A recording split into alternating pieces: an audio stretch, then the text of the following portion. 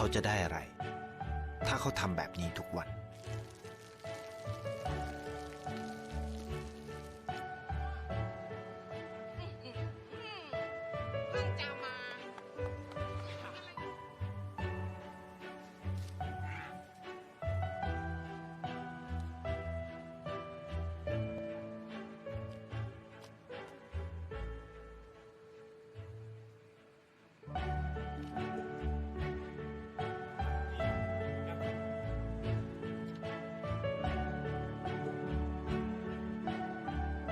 เขาจะไม่ได้อะไรเลยไม่ได้รวยขึ้นไม่ได้ออกทีวีไม่มีใครรู้จักไม่ได้มีชื่อเสียงที่มากขึ้น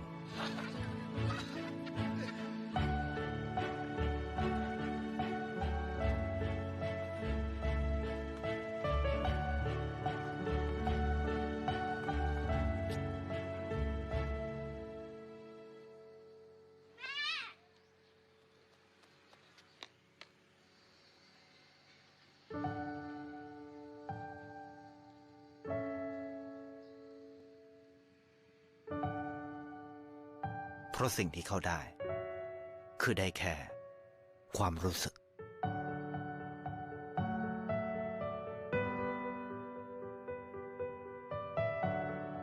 ได้เห็นความสุข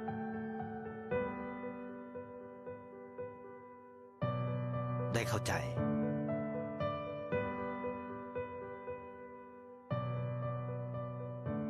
ได้ความรักได้ในสิ่งที่เงินซื้อไม่ได้ได้โลกที่สวยงามกว่าเดิม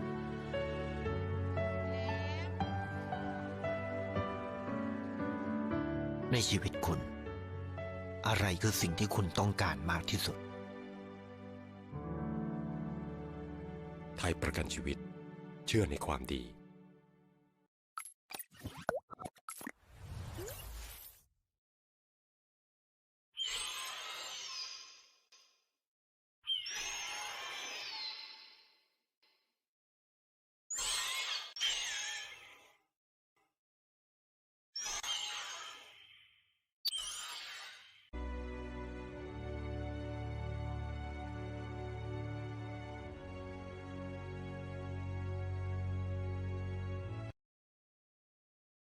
Fought their case.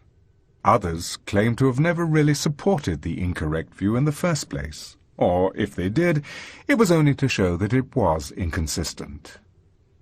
I could give a large number of examples of this, but I won't because it would make me too unpopular.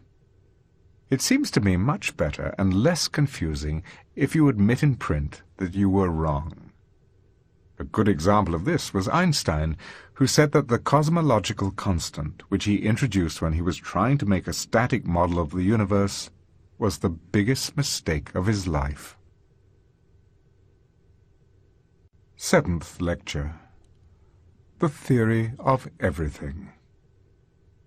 It would be very difficult to construct a complete unified theory of everything all at one go. So instead, we have made progress by finding partial theories. These describe a limited range of happenings and neglect other effects or approximate them by certain numbers. In chemistry, for example, we can calculate the interaction of atoms without knowing the internal structure of the nucleus of an atom.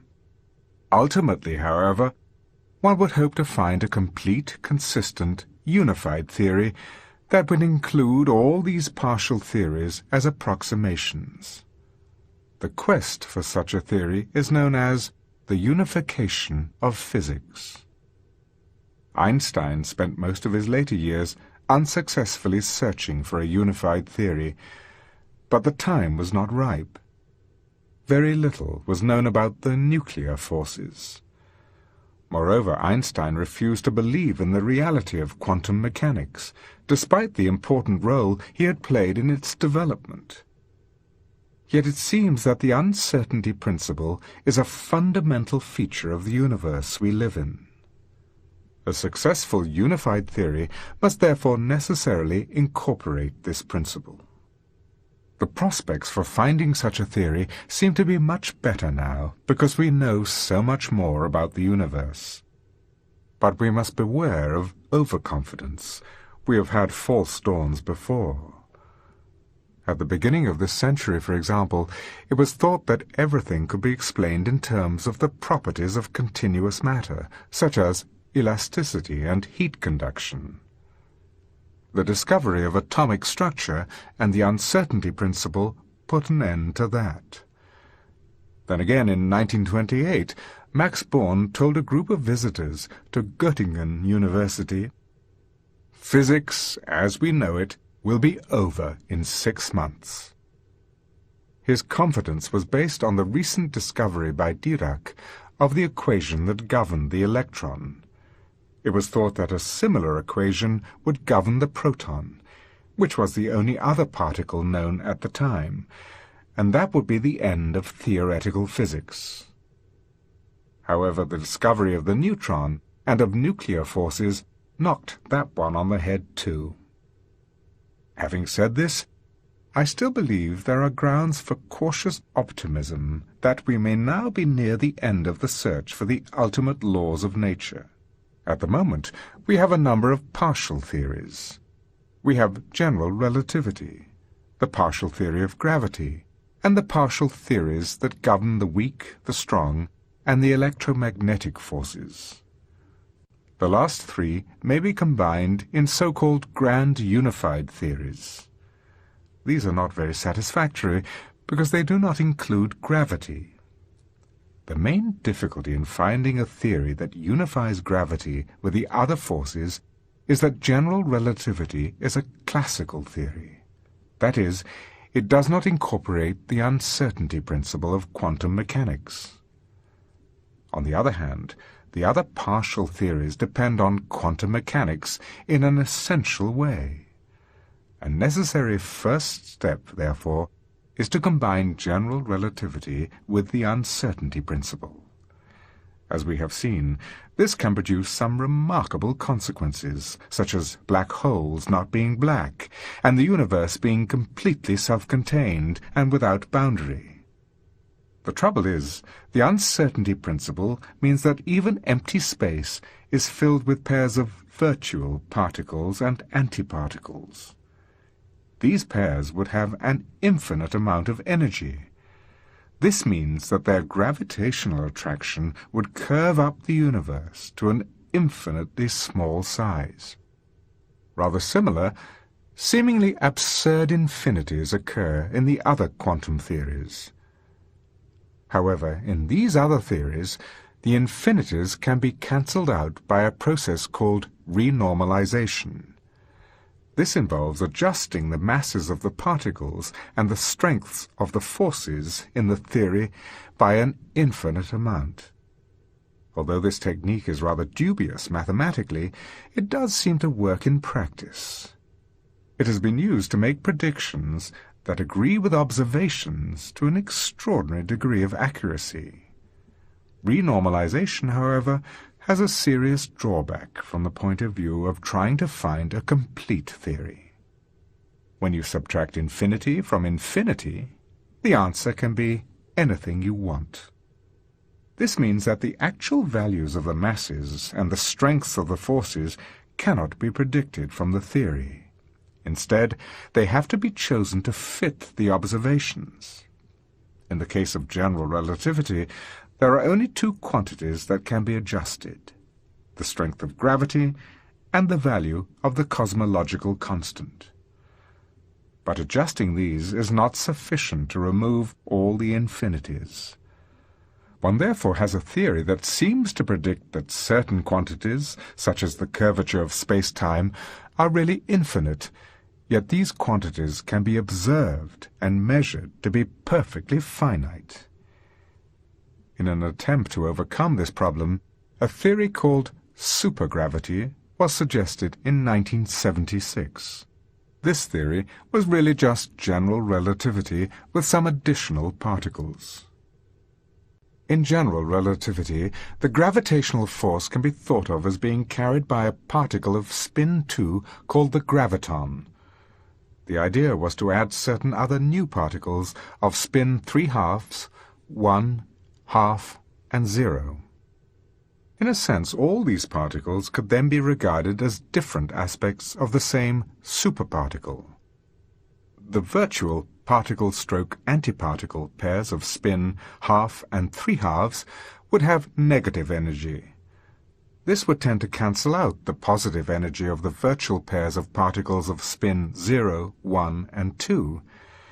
In this way, many of the possible infinities would cancel out, but it was suspected that some infinities might still remain. However, the calculations required to find out whether there were any infinities left uncancelled were so long and difficult that no one was prepared to undertake them. Even with a computer, it was reckoned it would take at least 4 years. The chances were very high that one would make at least one mistake, and probably more. So one would know one had the right answer only if someone else repeated the calculation and got the same answer, and that did not seem very likely. Because of this problem, there was a change of opinion in favor of what are being called string theories. In these theories, the basic objects are not particles that occupy a single point of space. Rather, they are things that have a length, but no other dimension, like an infinitely thin loop of string. A particle occupies one point of space at each instant of time. Thus, its history can be represented by a line in space-time called world line. A string, on the other hand, occupies a line in space at each moment of time. So its history in space-time is a two-dimensional surface called the world sheet.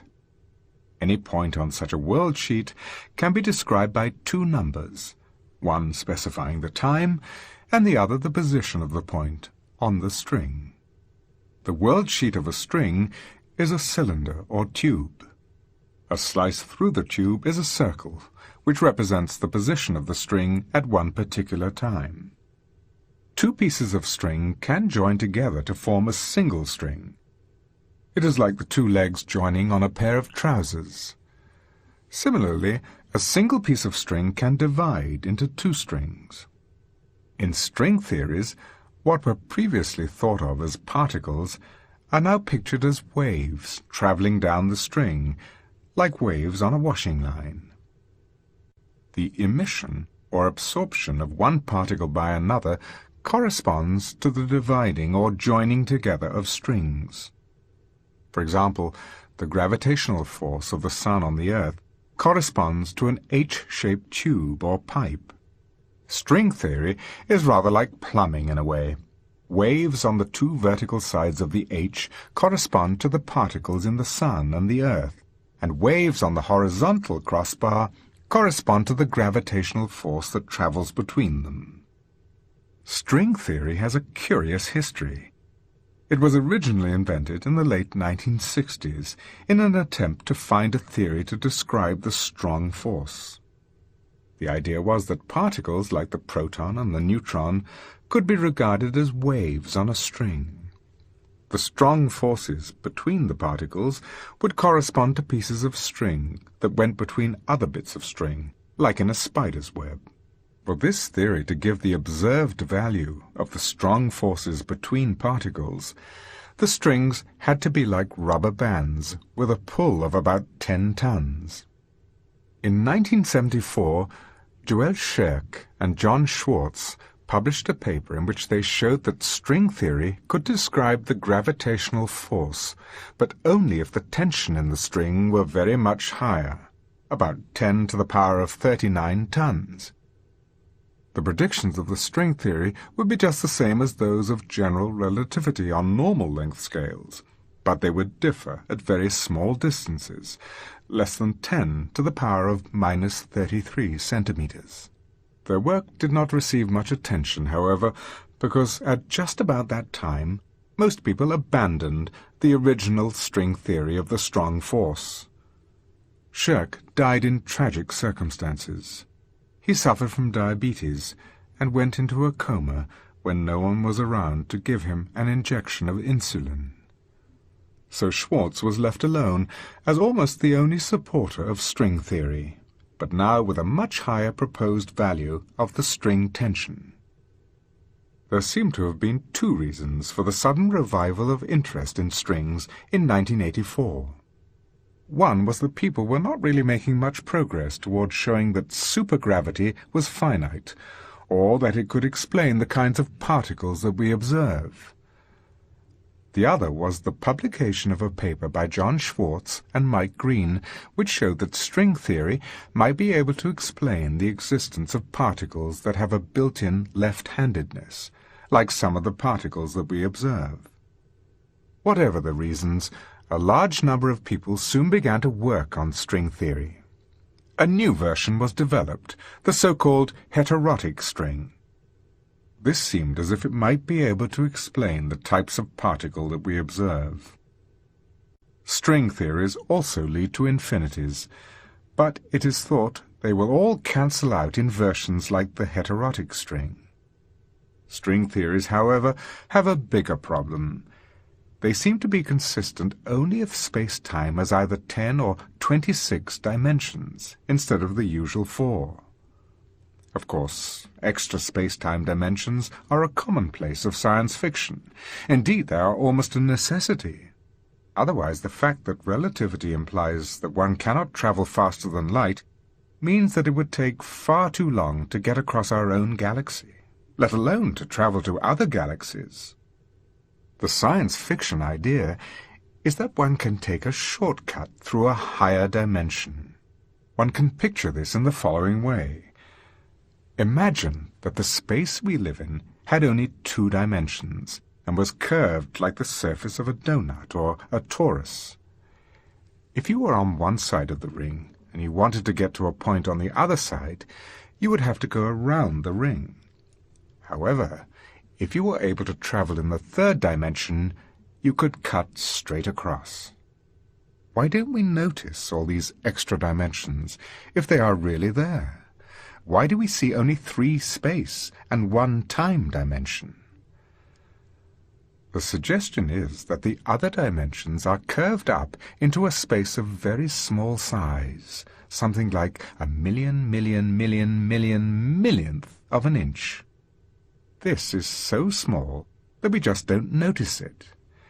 We see only the 3 space and 1 time dimension in which space-time is thoroughly flat. It is like the surface of an orange. If you look at it close up, it is all curved and wrinkled.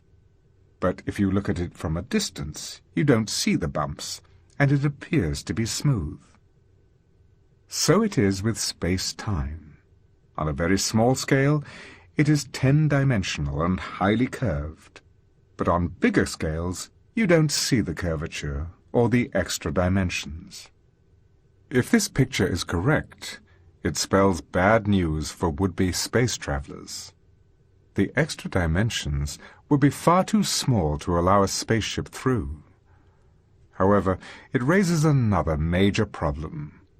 Why should some, but not all, of the dimensions be curled up into a small ball? Presumably, in the very early universe, all the dimensions would have been very curved. Why did 3 space and 1 time dimension flatten out, while the other dimensions remain tightly curled up? One possible answer is the anthropic principle. 2 space dimensions do not seem to be enough to allow for the development of complicated beings like us. For example, 2-dimensional people living on a 1-dimensional Earth would have to climb over each other in order to get past each other. If a 2-dimensional creature ate something it could not digest completely, it would have to bring up the remains the same way it swallowed them, because if there were a passage through its body, it would divide the creature into 2 separate parts. Our 2-dimensional being would fall apart. Similarly, it is difficult to see how there could be any circulation of the blood in a 2-dimensional creature.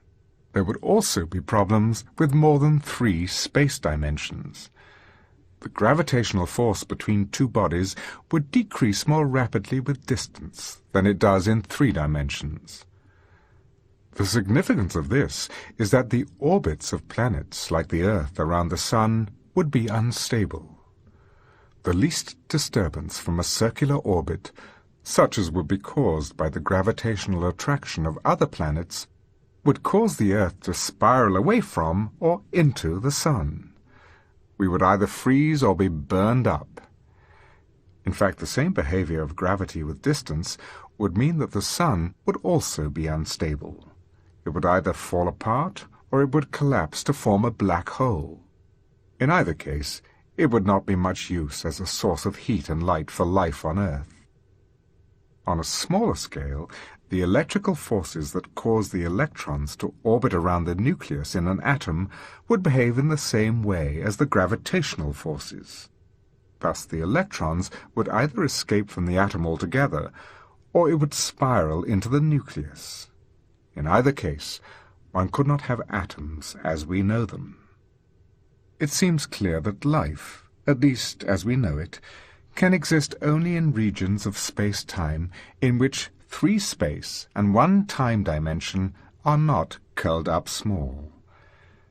This would mean that one could appeal to the anthropic principle, provided one could show that string theory does at least allow there to be such regions of the universe. And it seems that indeed each string theory does allow such regions. There may well be other regions of the universe, or other universes, whatever that may mean, in which all the dimensions are curled up small, or in which more than 4 dimensions are nearly flat. But there would be no intelligent beings in such regions to observe the different number of effective dimensions. Apart from the question of the number of dimensions that space-time appears to have, string theory still has several other problems that must be solved before it can be acclaimed as the ultimate unified theory of physics. We do not yet know whether all the infinities cancel each other out, or exactly how to relate the waves on the string to the particular types of particle that we observe. Nevertheless, it is likely that answers to these questions will be found over the next few years, and that by the end of the century we shall know whether string theory is indeed the long-sought-after unified theory of physics. Can there really be a unified theory of everything? Or are we just chasing a mirage? There seem to be 3 possibilities. 1. There really is a complete unified theory, which we will someday discover if we are smart enough. 2. There is no ultimate theory of the universe, just an infinite sequence of theories that describe the universe more and more accurately. 3. There is no theory of the universe. Events cannot be predicted beyond a certain extent, but occur in a random and arbitrary manner. Some would argue for the 3rd possibility on the grounds that if there were a complete set of laws, that would infringe on God's freedom to change his mind and to intervene in the world. It's a bit like the old paradox. Can God make a stone so heavy that he can't lift it? But the idea that God might want to change his mind is an example of the fallacy, pointed out by St. Augustine, of imagining God as being existing in time. Time is a property only of the universe that God created. Presumably, he knew what he intended when he set it up. With the advent of quantum mechanics, we have come to realize that events cannot be predicted with complete accuracy, but that there is always a degree of uncertainty. If one liked, one could ascribe this randomness to the intervention of God. But it would be a very strange kind of intervention. There is no evidence that it is directed toward any purpose. Indeed, if it were, it wouldn't be random. In modern times, we have effectively removed the 3rd possibility by redefining the goal of science. Our aim is to formulate a set of laws that will enable us to predict events up to the limits set by the uncertainty principle. The second possibility, that there is an infinite sequence of more and more refined theories, is in agreement with all our experience so far. On many occasions, we have increased the sensitivity of our measurements or made a new class of observation, only to discover new phenomena that were not predicted by the existing theory. To account for these, we have had to develop a more advanced theory. It would therefore not be very surprising if we find that our present grand unified theories break down when we test them on bigger and more powerful particle accelerators. Indeed, if we didn't expect them to break down, there wouldn't be much point in spending all that money on building more powerful machines. However, it seems that gravity may provide a limit to this sequence of boxes within boxes. If one had a particle with an energy above what is called the Planck energy, 10 to the power of 19 giga-electron-volts, its mass would be so concentrated that it would cut itself off from the rest of the universe and form a little black hole. Thus, it does seem that the sequence of more and more refined theories should have some limit as we go to higher and higher energies. There should be some ultimate theory of the universe. Of course, the Planck energy is a very long way from the energies of around 100 giga-electron-volts, which are the most that we can produce in the laboratory at the present time. To bridge that gap would require a particle accelerator that was bigger than the solar system. Such an accelerator would be unlikely to be funded in the present economic climate. However, the very early stages of the universe are an arena where such energies must have occurred. I think that there is a good chance that the study of the early universe and the requirements of mathematical consistency will lead us to a complete unified theory by the end of the century, always presuming we don't blow ourselves up first. What would it mean if we actually did discover the ultimate theory of the universe? It would bring to an end a long and glorious chapter in the history of our struggle to understand the universe. But it would also revolutionize the ordinary person's understanding of the laws that govern the universe. In Newton's time, it was possible for an educated person to have a grasp of the whole of human knowledge, at least an outline. But ever since then, the pace of development of science has made this impossible. Theories were always being changed to account for new observations. They were never properly digested or simplified so that ordinary people could understand them. You had to be a specialist, and even then, you could only hope to have a proper grasp of a small proportion of the scientific theories. Further, the rate of progress was so rapid that what one learned at school or university was always a bit out of date. Only a few people could keep up with the rapidly advancing frontier of knowledge, and they had to devote their whole time to it and specialize in a small area. The rest of the population had little idea of the advances that were being made or the excitement they were generating. 70 years ago, if Eddington is to be believed, only 2 people understood the general theory of relativity. Nowadays, tens of thousands of university graduates understand it, and many millions of people are at least familiar with the idea. If a complete unified theory were discovered, it would only be a matter of time before it was digested and simplified in the same way. It could then be taught in schools, at least an outline. We would then all be able to have some understanding of the laws that govern the universe, and which are responsible for our existence. Einstein once asked a question: how much choice did God have in constructing the universe? If the no-boundary proposal is correct, he had no freedom at all to choose initial conditions. He would, of course, still have had the freedom to choose the laws that the universe obeyed. This, however, may not really have been all that much of a choice.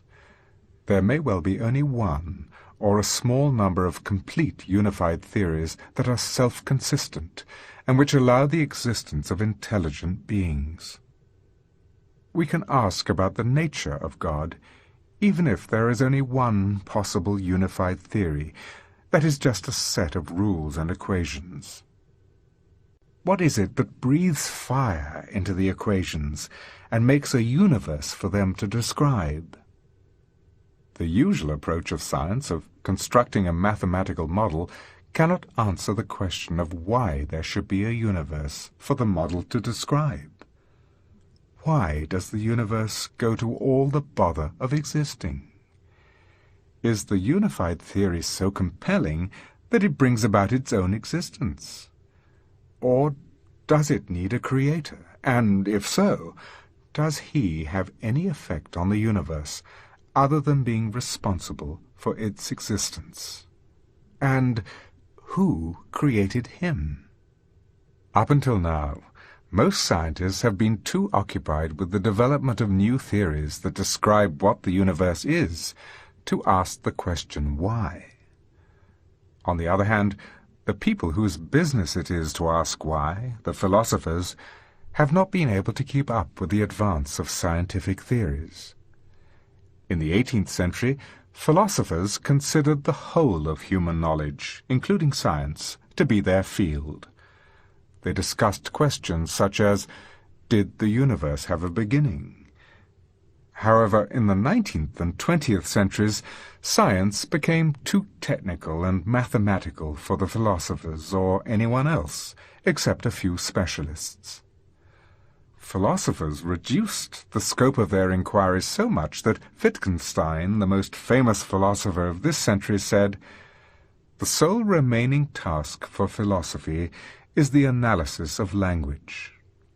What a come-down from the great tradition of philosophy from Aristotle to Kant. However, if we do discover a complete theory, it should in time be understandable in broad principle by everyone, not just a few scientists. Then we shall all be able to take part in the discussion of why the universe exists. If we find the answer to that, it would be the ultimate triumph of human reason, for then we would know the mind of God. Copyright 2.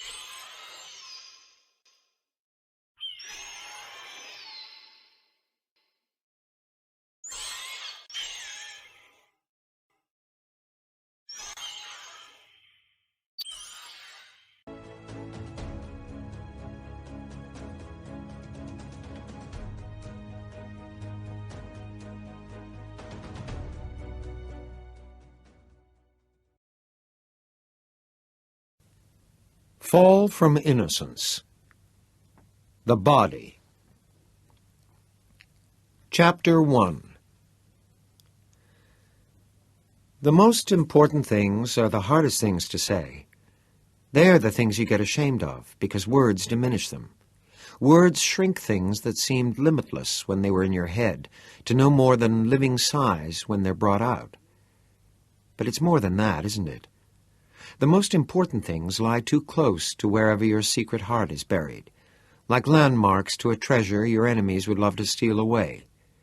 And you may make revelations that cost you dearly, only to have people look at you in a funny way, not understanding what you said at all, or why you thought it was so important that you almost cried while you were saying it. That's the worst, I think, when the secret stays locked within, not for want of a teller, but for want of an understanding ear. I was 12 going on 13 when I first saw a dead human being. It happened in 1960, a long time ago, although sometimes it doesn't seem that long to me, especially on the nights I wake up from those dreams where the hail fell into his open eyes.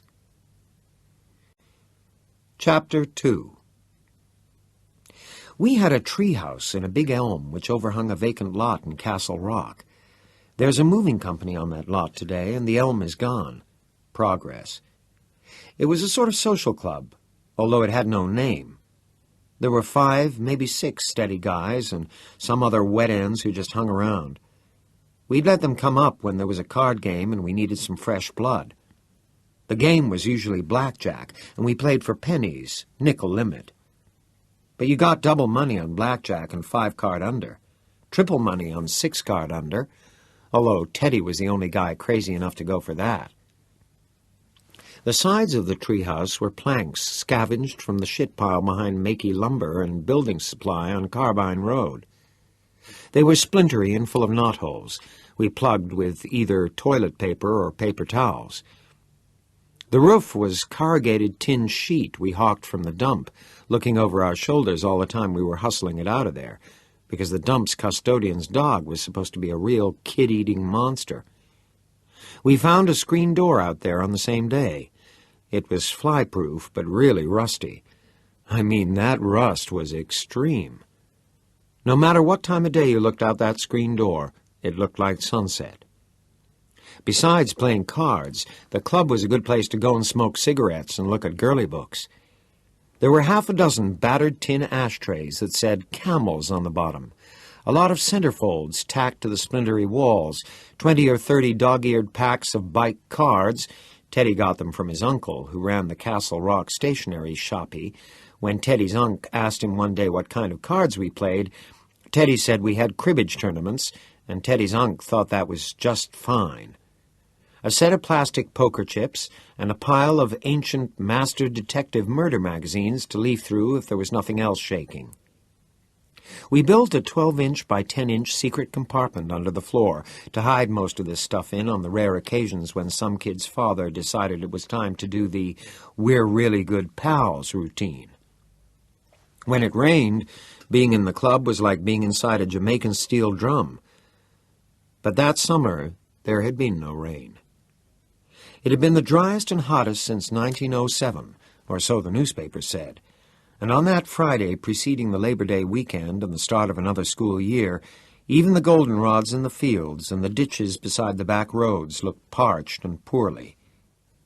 Nobody's garden had done doodly squat that year, and the big displays of canning stuff in the Castle Rock red and white were still there, gathering dust. No one had anything to put up that summer, except maybe dandelion wine. Teddy and Chris and I were up in the club on that Friday morning, glooming to each other about school being so near and playing cards and swapping the same old traveling salesman jokes and Frenchman jokes. How do you know when a Frenchman's been in your backyard? Well, your garbage cans are empty and your dog is pregnant. Teddy would try to look offended, but he was the first one to bring in a joke as soon as he heard it, only switching Frenchman to Polack. The elm gave good shade, but we already had our shirts off, so we wouldn't sweat them up too bad.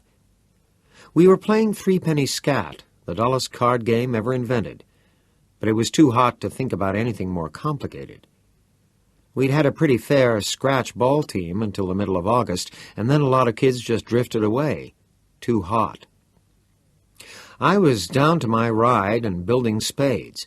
I'd started with 13, gotten an 8 to make 21, and nothing had happened since then. Chris knocked. I took my last draw and got nothing helpful. 29, Chris said, laying down diamonds. 22, Teddy said, looking disgusted.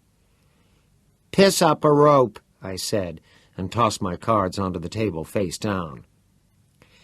Gordy's out. Old Gordy just bit the bag and stepped out the door, Teddy bugled, and then gave out with his patented Teddy Duchamp laugh. Ee, like a rusty nail being slowly hauled out of a rotten board. Well, he was weird. We all knew it. Close to being 13, like the rest of us, the thick glasses and the hearing aid he wore sometimes made him look like an old man. Kids were always trying to cadge smokes off him in the street, but the bulge in his shirt was just his hearing aid battery. In spite of the glasses and the flesh-colored button always screwed into his ear, Teddy couldn't see very well and often misunderstood the things people said to him. In baseball, you had to have him play the fences, way beyond Chris in left field and Billy Greer in right. You just hoped no one would hit one that far because Teddy would go grimly after it, see it or not. Every now and then he got bonked a good one, and once he went out cold when he ran full-tilt boogie into the fence by the treehouse. He lay there on his back with his eyes showing whites for almost 5 minutes, and I got scared. Then he woke up and walked around with a bloody nose and a huge purple lump rising on his forehead, trying to claim that the ball was foul. His eyesight was just naturally bad, but there was nothing natural about what had happened to his ears. Back in those days, when it was cool to get your hair cut so that your ears stuck out like a couple of jug handles, Teddy had Castle Rock's first Beatle haircut, 4 years before anyone in America had even heard of the Beatles. He kept his ears covered because they looked like 2 lumps of warm wax. One day, when he was 8, Teddy's father got pissed at him for breaking a plate. His mother was working at the shoe factory in South Paris when it happened, and by the time she found out about it, everything had happened. Teddy's dad took Teddy over to the big wood stove at the back of the kitchen and shoved the side of Teddy's head down against one of the cast-iron burner plates. He held it down there for about 10 seconds. Then he yanked Teddy up by the hair and did the other side. Then he called the Central Maine General Emergency Unit and told them to come and get his boy. Then he hung up the phone, went into the closet, got his .410, and sat down to watch the daytime stories on TV with the shotgun laid across his knees. When Mrs. Burroughs from next door came over to ask if Teddy was all right, she'd heard the screaming. Teddy's dad pointed the shotgun at her. Mrs. Burroughs went out of the Duchamp house at roughly the speed of light, locked herself into her own house, and called the police. When the ambulance came, Mr. Duchamp let the orderlies in and then went out on the back porch to stand guard while they wheeled Teddy to the old portholed Buick ambulance on a stretcher. Teddy's dad explained to the orderlies that while the fucking brass hats said the area was clear, there were still Kraut snipers everywhere. One of the orderlies asked Teddy's dad if he thought he could hold on. Teddy's dad smiled tightly and told the orderly he'd hold on until hell was a Frigidaire dealership, if that's what it took. The orderly saluted, and Teddy's dad snapped it right back at him. A few minutes after the ambulance left, the state police arrived and relieved Norman Duchamp of duty. He'd been doing odd things like shooting cats and lighting fires in mailboxes for over a year, and after the atrocity he had visited upon his son, they had a quick hearing and sent him to Togus, which is a special sort of VA hospital. Togus is where you have to go if you're a Section 8. Teddy's dad had stormed the beach at Normandy, and that's just the way Teddy always put it. Teddy was proud of his old man in spite of what his old man had done to him, and Teddy went with his mom to visit him every week. He was the dumbest guy we hung around with, I guess, and he was crazy. He'd take the craziest chances you can imagine and get away with them. His big thing was what he called truck dodging. He'd run out in front of them on 196, and sometimes they'd miss him by bare inches. God knew how many heart attacks he'd caused, and he'd be laughing while the wind blast from the passing truck rippled his clothes. It scared us because his vision was so lousy. Coke bottle glasses or not. It seemed like only a matter of time before he misjudged one of those trucks, and you had to be careful what you dared him, because Teddy would do anything on a dare. Gordy's out. Screw, I said, and picked up a master detective to read while they played it out. I turned to, he stomped the pretty co-ed to death in a stalled elevator, and got right into it. Teddy picked up the cards, gave them one brief look, and said, I knock. You four-eyed pile of shit, Chris cried. The pile of shit has 1,000 eyes, Teddy said seriously, and both Chris and I cracked up. Teddy stared at us with a slight frown, as if wondering what had gotten us laughing. That was another thing about the cat. He was always coming out with weird stuff like, the pile of shit has 1,000 eyes, and you could never be sure if he meant it to be funny or if it just happened that way. He'd look at the people who were laughing with that slight frown on his face, as if to say, "Oh, Lord, what is it this time?" Teddy had a natural 30, Jack, Queen, and King of Clubs. Chris had only 16 and went down to his ride.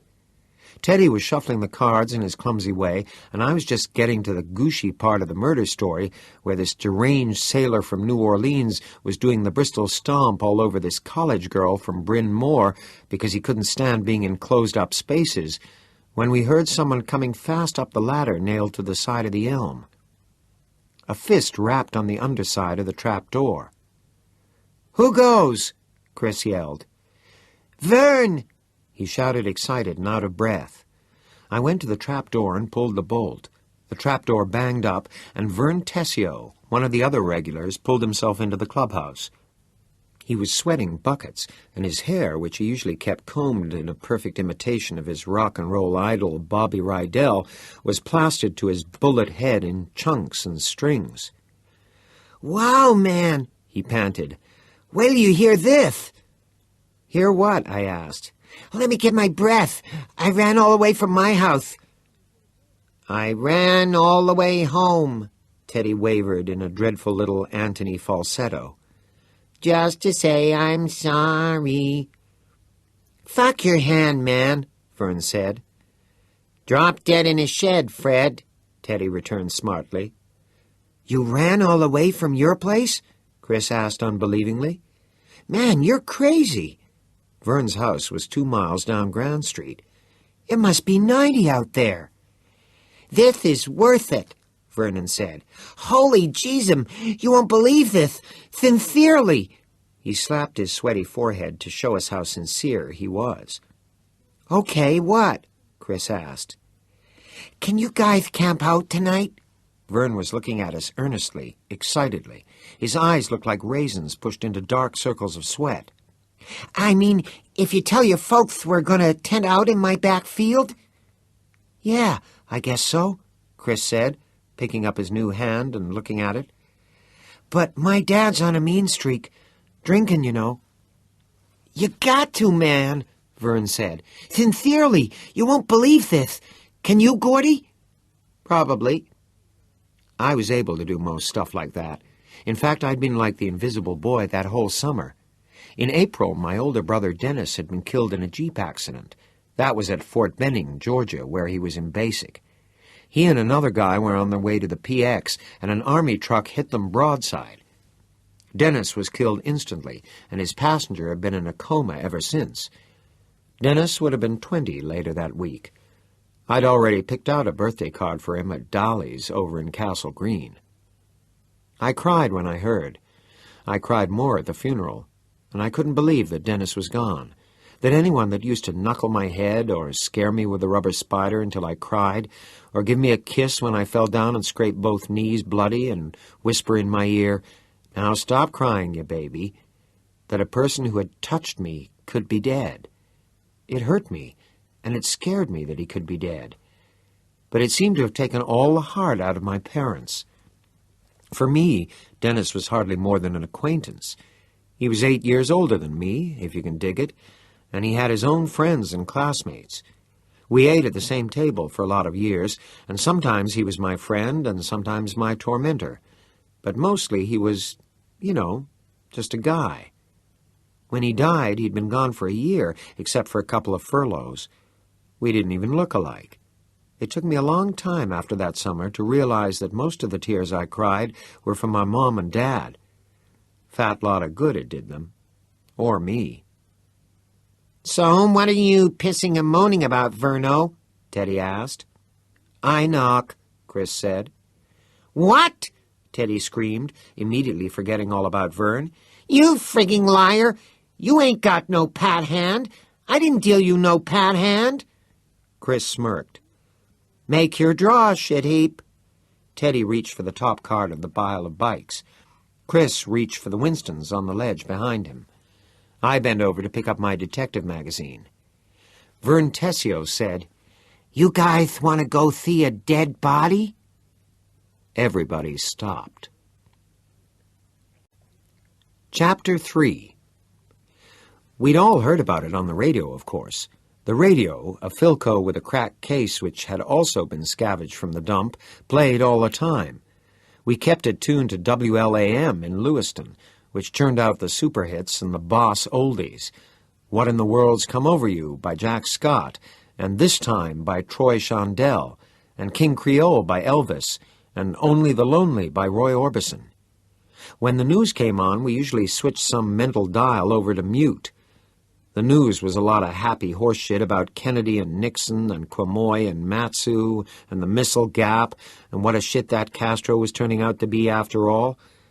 But we had all listened to the Ray Brower story a little more closely, because he was a kid our age. He was from Chamberlain, a town 40 miles or so east of Castle Rock. 3 days before Vern came bustling into the clubhouse after a 2-mile run up Grand Street, Ray Brower had gone out with one of his mother's pots to pick blueberries. When dark came and he still wasn't back, the Browers called the county sheriff and a search started. First just around the kid's house, and then spreading to the surrounding towns of Motton and Durham and Pownell. Everybody got into the act. Cops, deputies, game wardens, volunteers. But 3 days later, the kid was still missing. You could tell, hearing about it on the radio, that they were never going to find that poor sucker alive. Eventually, the search would just peter away to nothing. He might have gotten smothered in a gravel pit slide, or drowned in a brook, and 10 years from now, some hunter would find his bones. They were already dragging the ponds in Chamberlain and the Motton Reservoir. Nothing like that could happen in southwestern Maine today. Most of the area has become suburbanized, and the bedroom communities surrounding Portland and Lewiston have spread out like the tentacles of a giant squid. The woods are still there, and they get heavier as you work your way west towards the White Mountains. But these days, if you can keep your head long enough to walk 5 miles in one consistent direction, you're certain to cross 2-lane blacktop. But in 1960, the whole area between Chamberlain and Castle Rock was undeveloped, and there were places that hadn't even been logged since before World War II. In those days, it was still possible to walk into the woods and lose your direction there and die there. Chapter 4. Vern Tessio had been under his porch that morning digging. We all understood that right away, but maybe I should take just a minute to explain it to you. Teddy Duchamp was only about half bright, but Vern Tessio would never be spending any of his spare time on Quiz Kids either. Still, his brother Billy was even dumber, as you will see. But first, I have to tell you why Vern was digging under the porch. 4 years ago, when he was 8, Vern buried a quart jar of pennies under the long Tessio front porch. Vern called the dark space under the porch his cave. He was playing a pirate sort of game, and the pennies were buried treasure. Only if you were playing pirate with Vern, you couldn't call it buried treasure. You had to call it booty. So he buried the jar of pennies deep, filled in the hole, and covered the fresh dirt with some of the old leaves that had drifted under there over the years. He drew a treasure map which he put up in his room with the rest of his junk. He forgot all about it for a month or so. Then, being low on cash for a movie or something, he remembered the pennies and went to get his map. But his mom had been in to clean 2 or 3 times since then, and had collected all the old homework papers and candy wrappers and comic magazines and joke books. She burned them in the stove to start the cook fire one morning, and Vern's treasure map went right up the kitchen chimney. Or so he figured it. He tried to find the spot from memory and dug there. No luck. To the right and the left of that spot. Still no luck. He gave up for the day, but had tried off and on ever since. 4 years, man. 4 years. Isn't that a pisser? You didn't know whether to laugh or cry. It had gotten to be sort of an obsession with him. The Tessio front porch ran the length of the house, probably 40 feet long and 7 feet wide. He had dug through damn near every inch of that area 2, maybe 3 times, and no pennies. The number of pennies began to grow in his mind. When it first happened, he told Chris and me that there had been maybe $3 worth. A year later, he was up to 5, and just lately it was running around 10, more or less, depending on how broke he was. Every so often we tried to tell him what was so clear to us, that Billy had known about the jar and dug it up himself. Vern refused to believe it, although he hated Billy like the Arabs hate the Jews, and probably would have cheerfully voted the death penalty on his brother for shoplifting if the opportunity had ever presented itself. He also refused to ask Billy point blank. Probably he was afraid Billy would laugh and say, "Course I got them, you stupid pussy. And there was $20 worth of pennies in that jar, and I spent every fucking cent of it."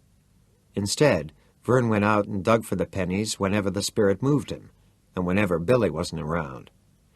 He always crawled out from under the porch with his jeans dirty and his hair leafy and his hands empty. We ragged him about it something wicked, and his nickname was Penny. Penny Tessio. I think he came up to the club with his news as quick as he did, not just to get it out, but to show us that some good had finally come of his penny hunt.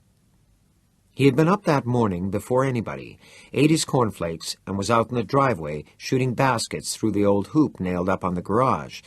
Nothing much to do, no one to play ghosts with or anything, and he decided to have another dig for his pennies. He was under the porch when the screen door slammed up above. He froze, not making a sound. If it was his dad, he would crawl out. If it was Billy, he'd stay put until Billy and his jid friend Charlie Hogan had taken off.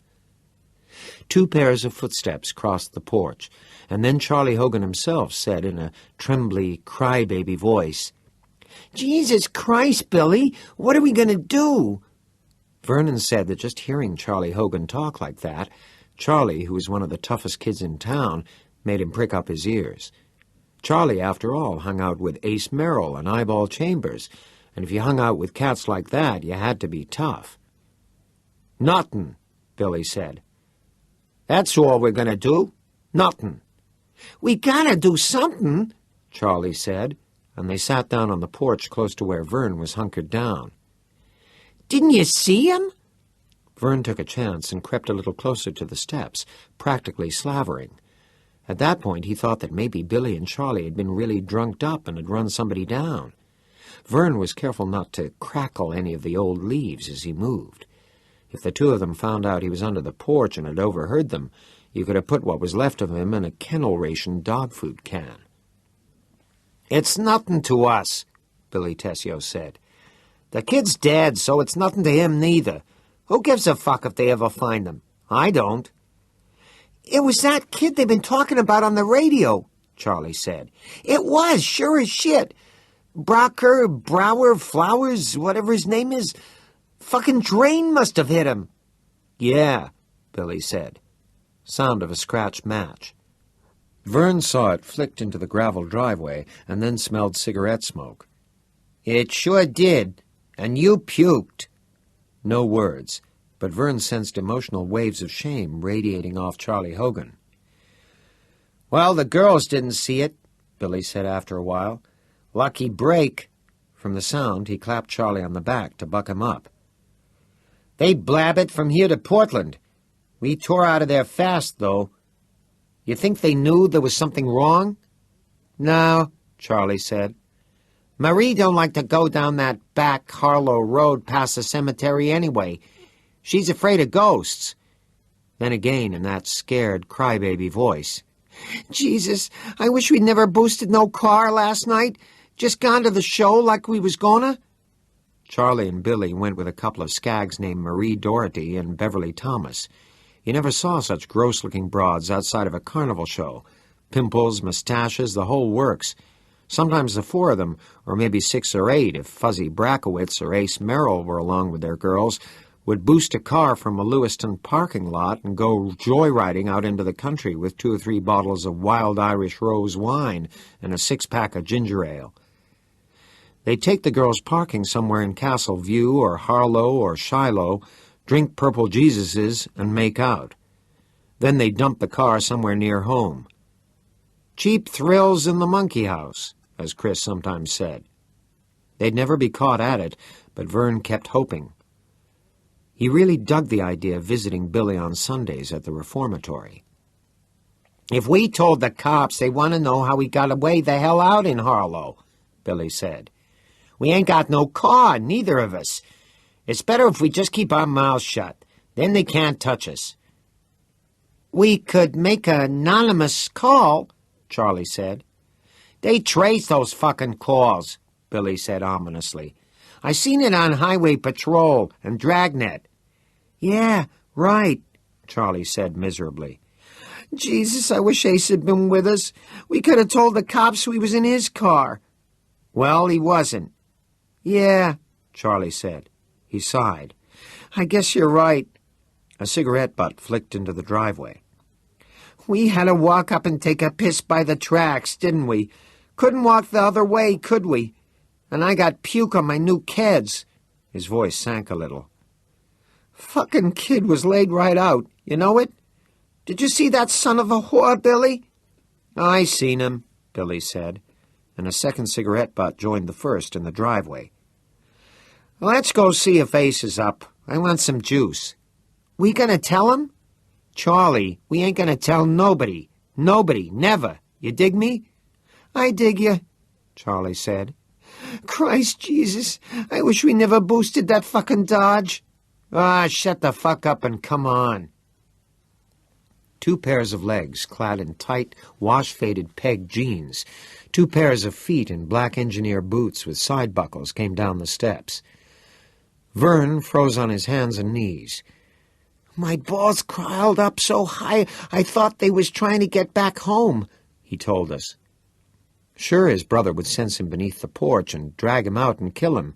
He and Charlie Hogan would kick the few brains the good Lord had seen fit to give him right out of his jug ears and then stomp him with their engineer boots. But they just kept going, and when Vern was sure they were really gone, he had crawled out from under the porch and run here. Chapter 5. You're really lucky, I said. They would have killed you. Teddy said, I know the back Harlow Road. It comes to a dead end by the river. We used to fish for cozzies out there. Chris nodded. There used to be a bridge, but there was a flood a long time ago. Now there's just the train tracks. Could a kid really have gotten all the way from Chamberlain to Harlow? I asked Chris. That's 20 or 30 miles. I think so.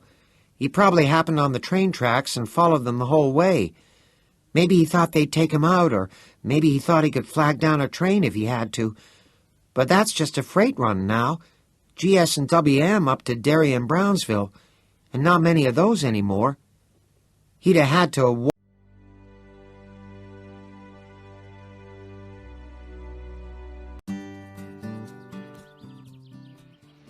We've all been there. A speeding ticket.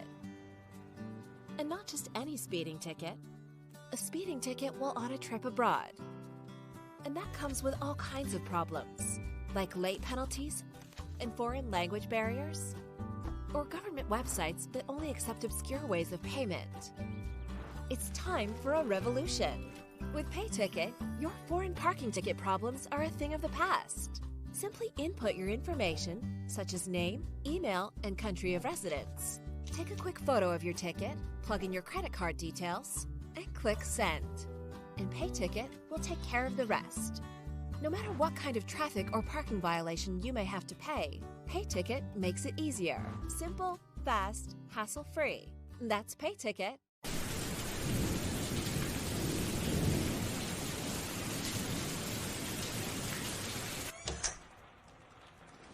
That's all right. No, this is true.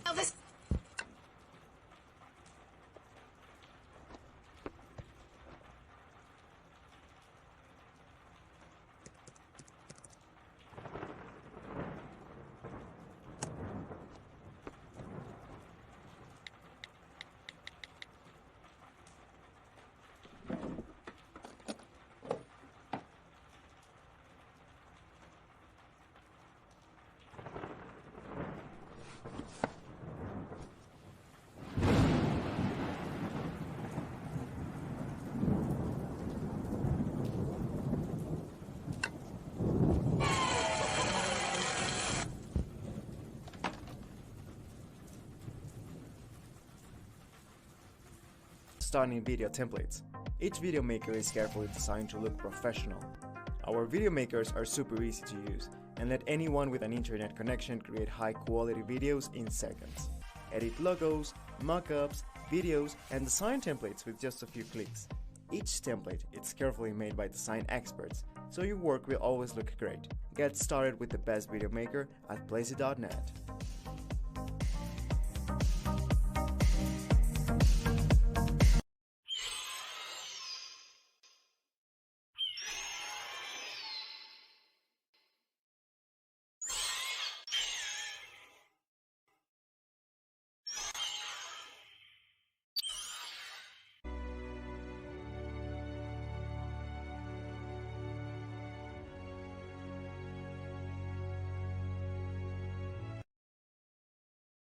Walked all the way to Castle Rock to get out.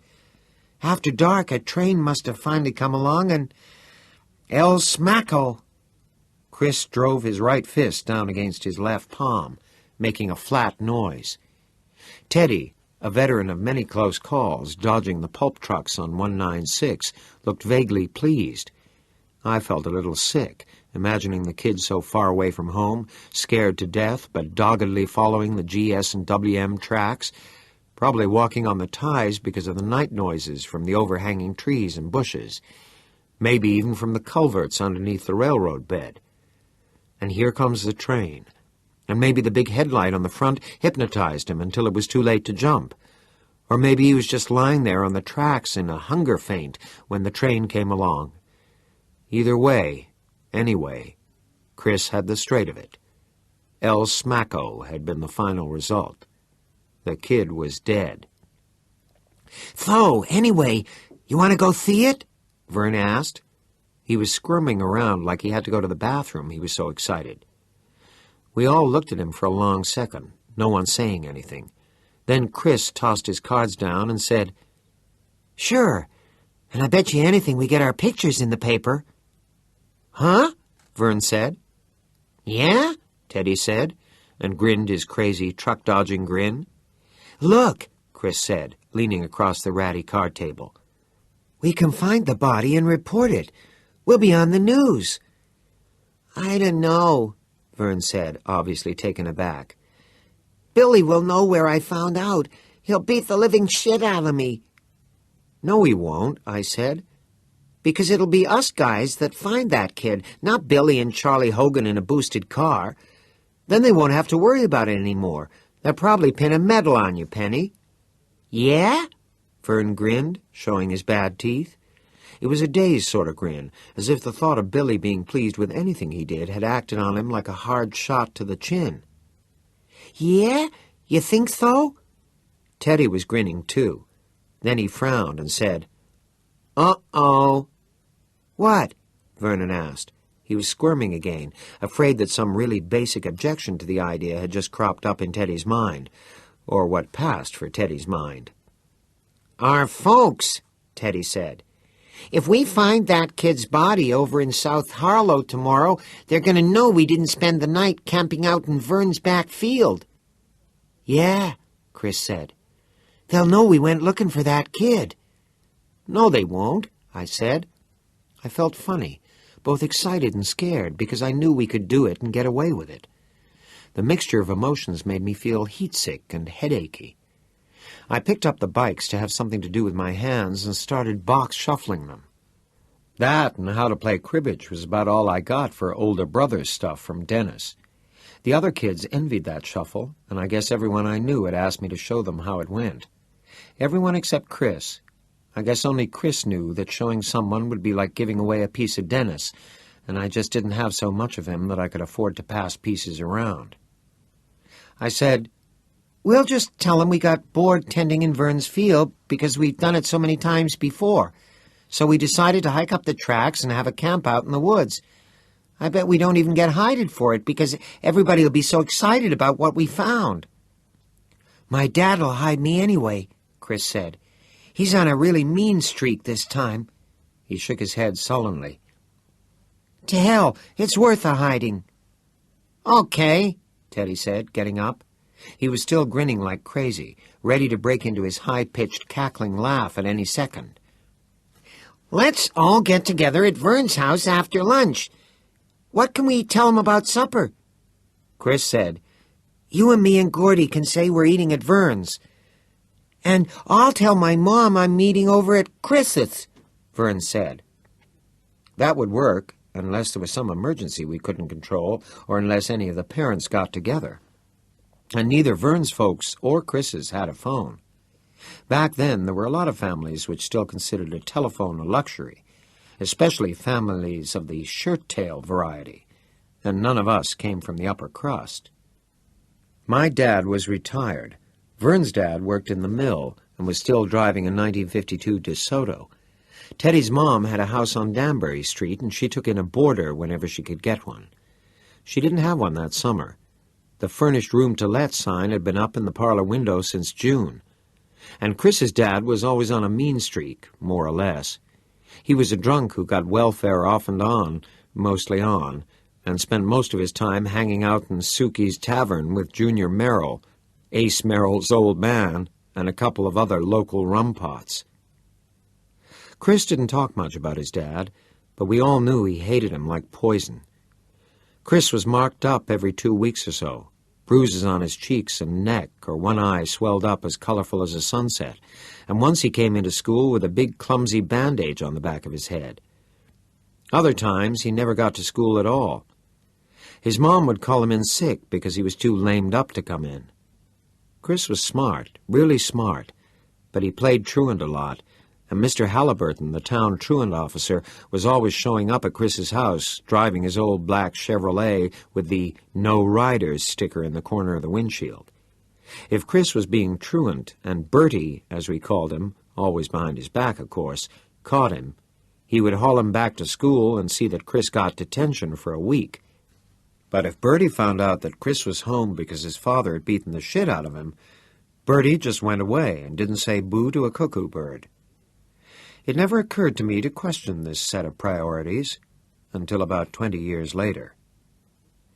The year before, Chris had been suspended from school for 2 weeks.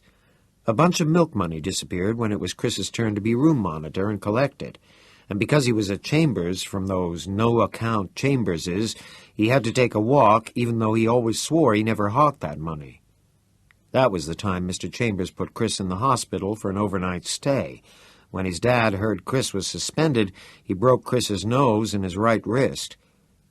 Chris came from a bad family, all right, and everybody thought he would turn out bad, including Chris. His brothers had lived up to the town's expectations admirably. Dave, the eldest, ran away from home when he was 17, joined the Navy, and ended up doing a long stretch in Portsmouth for rape and criminal assault.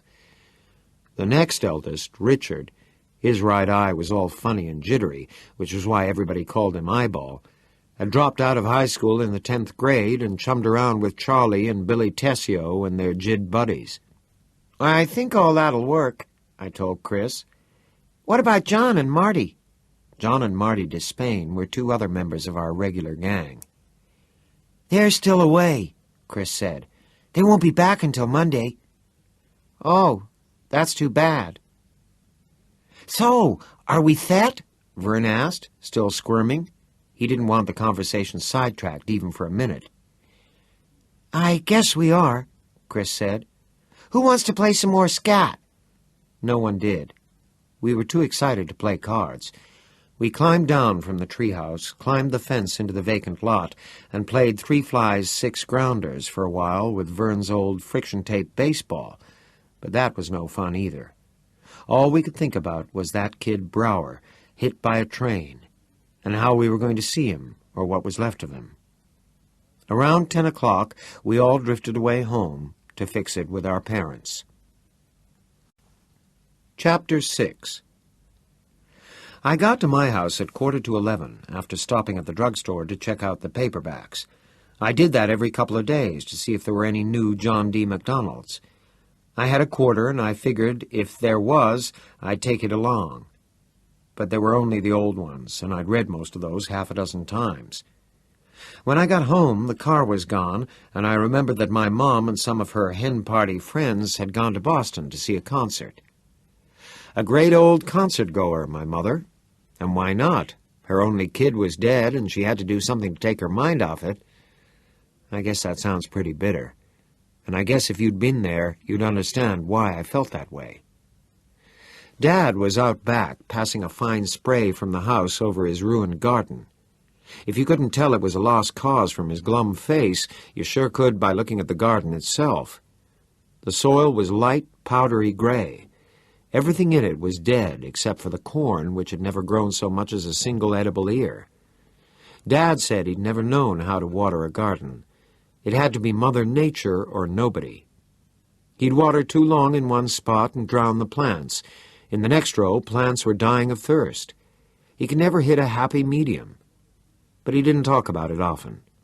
He'd lost a son in April and a garden in August, and if he didn't want to talk about either one, I guess that was his privilege. It just bugged me that he'd given up talking about everything else, too. That was taking democracy too fucking far. "Hi, Daddy," I said, standing beside him. I offered him the Rolos I'd bought at the drugstore. "Want one?" "Hello, Gordon. No, thanks." He kept flicking the fine spray over the hopeless gray earth. "Be okay if I camp out in Vern Tessio's backfield tonight with some of the guys?" "What guys?" "Vern, Teddy Duchamp, maybe Chris?" I expected him to start right in on Chris, how Chris was bad company, a rotten apple from the bottom of the barrel, a thief and an apprentice juvenile delinquent. But he just sighed and said, "I suppose it's okay." "Great, thanks." I turned to go into the house and check out what was on the boob tube when he stopped me with, "Those are the only people you want to be with, aren't they, Gordon?" I looked back at him, braced for an argument, but there was no argument in him that morning. It would have been better if there had been, I think. His shoulders were slumped. His face, pointed towards the dead garden and not towards me, sagged. There was a certain unnatural sparkle in his eyes that might have been tears. "Ah, Dad, they're okay." "Of course they are. A thief and 2 Phoebes. Fine company for my son." "Vern Tessio isn't feeble," I said. Teddy was a harder case to argue. 12 years old and still in the 5th grade, my dad said. And that time he slept over. When the Sunday paper came the next morning, he took an hour and a half to read the funny pages. That made me mad, because I didn't think he was being fair. He was judging Vern the way he judged all my friends, from having seen them off and on, mostly going in and out of the house. He was wrong about them. And when he called Chris a thief, I always saw red, because he didn't know anything about Chris. I wanted to tell him that, but if I pissed him off, he'd keep me home. And he wasn't really mad anyway, not like he got at the supper table sometimes, ranting so loud that nobody wanted to eat. Now he just looked sad and tired out and used. He was 63 years old enough to be my grandfather. My mom was 55, no spring chicken either. When she and Dad got married, they tried to start a family right away, and my mom got pregnant and had a miscarriage. She miscarried 2 more, and the doctor told her she'd never be able to carry a baby to term. I got all of this stuff, chapter and verse, whenever one of them was lecturing me, you understand. They wanted me to think I was a special delivery from God, and I wasn't appreciating my great good fortune in being conceived when my mother was 42 and starting to gray. I wasn't appreciating my great good fortune, and I wasn't appreciating her tremendous pain and sacrifices either. 5 years after the doctor said Mom would never have a baby, she got pregnant with Dennis. She carried him for 8 months, and then he just sort of fell out, all 8 pounds of him. My father used to say that if she had carried Dennis to term, the kid would have weighed 15 pounds. The doctor said, "Well, sometimes nature fools us, but he'll be the only one you'll ever have. Thank God for him and be content." 10 years later, she got pregnant with me. She not only carried me to term, the doctor had to use forceps to yank me out. Did you ever hear of such a fucked-up family? I came into the world the child of 2 Geritol chuggers, not to go on and on about it, and my only brother was playing league baseball in the big kids' park before I even got out of diapers. In the case of my mom and dad, one gift from God had been enough. I won't say they treated me badly, and they sure never beat me, but I was a hell of a big surprise, and I guess when you get into your 40s, you're not as partial to surprises as you were in your 20s. After I was born, Mom got that operation her hen party friends referred to as the Band-Aid. I guess she wanted to make 100% sure that there wouldn't be any more gifts from God. When I got to college, I found out I'd beaten long odds just by not being born retarded, although I think my dad had his doubts when he saw my friend Vern taking 10 minutes to puzzle out the dialogue in Beetle Bailey. This business about being ignored, I could never really pin it down until I did a book report in high school on this novel called Invisible Man. When I agreed to do the book for Miss Hardy, I thought it was going to be the science fiction story about the guy in bandages and Foster Grants. Claude Rains played him in the movies. When I found out this was a different story, I tried to give the book back, but Miss Hardy wouldn't let me off the hook. I ended up being real glad. This Invisible Man is about a Negro. Nobody ever notices him at all, unless he fucks up. People look right through him. When he talks, nobody answers. He's like a black ghost. Once I got into it, I ate that book up like it was a John D. MacDonald, because that cat Ralph Ellison was writing about me. At the supper table it was, "Denny, how many did you strike out? And Denny, who asked you to the Sadie Hopkins dance? And Denny, I want to talk to you man to man about that car we were looking at." I'd say, "Pass the butter," and Dad would say, "Denny, are you sure the Army is what you want?" I'd say, "Pass the butter, someone, okay?" And Mom would ask Denny if he wanted her to pick him up one of those Pendleton shirts on sale downtown. And I'd end up getting the butter myself.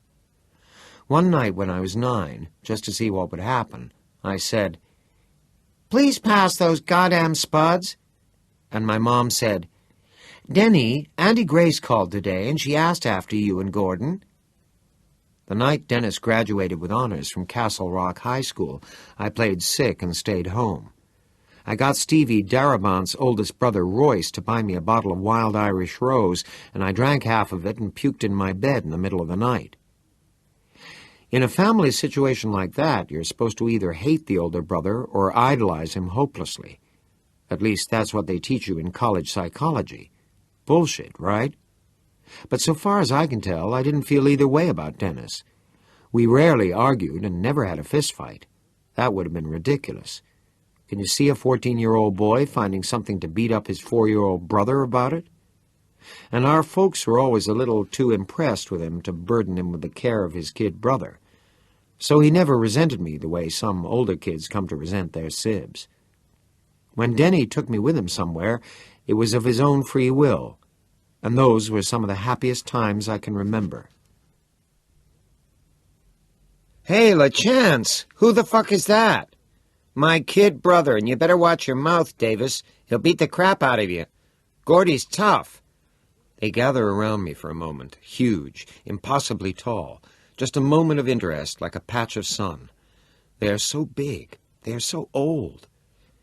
"Hey, kid, this wet end really your big brother?" I nod shyly. He's a real asshole, ain't he, kid? I nod again, and everybody, Dennis included, roars with laughter. Then Dennis claps his hands together twice briskly and says, "Come on, we gonna have a practice or stand around here like a bunch of pussies?" They run to their positions, already peppering the ball around the infield. "Go sit over there on the bench, Gordy. Be quiet. Don't bother anybody." I go sit over there on the bench. I am good. I feel impossibly small under the sweet summer clouds. I watch my brother pitch. I don't bother anybody. But there weren't many times like that. Sometimes he read me bedtime stories that were better than Mom's. Mom's stories were about the gingerbread man and the 3 little pigs. Okay stuff, but Dennis's were about stuff like Bluebeard and Jack the Ripper. He also had a version of Billy Goat's Gruff, where the troll under the bridge ended up the winner. And as I have already said, he taught me the game of cribbage and how to do a box shuffle. Not that much, but hey, in this world you take what you can get, am I right? As I grew older, my feelings of love for Dennis were replaced with an almost clinical awe, the kind of awe so-so Christians feel for God, I guess. And when he died, I was mildly shocked and mildly sad, the way I imagine those same so-so Christians must have felt when Time magazine said God was dead. Let me put it this way. I was as sad for Denny's dying as I was when I heard on the radio that Dan Blocker had died. I'd seen them both about as frequently, and Denny never ever got any reruns. He was buried in a closed coffin with the American flag on top. They took the flag off the box before they finally stuck it in the ground and folded it, the flag, not the box, into a cocked hat and gave it to my mom. My parents just fell to pieces. 6 months hadn't been long enough to put them back together again. I didn't know if they'd ever be whole again. Mr. and Mrs. Dumpty. Denny's room was in suspended animation, just one door down from my room. Suspended animation, or maybe in a time warp. The Ivy League college pennants were still on the walls, and the senior pictures of the girls he had dated were still tucked into the mirror where he had stood for what seemed like hours at a stretch, combing his hair back into a ducktail like Elvis's. The stack of Trues and Sports Illustrateds remained on his desk, their dates looking more and more antique as time passed. It's the kind of thing you see in sticky sentimental movies, but it wasn't sentimental to me. It was terrible. I didn't go into Dennis's room unless I had to, because I kept expecting that he would be behind the door or under the bed or in the closet. Mostly it was the closet that preyed on my mind. And if my mother sent me in to get Denny's postcard album or his shoebox of photographs so she could look at them, I would imagine that door swinging slowly open while I stood rooted to the spot with horror. I would imagine him pallid and bloody in the darkness, the side of his head walloped in, a gray-veined cake of blood and brains drying on his shirt. I would imagine his arms coming up, his bloody hands hooking into claws, and he would be croaking, "It should have been you, Gordon. It should have been you." Chapter 7 Stud City by Gordon LaChance. Originally published in Greenspun Quarterly, issue 45, fall 1970. Used by permission of the author. March. Chico stands at the window, arms crossed, elbows on the ledge that divides upper and lower panes, naked, looking out, breath fogging the glass. A draft against his belly. Bottom right pane is gone, blocked by a piece of cardboard. "Chico." He doesn't turn. She doesn't speak again. He can see a ghost of her in the glass, in his bed, sitting, blankets pulled up in apparent defiance of gravity.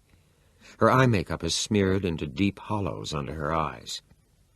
Chico shifts his gaze beyond her ghost, out beyond the house. Raining. Patches of snow sloughed away to reveal the bald ground underneath. He sees last year's dead grass, a plastic toy, Billy's, a rusty rake.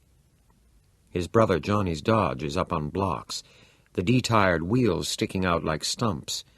He remembers times he and Johnny worked on it, listening to the super hits and boss oldies from WLAM in Lewiston pour out of Johnny's old transistor radio. Couple of times Johnny would give him a beer. "She gonna run fast, Chico. Johnny would say. "She gonna eat up everything on this road from Gates Falls to Castle Rock. Wait till we get that Hearst shifter in her." But that had been then, and this was now. Beyond Johnny's Dodge was the highway. Route 14 goes to Portland and New Hampshire south, all the way to Canada north, if you turned left on US 1 at Thomastown. "Stud City," Chico says to the glass. He smokes his cigarette. "What?" "Nothing, babe." "Chico?" Her voice is puzzled. "He will have to change the sheets before Dad gets back." She bled. "What?" "I love you, Chico." "That's right." Dirty March. You're some old whore, Chico thinks. Dirty, staggering old baggy-tits March with rain in her face. "This room used to be Johnny's," he says suddenly. "Who?" "My brother." "Oh, where is he?" "In the Army," Chico says. But Johnny isn't in the Army. He had been working the summer before at Oxford Plains Speedway, and a car went out of control and skidded across the infield towards the pit area, where Johnny had been changing the back tires on a Chevy Charger-class Stalker. Some guys shouted at him to look out, but Johnny never heard them. One of the guys who shouted was Johnny's brother, Chico. "Aren't you cold?" she asks. "No. Well, my feet, a little." And he thinks suddenly, "Well, my God, nothing happened to Johnny that isn't going to happen to you, too, sooner or later." He sees it again, though. The skidding, skating Ford Mustang, the knobs of his brother's spine picked out in a series of dimpled shadows against the white of his Hanes T-shirt. He had been hunkered down, pulling one of the Chevy's back tires.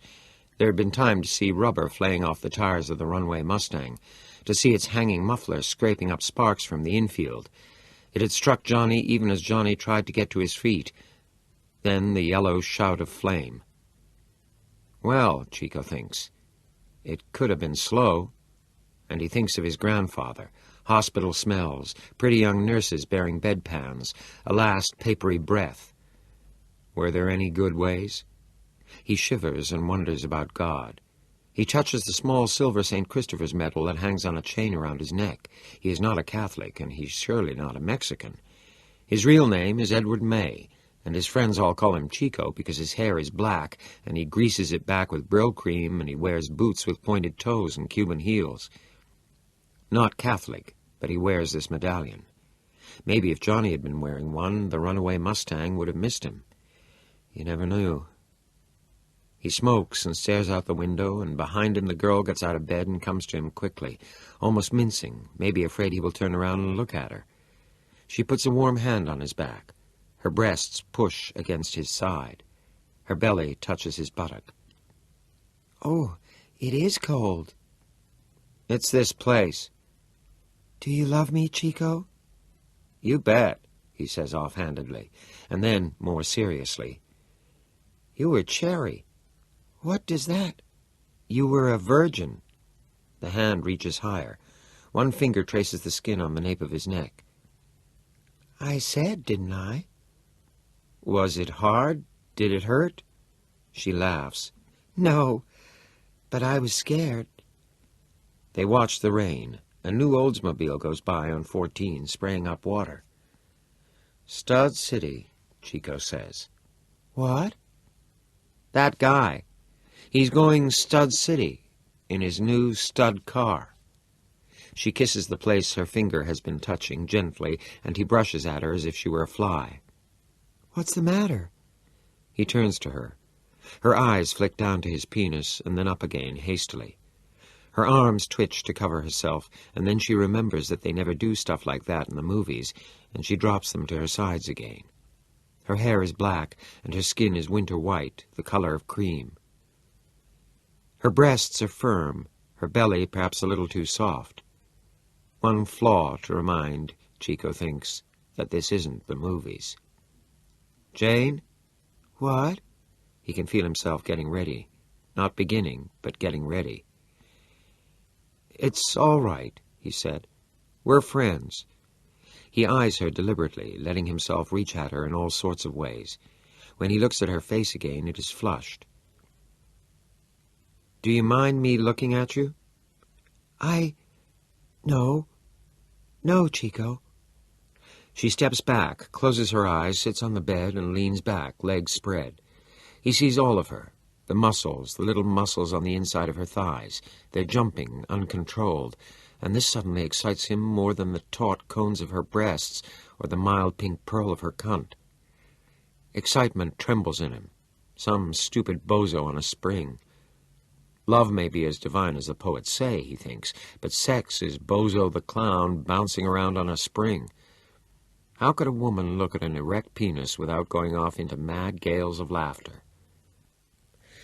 The rain beats against the roof, against the window, against the sodden cardboard patch blocking the glassless lower pane.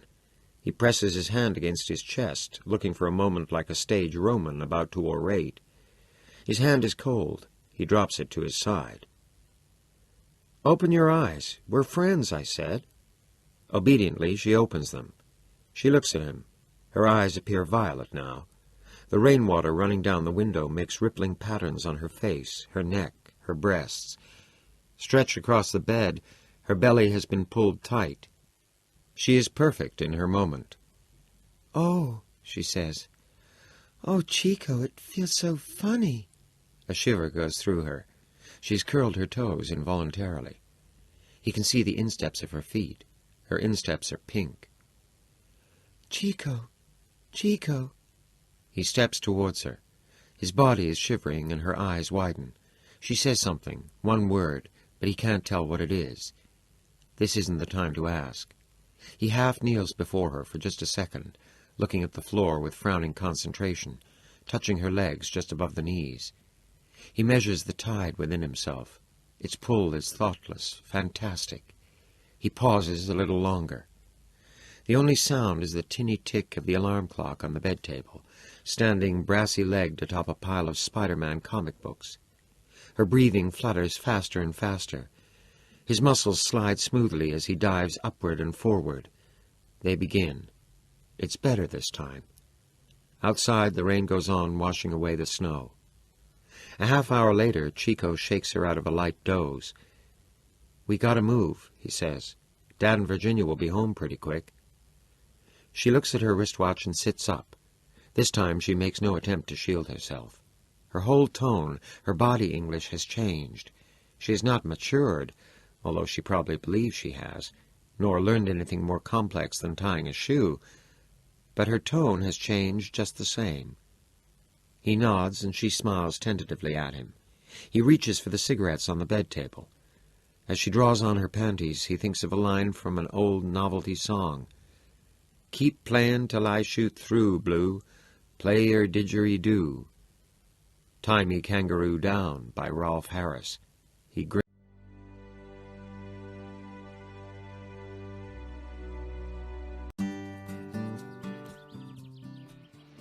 We've all been there.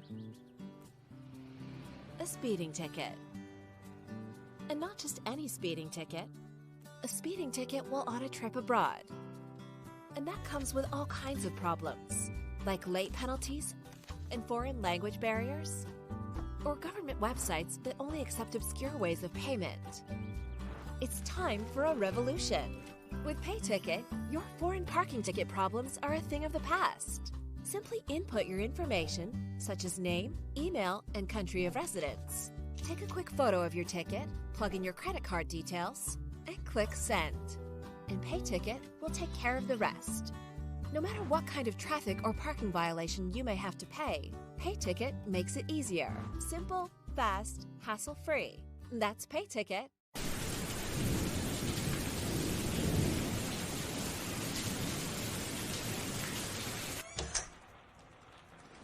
That's all right. No, this is true.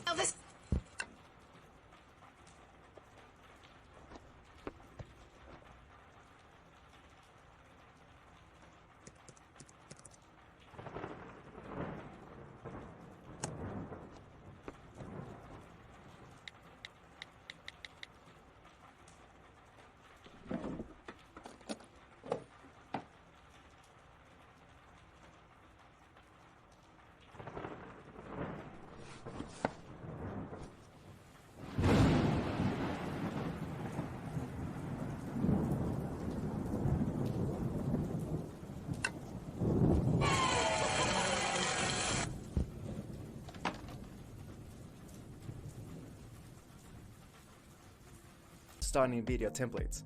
Each video maker is carefully designed to look professional. Our video makers are super easy to use and let anyone with an internet connection create high-quality videos in seconds. Edit logos, mockups, videos, and design templates with just a few clicks. Each template is carefully made by design experts, so your work will always look great. Get started with the best video maker at Plazy.net.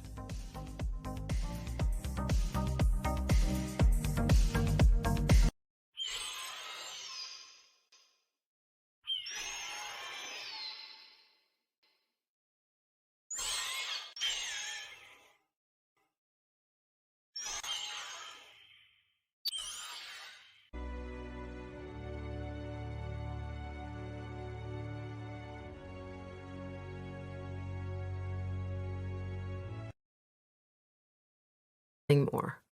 Or so he tried to convince himself. He closed the file, locked it in a drawer. The Luke Hollander case was closed long ago. Violet Sperry's homicide was fresh, but unrelated. And again, remember, not yours. So what? He said aloud. Jurisdiction issues hadn't stopped him in the past.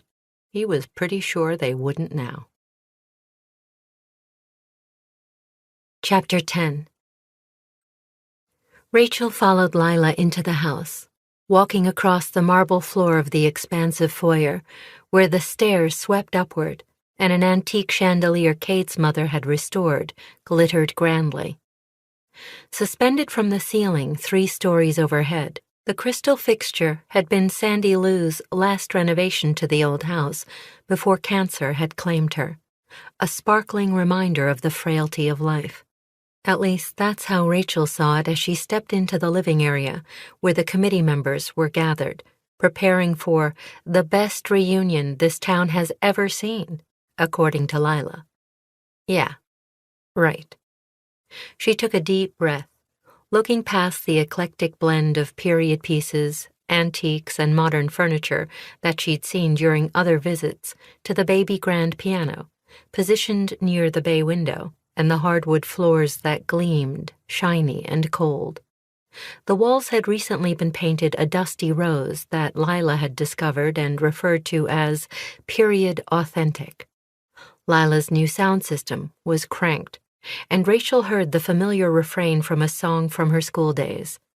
The retro music seemed forced, almost haunting. Of course, Mercedes was the first person she saw. Perched on the edge of a curved couch, Mercedes was in a deep, whispered conversation on her cell. Short, curvy, exotic-looking, and smart as a whip. Her black curls were tossed over her shoulder as she talked, her eyebrows pulled together in concentration. Rimless glasses were propped over the bridge of her nose. Her skin was still flawless, a smooth mocha color, her eyes big and expressive, her lips compressed. With her free hand, she typed on the keyboard of a laptop propped open on the glass table. Rachel remembered her, the girl who was always whispering, listening for gossip, the editor of the school paper. She glanced up, caught Rachel's eye, and the corners of her mouth tightened almost imperceptibly as she quit typing long enough to pick up a can of Diet Coke and take a long swallow. "I want to talk to you," she mouthed, still listening to whoever was on the other end of the call. Great. Rachel's stomach clenched as she scanned the faces around her. All of these adults had been there that night, every last one of them. Her gaze shifted to Nathan Moretti, seated a cushion away from Mercedes and engrossed in his iPad. He glanced up. "Hey, Rach." He slanted her that friendly smile that he'd flashed her on the day Luke had died. Oh, God. Her heart nearly stopped at the memory. 20 years ago today, Nate had been behind the wheel of his black BMW, parked in the driveway near the huge pine tree, obviously waiting for Luke. The window of Nate's Beamer had been rolled down and he'd caught sight of Rachel hurrying across the patchy lawn. "You coming tonight?" he'd asked. "Shh! Oh, I get it. Mom doesn't know, right?" He'd laughed. "No, I can't." She'd shaken her head vigorously as she'd reached his sports car. Afraid. She hadn't been able to admit it. No. Would he just shut up? She'd cast a worried look at the house. But that hadn't been Nate's style.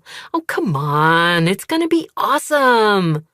He'd glanced at the house where she and Luke resided, a 50s ranch home like all of the others on the street. You'll have a blast, I promise. Before she could argue, Luke had hurried out of the front door, his backpack slung over one shoulder, his blonde hair tossed by the breeze as he'd loped down the cement walk. Nate had leaned out the driver's window as a squirrel began to scold from the gnarled branches of the pine. Tell your mom you're staying with a friend, Nate had suggested. Call Lila, she'll cover for you.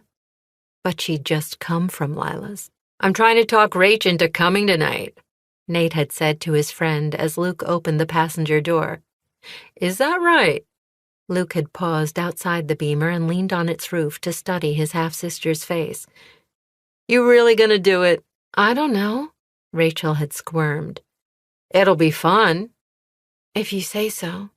Hey, I've even got an extra gun. With a glance at the house to make sure their mother wasn't peering through a window or walking out the front door, he'd unzipped his backpack and withdrawn a small black case. Inside, extra ammo included, no charge. He'd tossed the case over the roof of the car and, panicked, she'd caught it. I don't know, I've never... Doesn't matter. Nate had started the engine, but he'd still been staring at her, his dark eyes twinkling with mischief. Come on, Rach, you'll like it. Have a blast. Get it? He teased, his trademark smile slowly widening. Promise, you'll never forget it. Well, amen to that. Truer words had never been spoken. She remembered Nate reversing out of the driveway, the tires of his car squealing against the street, just as the sound of the garage door grinding upward had reached her ears. Mom! Rachel's heart had nearly stopped.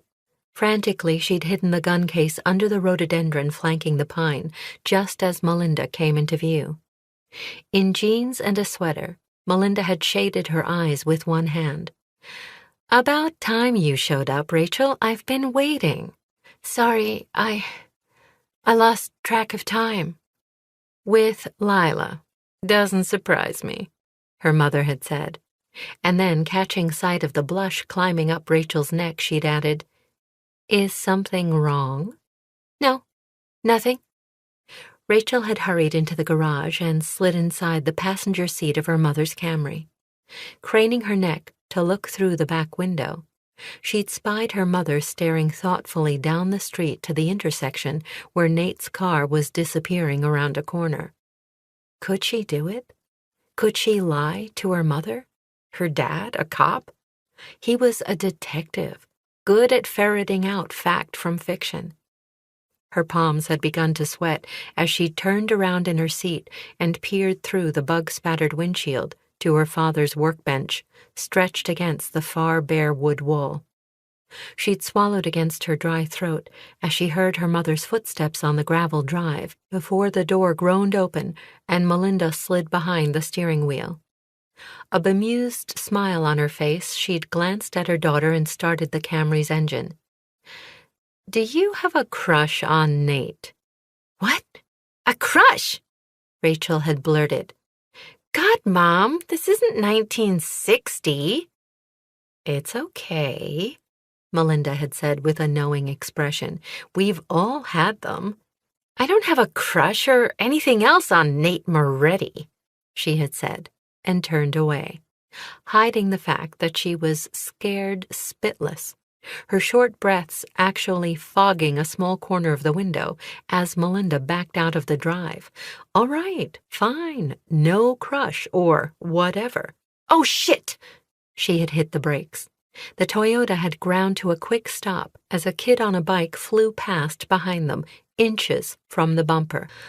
Damn it! That Ferrello boy's going to get himself killed! Did you see that? He didn't stop? Didn't see me? Holy God, and no helmet! What's his mother thinking? Letting out a frustrated breath, she'd slowly hit the gas again, backing out into the street. "Do it, right now," Rachel had blurted. "Is it okay if I sleep over at Lila's tonight?" Her mom's expression had tightened.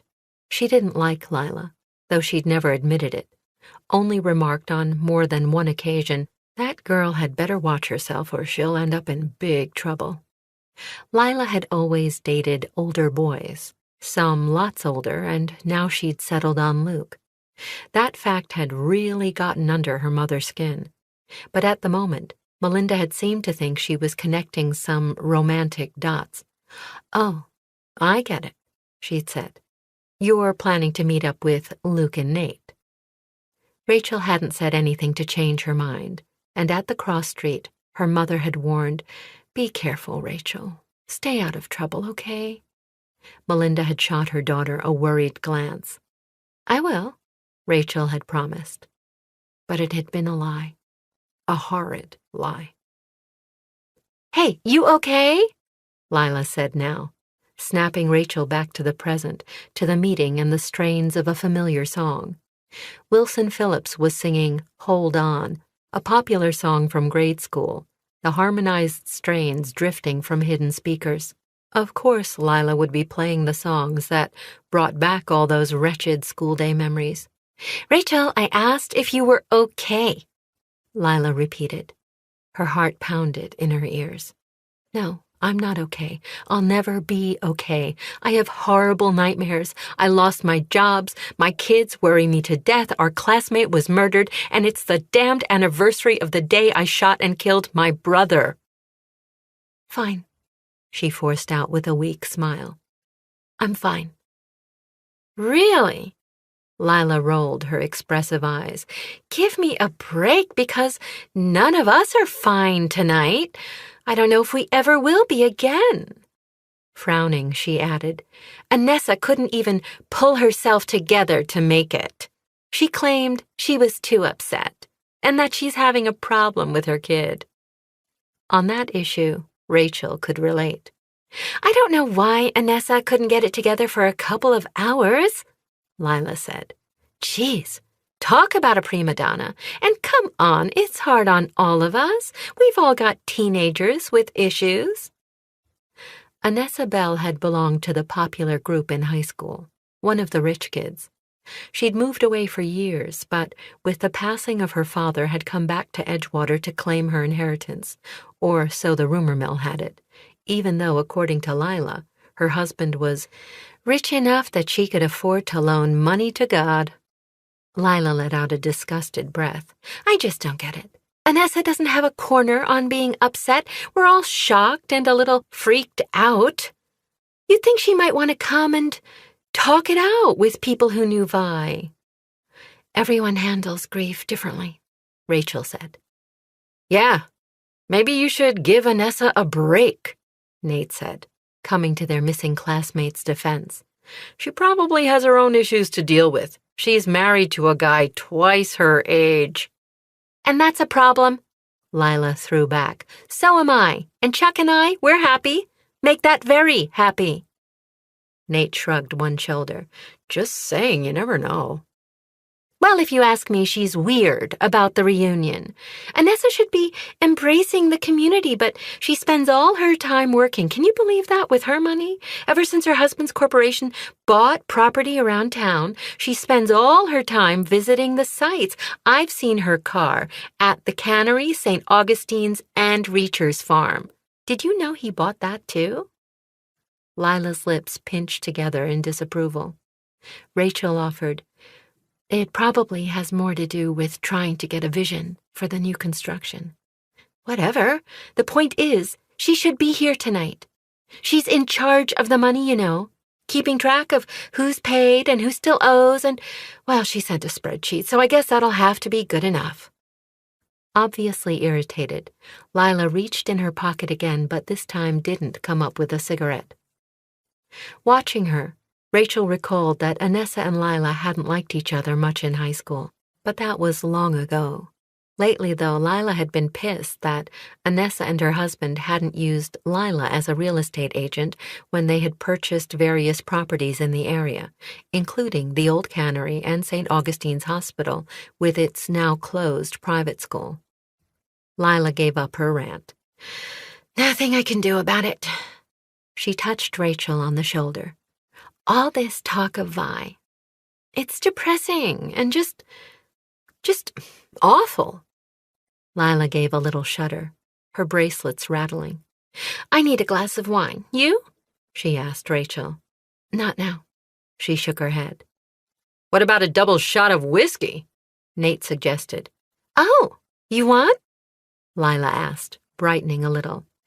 "I've got scotch, I think. Chuck always keeps a bottle of Glenlivet." "No!" Nate held up his hands. "I was joking. I'm good, really." But Lila was already moving away, hurrying past the pillars separating the living and dining areas. At the far end of a long table, Britt Watkins was huddled with Riva Santiago and Billy D. Johnson around an open laptop. Riva wore a sleek black suit and a white blouse, her black hair cut in layers to her shoulders. Billy D. was dressed more casually in sweats and a t-shirt, as if he'd just jogged off the practice field. His bald head shined in the glow of another chandelier as he picked up one of Britt's catering menus. Britt appeared uncomfortable in the straight-backed chair. The trio, in deep discussion over their tasks of planning food, drinks, and games or contests, had not seemed to notice that Rachel had arrived. "She never listens, does she?" Nate asked, shoving his hands into the pockets of his slacks and hitching his chin toward Lila. Still tall and lanky, his hair as brown and thick as she remembered, Nate would probably be a candidate for the most unchanged since graduation. A few faint lines were visible near the corners of his eyes, the beginnings of crow's feet, but other than that, he looked about the same as he had when they'd graduated. "Never." Lila was already filling 2 glasses at a mirrored sideboard that was laden with trays of food, gleaming stemware, and open bottles of wine, soda, and hard liquor. In the middle of the display, 3 white candles had been lit, tiny flames flickering around a small bouquet of violets in a glass vase, obviously a tribute to Violet Sperry. Jeez, Lila must have moved on that quickly. Sadness crawled through Rachel all over again. Lila was returning with the drinks and had caught Rachel's gaze. Handing a short glass to Nate, she explained, "I felt I had to do something." She touched the rim of her wine glass to Nate's, then took a long drink of wine. "I couldn't just ignore the fact that she died today." Rachel didn't say anything. "Right?" Lila prompted. "I guess." "She was killed, Rach. Murdered in her own home. Last night or early this morning. I just thought, we needed to make some kind of statement. We couldn't ignore it. She graduated with us." "Sure." That was so Lila. "It's just so weird, I know." Another big gulp of wine. "Rachel!" Britt scraped her chair back. She'd finally noticed that Rachel had arrived and was blinking back tears as she awkwardly made her way around the end of the table. "It's horrible, horrible." "Unbelievable," Rachel said, and to her surprise, Britt hugged her for a second, pulling her close despite her baby bump. Britt dabbed at her eyes. "Sorry, I'm emotional. Pregnancy hormones, "We all feel it," Rachel said, hiding her surprise at being hugged by a woman who usually could barely scratch up a smile for her. Nate agreed. "It's sick," he said. From the corner of her eye, Rachel noticed that Riva and Billy D. had abandoned their spots at the table and were walking toward the group. Riva carried a glass of red wine, and Billy D. came around the other side of the table. Oh, great. She knew she shouldn't have come. Within half a minute, everyone on the committee was clustered in the living room. "I saw her at the dog groomers. The one with that stupid play on words. What's it called? Oh, Doggy Bartique. The one on 3rd Street just last week. My schnauzer needed his nails clipped." Riva reported as she joined the others in front of the cold fireplace. Anyway, she was there with her 3 dogs, and we waited at the counter making small talk, you know. I can't believe it. Now she's gone. I hadn't seen her in years. I mean, years. And there we were talking about the stupid dogs. It's surreal, you know. Why would anyone... Her voice faded, and for once Riva seemed at a loss for words. She was pretty and smart, a woman who'd always used her good looks and brains to her advantage. She'd been a cheerleader, of course, and in the choir and drama club. Their senior year, raven-haired Riva had sung and danced to deliver a standout performance in Bye Bye Birdie. And for a while back then, before Lila had turned his head, Luke had dated Riva. Exclusively. Riva had been head over heels for him. Now an attorney, Riva was as slim as she had been in high school, but her features had sharpened with age.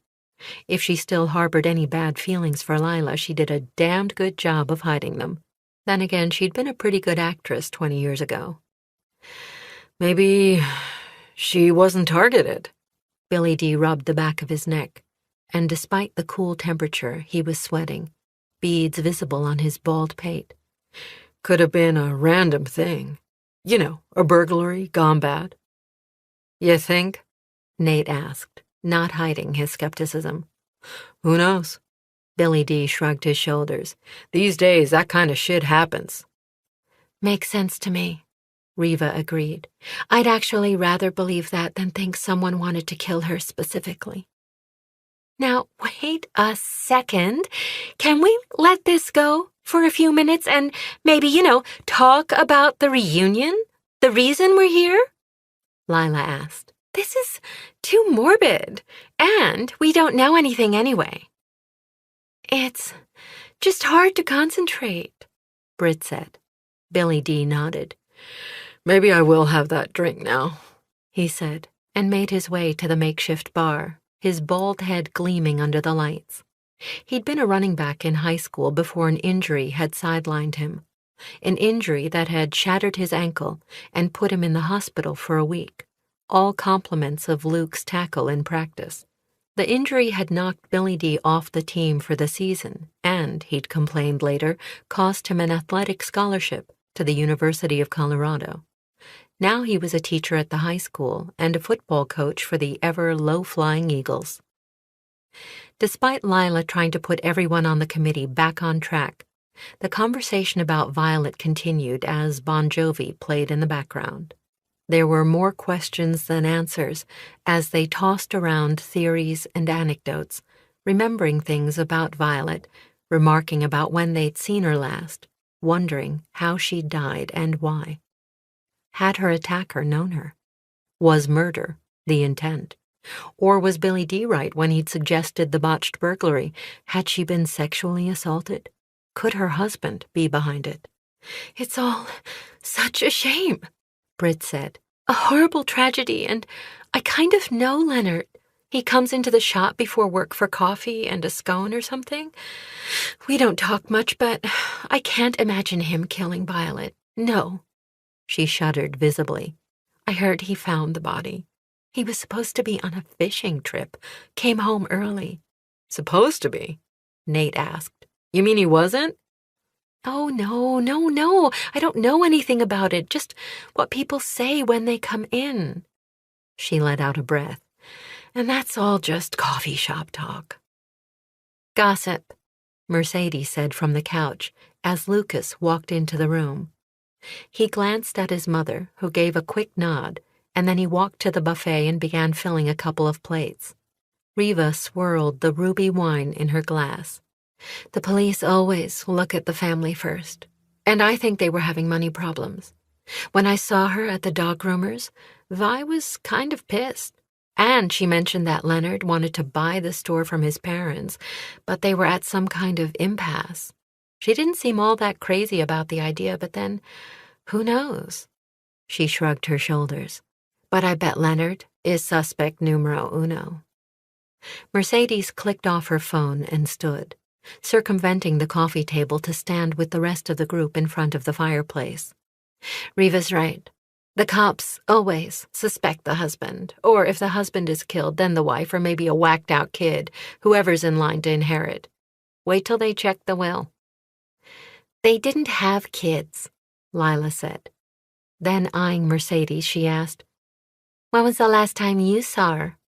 Mercedes lifted a shoulder. "Last week. I tracked her down at the furniture store." Nate lifted his chin. "Tracked her down?"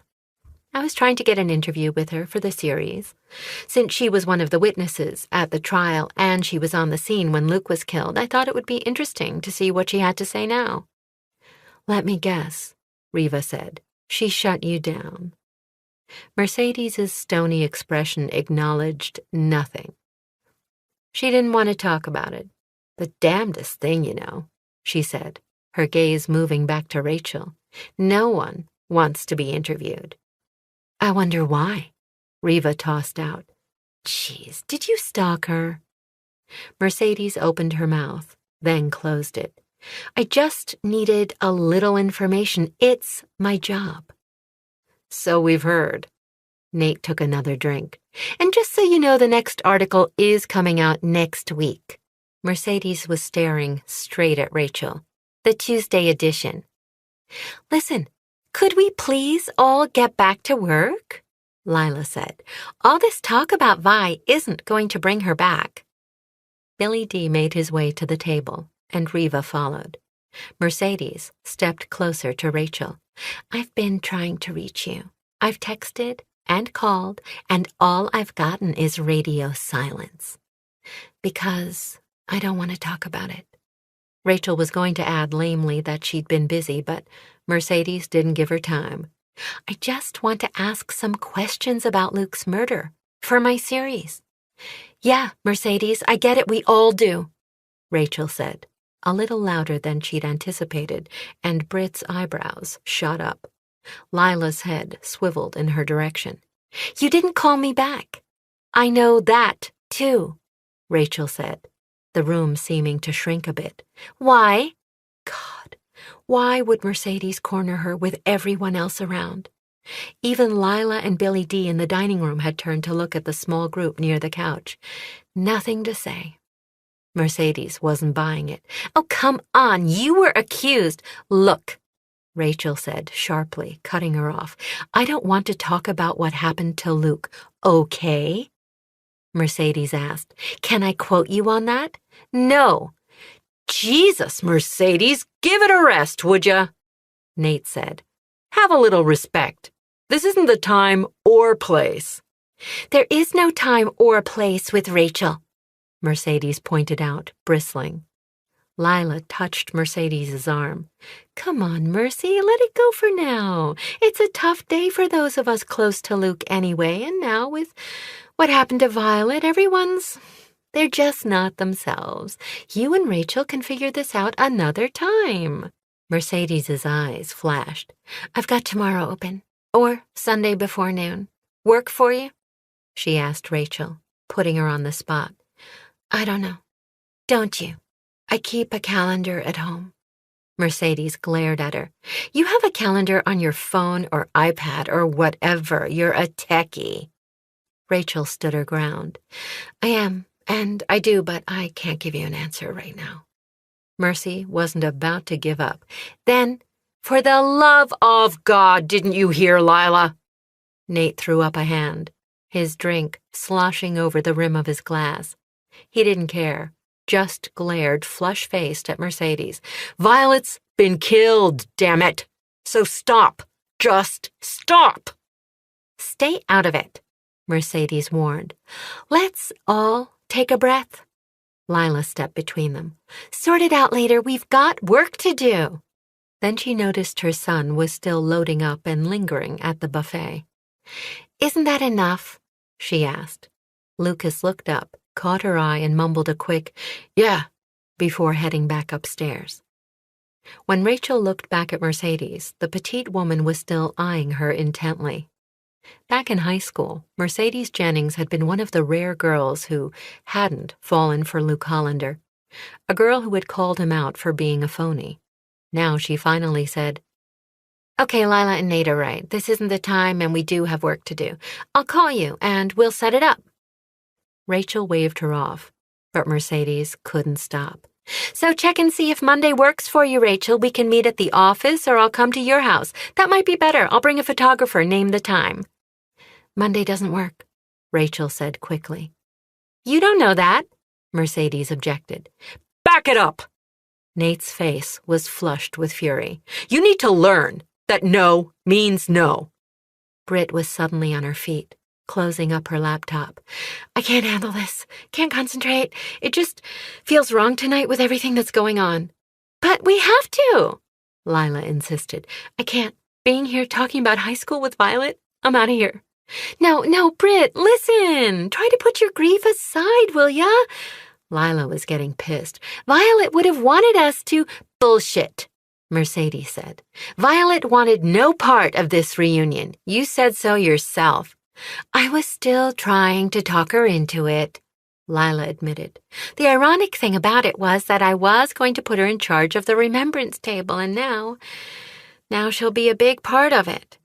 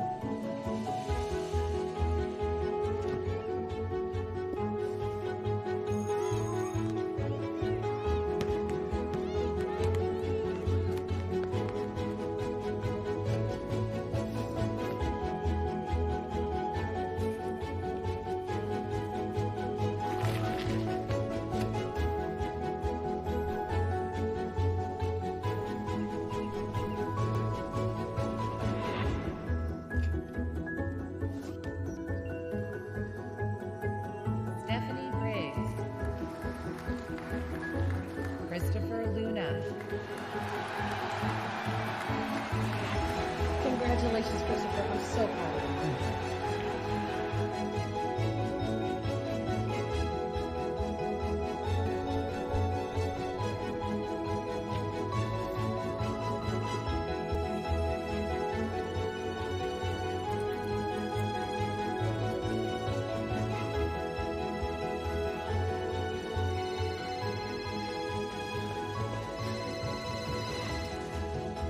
Well,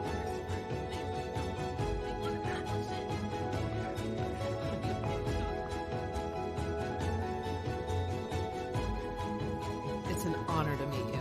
it's a pleasure to meet you. Your book is my daughter's absolute favorite. Oh, I love that.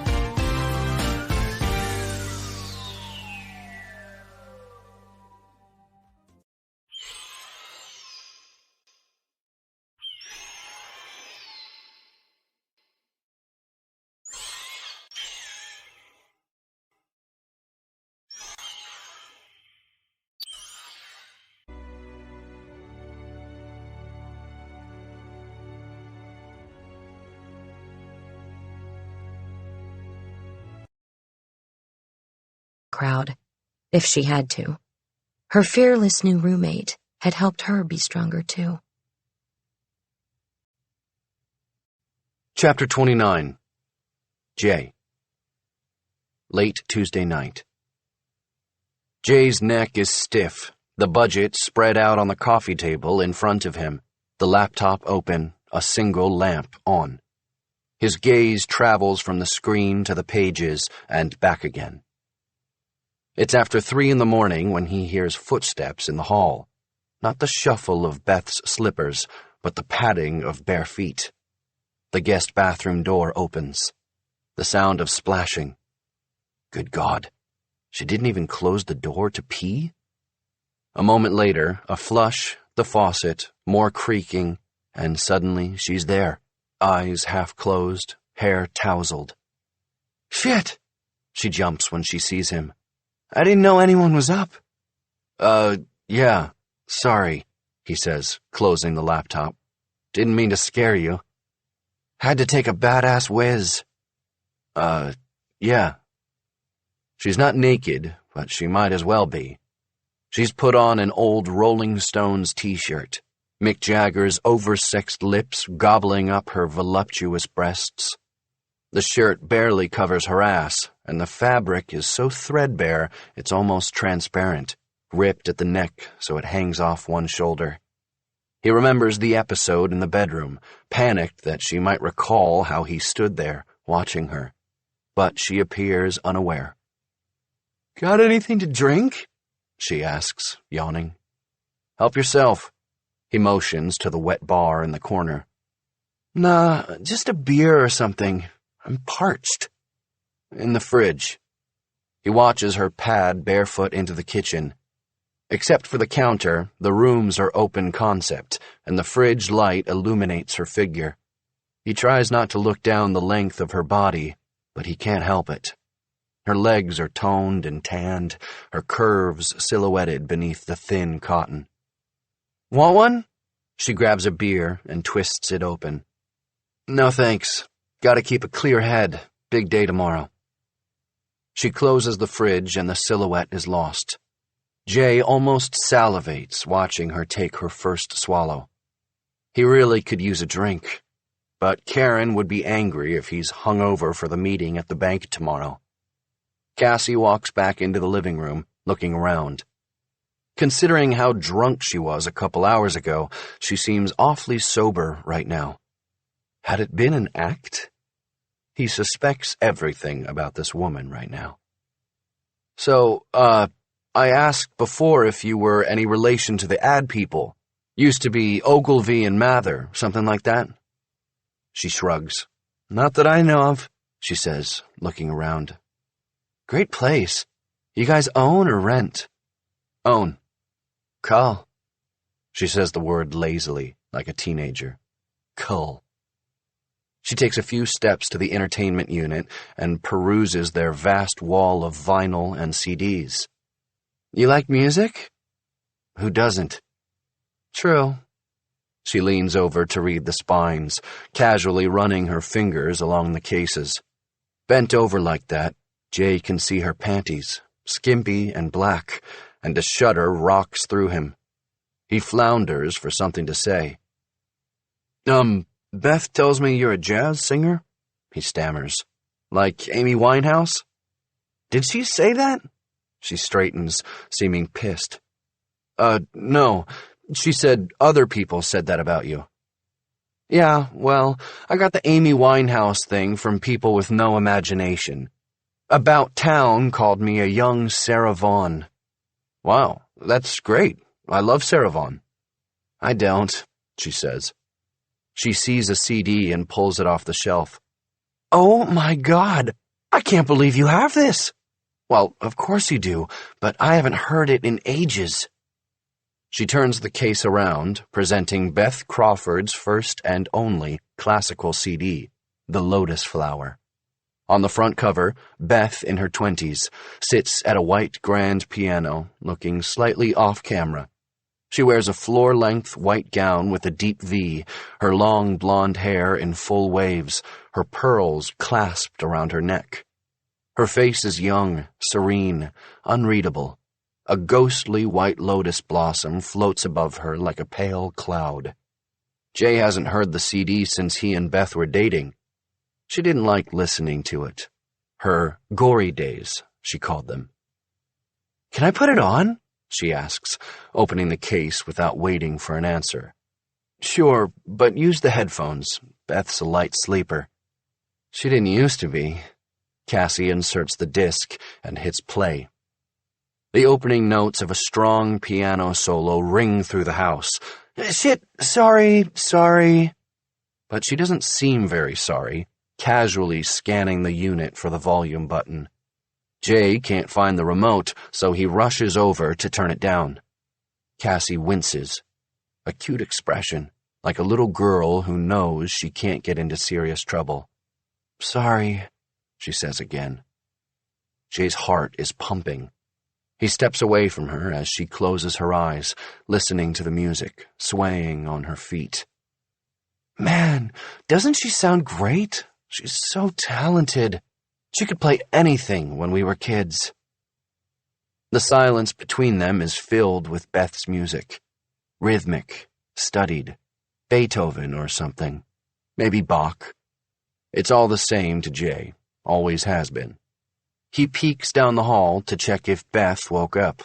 The door's still closed, so he returns to the couch, his heart thumping hard. Cassie walks around the room, looking at things, touching whatever she likes. She lingers over their wedding picture. "Cute," she says, but it sounds sarcastic. There's something he doesn't trust about this girl. It goes beyond Beth's warnings. Instinctively, he knows she's trouble. He's met crazy chicks like this before, wild party heads who seem to want fun but then cause nothing but grief. "So, how long you guys known each other again?" he asks, trying to keep the suspicion out of his voice. "Me and Beth? We go way back. Used to be super tight." "That's funny. She never even mentioned you, not until you called." "Ouch. Was that on purpose? 'Cause it hurt." She walks around the coffee table and sits down right beside him, her bare thigh close to his. He straightens, shocked. There's a chair across from him, lots of room on the far side of the couch, and there she is, right beside him. He smells the stale booze and her unfamiliar, musky perfume. She stares at him with frank green eyes. "We shared a dorm room in college for a couple years," she finally says, "so you do the math." "I thought it was just 1 year. Then you dropped out." "Did I only last that long?" She snaps her fingers. "I keep forgetting." "So I hear you're making a movie with Mila Jovovich?" That's a bit preemptive, but she liked the script. Past tense? She likes it. We're negotiating. Cool. He feels anxious sitting this close to her, so he gets up to pour himself a drink. It won't hurt, just one. But he's so nervous, his hand shakes, the scotch bottle nicking the lip of the glass. He takes a quick slug and remains standing, afraid to sit beside her again. "Mind if I smoke?" And of course he minds, but she's pulling the cigarette package out from beneath her t-shirt as she asks it. It was tucked into the back of her panties, like a gangster hiding his gun. As she grabs for them, he sees the curve of her hip, her bare thigh. He swallows as she watches him, the t-shirt dropping back down. She pulls out a cigarette, sliding it between her lips. There's a lighter in the package, and she uses it, the flame making her eyes glow. A wisp of smoke curls upward as she exhales. "That an ashtray?" She points to a dish on the end table. A wedding gift from somebody or other. Nobody's used it as an ashtray since their housewarming party, but he doesn't want to seem uptight in front of her, so he just nods. She grabs the dish, puts it on her bare thigh, rests one foot on the table. "So, too bad about the baby," she says. "What?" "The miscarriage." "She told you?" "Uh-huh. We had a lot of catching up to do tonight." She takes a drag. The smoke now feels like another intruder in the house, a wispy apparition she's brought with her. Weird, Jay says. She hates talking about it. Nobody even knew we were pregnant, except for my parents. Maybe we're closer than you think, she says. We never keep secrets from each other. Smoke rings curl out of her lips as she pumps her jaw. Once, twice. It looks obscene, as if she's giving head. So, you guys trying again, or what? It was amazing how rude she was being. His parents had a term for girls like this. Coarse. Such an unassuming word, yet it said so much. They'd used it about that chick from college, too. Yeah, I guess, he finally says. The tension clamps harder, a vise inside his chest. He drains his scotch, feeling it burn and twist going down his throat. Listen, I'm kinda tired. Can we pick this up in the morning? Sure thing, man. By the way, you mind if I use your laptop for a bit? Such an innocent question, but he looks at his work spread out on the coffee table and his precious MacBook. Of course he doesn't want her to use it, but he can't say no. It would make him look too suspicious. She must notice his reticence. Don't worry, I won't rack up your porn bill, she says with a laugh. I just want to check flights back home. Oh, sure.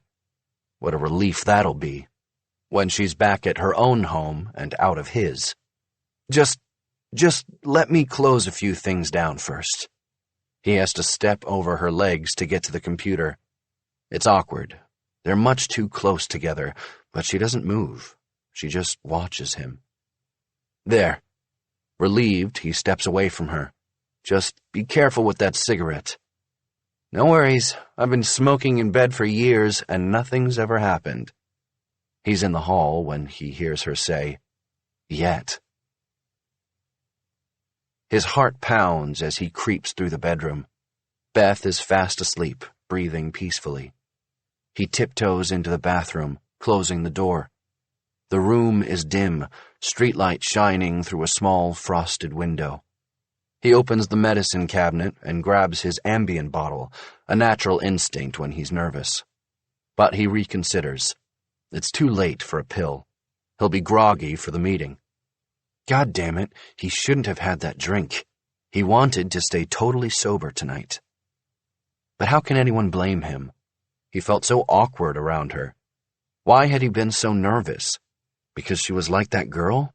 Jen? Jane? He can never remember her name. How could she walk around half naked in front of her friend's husband like that? Even Beth puts on a robe to wander around the house. Yet there's something so sexy about her. He's always been drawn to women who weren't ashamed of being sexy. They're a weakness of his. But he wonders about this one. Issues, Beth had said. He opens the door and quietly crawls into bed, not wanting to wake Beth. She doesn't even move. He lets out a big breath of air. The scotch rushes through him, finally helping him to relax. Through the closed door, he hears music, very faintly. Beth playing piano, her old friend listening, barely dressed. Chapter 30. Cassie. Late Tuesday night. As soon as she hears the bedroom door close, Cassie logs onto the LA Times website. She scrolls past the old articles she read at the hotel. There don't seem to be any breaks in the case, and the police are still searching for Rick. But she gasps when she sees a breaking story about the shooting of a young man named Daniel Alvarez. The inset photo clutches at her heart. She hates knowing his full name and, especially, how young he was. She remembers being 21, those years of feeling invincible. Self-defense, she reminds herself. She forces herself to read on. Her eyes grip each word like finger holds in a steep climb. A huff of relief rushes out of her. He's in the hospital, critical, but alive. Thank God. Thank God. The article says the shooting is suspected to be gang-related and that they're investigating a possible link to the Lawrence Heights murders. It also quotes the kid's brother. He left with a blonde woman carrying suitcases. The police are asking the public for any information from witnesses who may have seen someone matching that description Monday night. She's wanted in connection with the attempted homicide. Fuck. She clears the recent searches and inputs flights to Miami in case Jay checks. Chapter 31. Good. Wednesday morning. Good feels something nudge his shoulder. He opens his eyes, squinting at bright light. It's morning, but everything's sideways. He looks up to see Michelle Dawes standing above him, holding 2 styrofoam cups, uniforms milling about the squad room. "You been here all night?" she asks, putting a coffee down for him. Good leans back, stretching and yawning. "No, went home last night to change my briefs." "You're kidding, right?" "Why? You thought I was a boxer man?" She just shakes her head. "You get clearance yet?" "Nope," he says. He'd been at the station all night, waiting for Butler's field tapes to be released to him. The task force said they were working on it, but he had to be at his desk, on a secure server, to listen to them. So far, nothing. "I got ballistics," she says, sitting down. "What they have, anyway." She shoves a file over, sipping her own coffee as Good scans the documents. 3 guns found at the scene, she begins, pointing out the results. But 5 different bullets found altogether, including the 9mm that went through the bedroom door. The casing's a match to the Alvarez shooting. Good shrugs, not surprised. They already assumed it was possible the same gun was used at both scenes. "Any sign of Squires?" she asks. "Nothing. He hasn't had a registered cell phone for years. We can't get a fix on the vehicle either. Total washout so far. We need to find that blonde. Fake blonde, I should say." He sorts through another file. "They found hair fibers on the front seat of Alvarez's car, but it's synthetic polymer." "A match to the wig from Lawrence Heights?" "Looks like. Same fiber length, same color. But it's a common type, available in just about every wig shop in the city. Doubt we can narrow it down." "I've been busy too," she says, running his associates again. She goes to her desk, only a few feet away, and taps at her keyboard. Good rolls up his chair, and she angles the screen toward him. "Richard Squires," she says, "this is your life." The monitor glows with the felon's considerable criminal record, from drug charges to aggravated assault to armed robbery. Among the thug's associates, Good sees Robert Hackett's mugshot, the young man who'd been found dead at the scene. There are various seedy-looking characters, all male. On his file are only 3 known female associates, 2 of them blonde. One is in prison, where she's been for the past 6 months, serving time for solicitation. The other died of a heroin overdose last year. The third is a brunette. She was arrested with Squires last year on the drug charge in Florida. Squires had been convicted of possession at the time and sentenced to 1 year, serving 9 months. The woman got off with probation. Hair, brown. Eyes, green. Good studies the woman's face in the mugshot. There's something about the way she stares at the camera. Stubborn and pissed off, for sure, but not scared. They have to get this photo to the Alvarez kid, see if he recognizes her. Good jots the woman's name down. Cassandra Ann Ogilvy. Chapter 32. Jay. Wednesday morning. Jay wakes up thinking of her. Her voice and her legs and her breasts and her lips. His eyes blink open and he sees Beth at the closet, her back to him as she gets dressed. The visions disappear. He tries to sit up, his voice cracking. "What are you doing? I'm late." He sits bolt upright. "You're going to work? I thought you'd take some time off to..." He stops, looking at the wall, lowering his voice. To be with her. I can't, Jay. Not until Christmas. You know that. This is my busy time.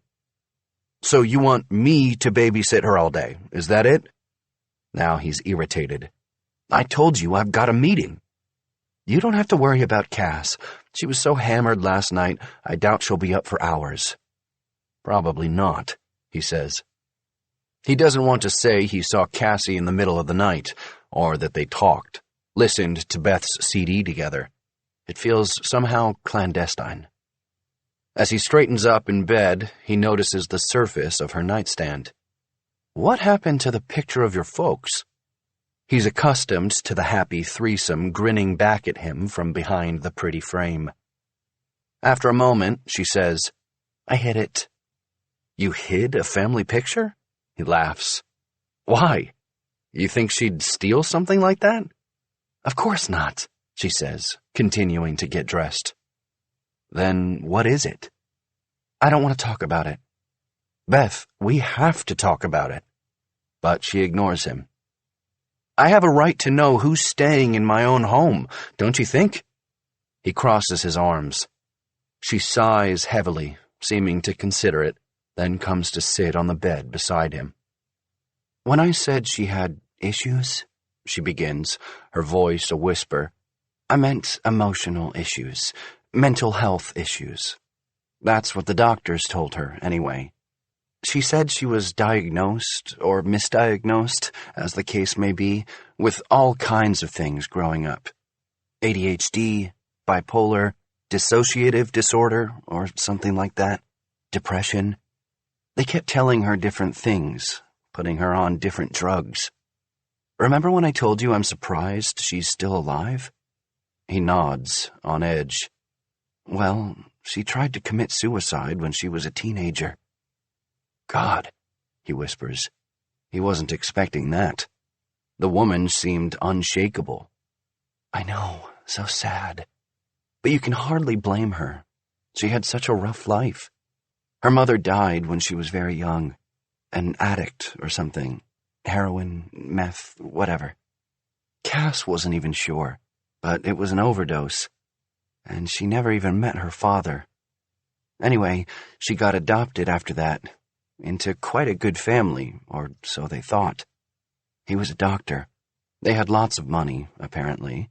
But then the man... Beth hesitates, shivering. Oh, I shouldn't be telling you all this. She'd kill me. Did he abuse her? Jay asks. Sexually? Beth closes her eyes tight, nods. For years, she says, lowering her voice even further, barely audible. Since she was a little girl. Cass was about 11 or 12 when it all came out. The guy went to jail, but the wife was devastated. After that, Cass had to go into foster homes. God knows how many different places she lived or what happened there. But at one of the homes she was in for a while, they'd lock her in her bedroom when they couldn't handle her. That's why she doesn't like closed doors. Beth glances at their own bedroom door, giving a sad smile. I don't know how she got through it. Poor thing. Jesus, that's awful. Beth nods, but she's quiet for a moment, her fair brow working over memories. In the silence, Jay tries to reconcile the woman he saw last night with this horrific story. He's not sure if it fits perfectly or doesn't jibe at all. I still don't understand why you had to hide that picture, he says.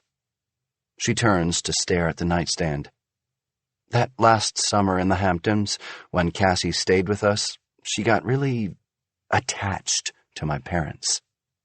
What do you mean, attached? Well, she kind of adopted them, or vice versa. I don't know. It got very confusing. Is she psycho, Beth? Just tell me.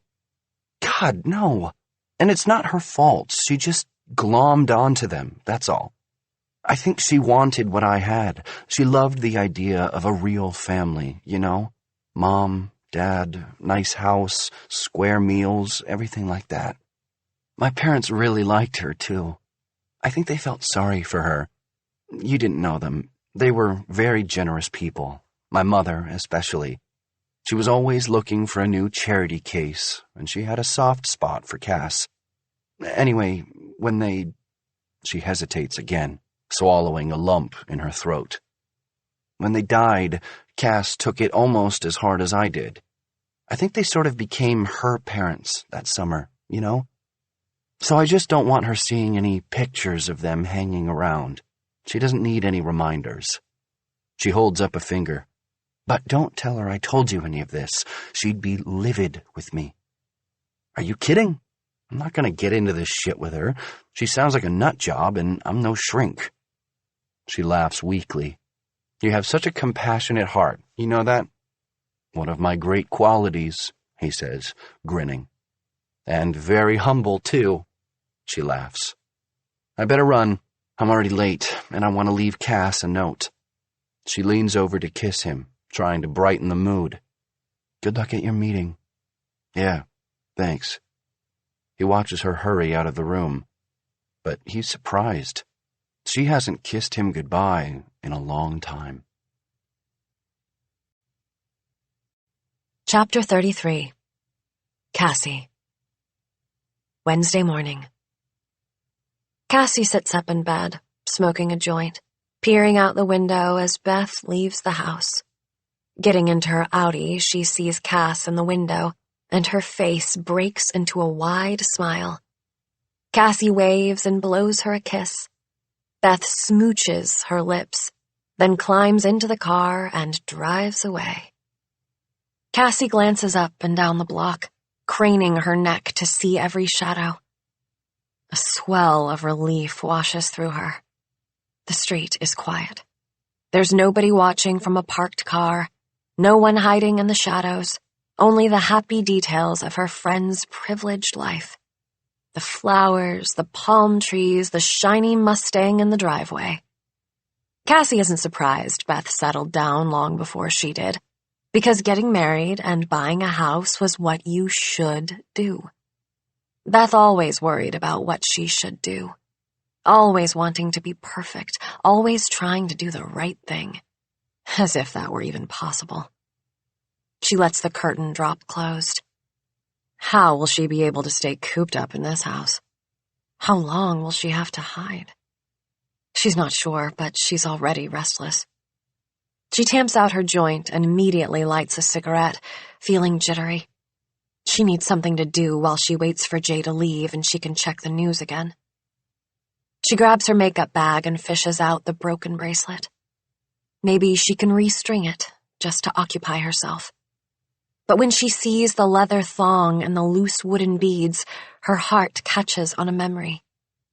She remembers the way Beth used to stare at her wrists when she didn't think Cass could see. She didn't ask about the scars, not for weeks, and Cassie didn't say anything either. If she had a few secrets she wanted to keep, that was up to her. Finally, one night after they'd been drinking, Beth said the room was spinning so fast she might throw up. Cassie could tell her new friend wasn't used to overindulging, so she told Beth to put one foot flat on the floor, and that seemed to help. But the alcohol had given her more nerve, and she asked the inevitable question. Cassie looked down, fussing with the tangle of bracelets, the ember of her cigarette glowing. What do you think happened? There was a long silence, and then a single word breathed in the darkness. When I was 15, 16, something like that. It shocked her how casual her voice sounded, as if she were just saying what she had for lunch. She tossed her cigarette out the window, then crept across the room to open the door a crack. She was in the habit of shutting it when she smoked, so she wouldn't get caught. She crawled back into bed, and they were quiet for a moment, but Beth couldn't let it go. How come? I don't know. Don't you ever think about it? Think about it, yeah, but to actually try it? She fought a yawn. You're not afraid of anything, are you? Not even death. She took her foot off the floor, obviously feeling better, and rolled over, her voice muffled by her pillow. "You don't even get stage fright. I'm so jealous." "You shouldn't be," Cassie said. "Nobody should be jealous of me." But Beth didn't seem to hear. "Do you think there's a finite amount of fear in the universe?" "What?" Cassie smiled. Finite. It was just the sort of word Beth would use. She continued, her voice groggy and faint. "And that some people get more than their fair share."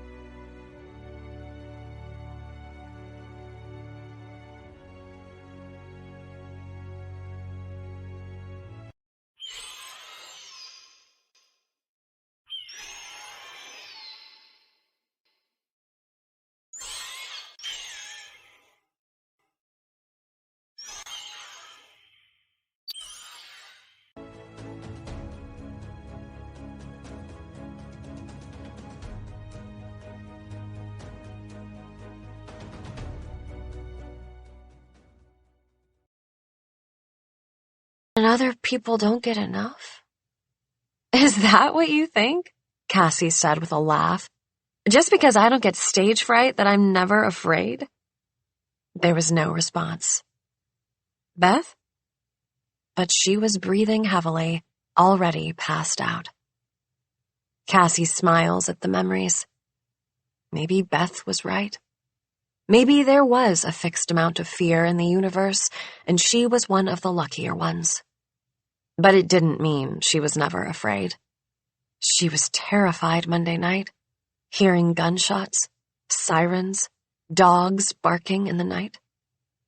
But now that she's here, in her old friend's house, the fear has eased. It might even have something to do with Beth herself. Cassie had always been the brave one between them, the strong one, even the crazy one. Beth was so much more delicate and vulnerable. But they complemented each other, and, in a way, they must have needed each other to define themselves back then. Maybe they still did. She senses movement from the next room and puts the bracelet away, taking one last drag and crushing her cigarette. She hurries into the hall just as Jay comes out of the bedroom in a nice gray suit. "Morning," she says brightly. "Don't you look dapper?" He stops in his tracks. She notices him suck in his gut. He's a good-looking man, but he still feels self-conscious in front of her. She can tell. "Hey," he says, turning away. "Going somewhere?" she asks, following him. "Got a meeting. Back soon." Back soon. In other words, don't touch anything. "Are you taking your laptop?" "Yeah, I need it." His jacket swoops as he hurries through the kitchen. "All right, well, have a—" But the door slams as he leaves the house. Nice day. She hears the growl of the Mustang. It all but shakes the walls. She peers out of the blinds. The dark wood slats bar the California sunlight to see the car roar out of view. She checks the street again. Nothing. Chapter 34. Good. Wednesday morning. East Los Angeles General sprawls across 4 city blocks, its clean, modern lines giving the impression of a cruise ship gone aground. Good stands outside the door to a room in the ICU, peering through a small window. Danny Alvarez is unconscious, an oxygen mask on his face. His chest rises and falls uneasily. The bullet had passed through the young man's ribs on the right side, punctured his liver, and exited the body, lodging into the driver's door. The boy is still in critical condition, but he's expected to live. His brother and mother sit on either side of the bed, wearing surgical masks and blue latex gloves. "Ready?" he asks Dawes. She nods. Good taps the window. Nico Alvarez looks up, then says something to his mother. She nods, but doesn't take her eyes off her unconscious son. Nico rises, pulling off his mask. "Hey," he says, walking into the hallway, looking drained but relieved. The beep of the heart monitor fades as he closes the door behind him. "You find her yet?" "Not yet," Good says, "but we're making progress. Forensics found fingerprints on the passenger side handles of your brother's car, and they got a hit." He presents the mugshot of Cassandra Ogilvy from the Florida arrest. "Do you recognize this woman, Nico?" He squints at the photo, considers it, shrugs. "Take your time. Maybe you've seen her around before. Maybe she knew your brother?" "I don't think so," he says, shaking his head. "Never saw her before." Dawes' phone rings and she excuses herself, stepping away to answer. "Nico, we believe this is the woman your brother left with Monday night," says Good. "We found a cluster of long blonde hairs on the front seat of his car, but they were synthetic, so we think she may have been in disguise." He rests a blank page of his notebook against the photo, covering the woman's dark hair with the white paper. "Take another look." The boy glances at the photo, cocks his head. "Shit, yeah, that's her. Could be, anyway." "Excellent. You said she had bags with her. Did you get a good look at them?" "No, it was dark. I wasn't paying attention to her goddamn luggage." "Was she injured as far as you could tell?" "No, not at all." Dawes winds up her call and heads over, giving Good a meaningful look. "Thanks, Nico. If you think of anything else, you let us know." The boy nods and opens the door to the room, but before he disappears, Dawes reaches out. "I know this is tough, Nico, but it could have been a lot worse. Your brother's gonna be okay. He's a lucky guy." "Yeah? Why? You gonna pay his hospital bill?" He throws her an angry glare, then disappears into the room. Dawes stares at the door and sighs heavily. "That was a stupid thing to say, wasn't it?" Good shrugs. "Serves you right for trying to be nice. Was that the judge?" She nods. "We're all set." Good swells with his own brand of reserved optimism, pocketing the photo. As soon as they got a hit on the prints on the door handle of the Ford, they called their favorite judge to rush an arrest warrant for Cassandra Ogilvy. She is no longer just a possible suspect in the Butler case. They have hard evidence she was involved in the Alvarez shooting, too. Ogilvy is now wanted for attempted murder. Chapter 35. Beth. Wednesday morning. Beth fixes her coffee in Starbucks, glancing around for the man she met the other day. Tony? She hopes she sees him again. It's been a long time since a guy made her feel attractive, and she could use another ego boost. Especially now that Cassie is here, sexier than ever. She recalls the shock at seeing her friend wave from the guest room window, her face seeming to float between the curtains, ghostly and unreal. She'd expected Cass to sleep in for hours, the way she always used to, so it had been such a surprise that she was awake. Beth chews her lip worriedly. She hopes Cass hadn't overheard any of her and Jay's conversation this morning. I think she wanted what I had. Her phone rings, and she gets worried when she sees the screen. Her mother-in-law never calls her. Ellen? Is everything all right? Of course, dear. Everything's fine. But she has an edge in her voice. Jason called earlier. He'd sent your father some film documents and needed advice. Uh-huh, Beth says, irritated. He said he met that friend of yours last night. She was a bit wild, and that she was very drunk. She had a few drinks, yes. We both did. What business is it of yours? She carries her coffee out into the sunshine. The relentless California sunshine.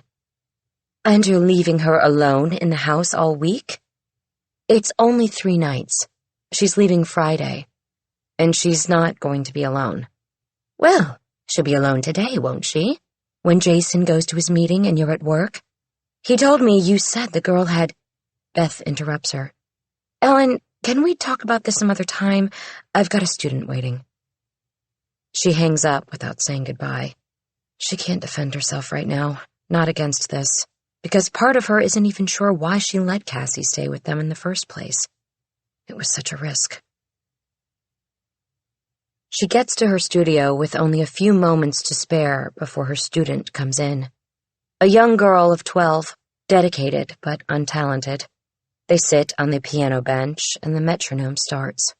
Click, click, click. The girl begins the first of a series of endless, repetitive scales. As Beth turns the page of the music book, she's so angry her hands tremble. Why did Jay have to mention anything about Cassie being drunk last night? He knows how critical Ellen can be. She'd been so wrong about his parents, and so damned naive, it still humiliates her. She remembers the night they announced their engagement, over dinner at the country club. She'd only met Jay's parents a few times, and she wanted to make a good impression, so she sat straight-backed, smiling, trying to be the good girl. Jay was even more eager to please them than she was, exchanging his cool, confident persona for that of an eager little schoolboy. She barely recognized him. When they finally got past the inevitable, "That was fast," and "Are you sure you don't want to wait?" Ellen turned to her. "Congratulations." "Aren't you going to congratulate me?" Jay asked, laughing. "You don't congratulate the groom-to-be," she snapped. "It's bad form." All through dinner, Beth felt them regarding her, sizing her up, making her feel like a damaged antique they were only half interested in buying. Then the questions started in full force. "So sorry about your parents," they said, the picture of sympathy. "How awful for you." "We understand they weren't in a very good financial situation when they passed. That must have been so difficult to deal with, on top of everything." Beth couldn't believe their nerve, or how rude they could be. Jay obviously told them the story. She saw him glaring at them to shut up, clenching his teeth. As the night went on, the questions got more subtle, but they didn't stop. "Did they travel much? Did your mother do any charity work? Where did your father golf?" It was obvious they were trying to learn the fundamentals of her upbringing, and it appeared her answers helped her pass the test. They were especially happy she was taking Jay's name. "I love that you're so traditional," Jay's mother said, one of her few pleasant statements of the night. But Beth wasn't changing her name because she wasn't a feminist. She'd been anxious to forget Beth Crawford, the failed pianist, and become someone new for years. But if Beth thought she was marrying into a warm, loving family, She was wrong. Because the next day, Ellen invited her to the house for lunch. Beth was excited to talk about wedding plans. She also wanted to explain that she and Jay had decided to foot the bill for the reception themselves. The groom's side of the family wasn't responsible for paying for a wedding, and since Jay's parents were so interested in good form, she thought they'd appreciate that. She didn't know at the time that the small, elegant reception would become the first foothill in their growing mountain of debt. She remembers driving to the tasteful mansion in Beverly Hills, white and glowing in the sun. Big white houses had such a special energy, peaceful and powerful at once. A dark-skinned maid answered the door. She had a kind smile, reminding Beth of Margareta as they entered through the large foyer. The house was beautiful, luxurious, filling her with melancholy and longing. She stopped in her tracks when she got to the kitchen. It wasn't just Ellen waiting for her. Jay's father was there too. She smiled awkwardly as everyone shook hands. "We're just waiting for someone else to join us," John told her. Beth wondered who it could possibly be. A wedding planner? A minister? The maid set out sandwiches with the crusts cut off, tea, and a bowl of store-bought potato salad. She then vanished without saying a word, without either of the Montgomerys acknowledging her presence. It was very different from Margareta, who had been a loving part of the family for years.